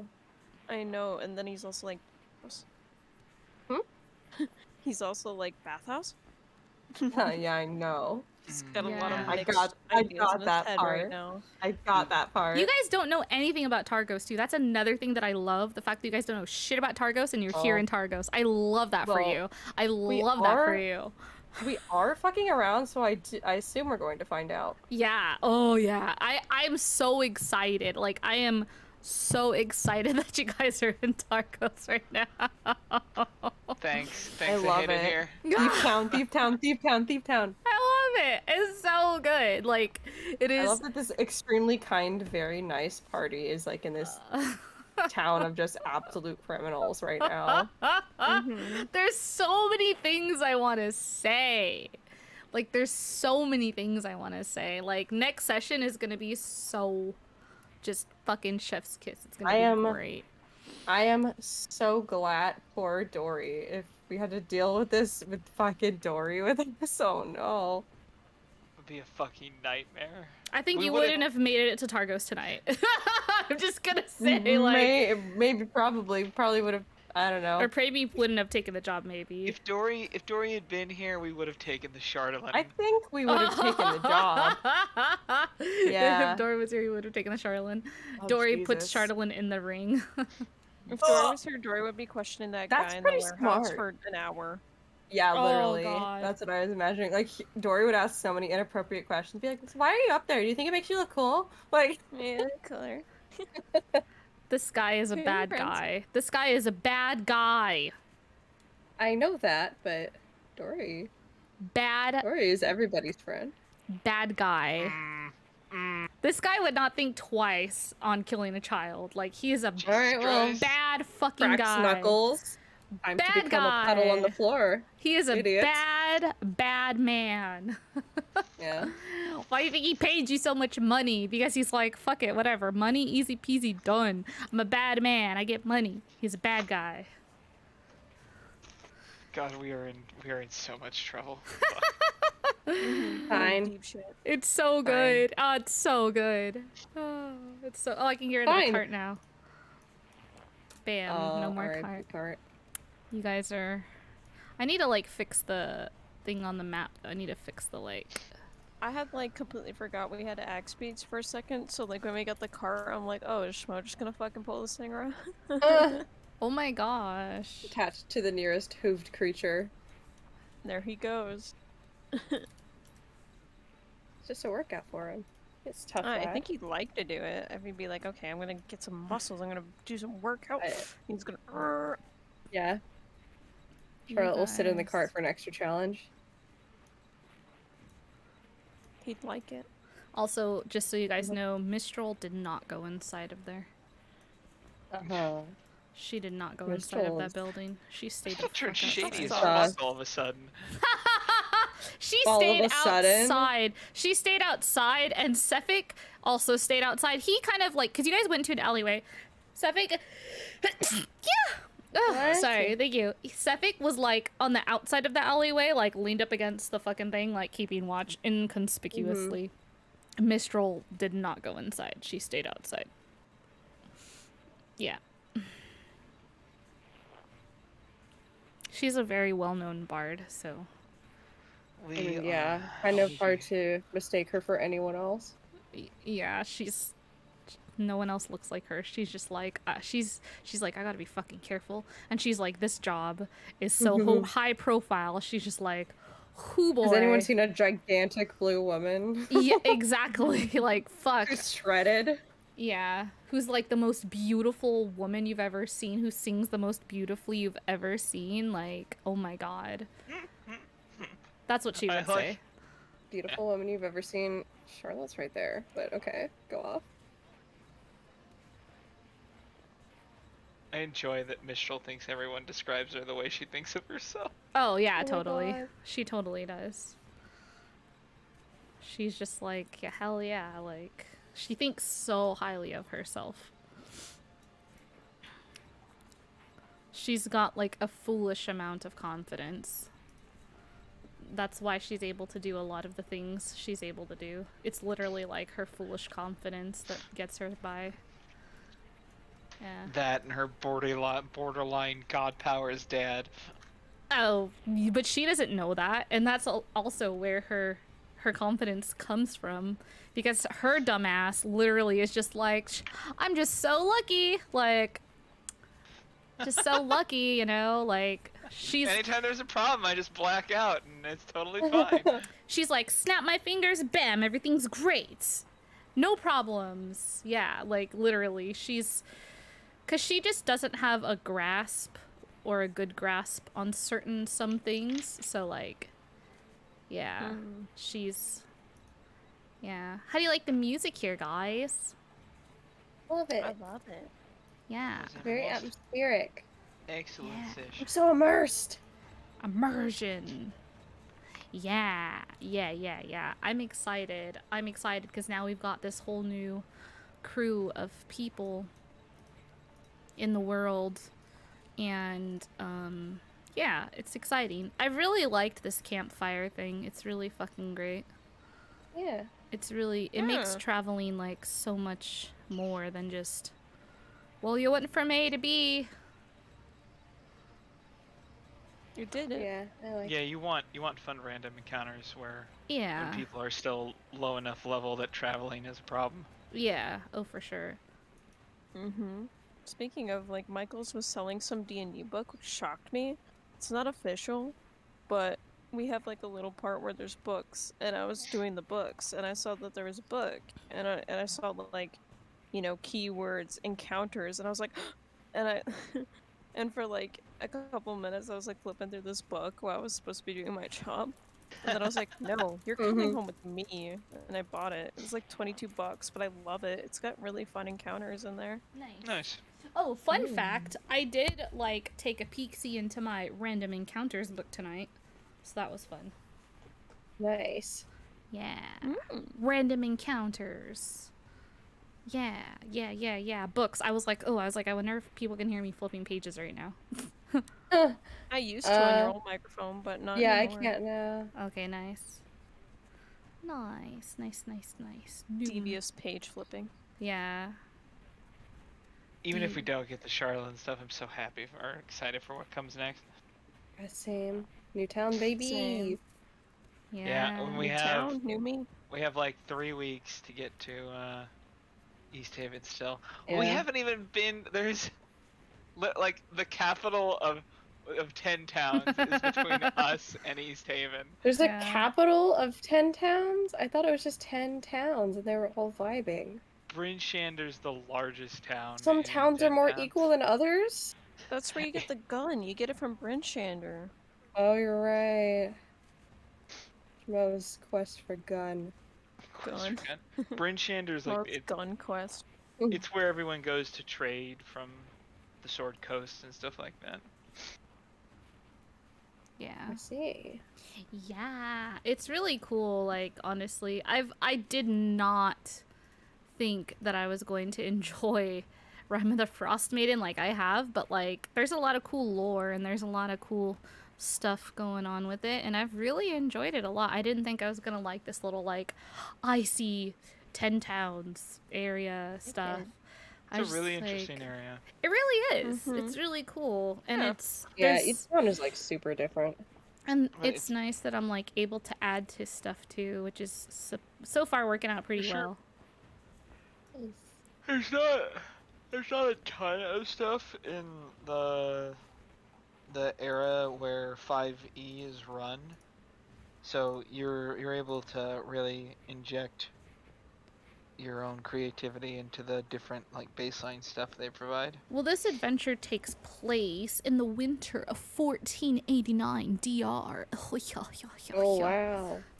Yeah. What does DR stand for? Doctor. Just kidding. That's not what it stands for. John knows what it stands for.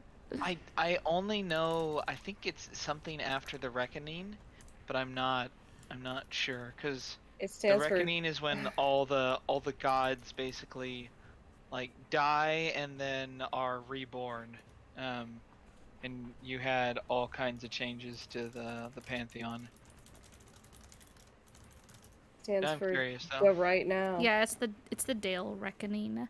Dale Reckoning is taken from the year of Sunrise 1 DR, when the Standing Stone was raised by the elves of Cormanther and the human Dales folk. There's DR, there's CR, there's TR, NR, MC, and there's like... MCR? No, there's MC. Yeah. So there's like different methods of reckoning, I guess, and those are like how they measure. Gotta reckon these hands. The calendar is the Dale reckoning is called Freeman's reckoning, FR. The calendar is widely used in Faerun, but has not spread beyond its shores. The Dale's reckoning. So like in Waterdeep they use NR, I guess, used in the city of Waterdeep. North reckoning dates from the year Agaharain became the first lord of Waterdeep, which was 1032 DR. Yeah. Oh, yeah. Yeah, but this is what happens basically when you have they have authors like on retainer and they're all having to build portions of the world separate from each other. Yeah. You It's end up cool with though. how many fucking like calendars are there here? There's 1, so 2, many. 3, 4, 5, 6, 7, 8, 9, 10, 12. At least 13 different calendars. Yeah. Which is really cool though. Yeah. And then I think they just decided to convert from the earliest one, which was DR. Yeah. It's cool though because I'm able to look up like Icewind Dale stuff and it's all like in DR, which is cool because I'm like able to, because I've been doing like research on different lore things to like, yeah. And they're just like blah blah blah happened in blah, blah, blah. 1370s DR, and I'm like, oh cool, nice, good to know. Numbers confusing for me. Yeah. I forget when the companions of the Hull were, but it's like it's much earlier, and I think the only people who are alive, God, fuck, did Catti-brie and Wulfgar ascend? I can't fucking remember. Brunor and Drizzt might still be alive since they're a dwarf and an elf, but I don't know. Hey guys, I'm gonna head out for the night. Because I Okay. gotta do a couple things before I go to bed. fair enough. That's actually a good idea. Night. Oh had shit! fun. I did not realize how late it was. Yeah, It's right? only 11:30. I had a lot of fun though. I gotta wake up in the morning. Yeah. 12 for me. Take care. But I had a lot of fun. Yeah. This Excited session for was next. really good. Excited for next session. It's gonna be Mhm. great. Gonna be. I'm actually, speaking of, I can't. Well, actually, I could make next session. I'd just be gone for majority. We'll just say you're in the bathhouse. Oh my god. I'm in the bathhouse for 3 hours. Fucking this bitch looks like a raisin. Oh my god, He yes. comes back it's and he like looks like a fucking raisin. Fucking Okay. a raisin like a over raisin. here. Okay. Sad about lack of raisins becomes a raisin.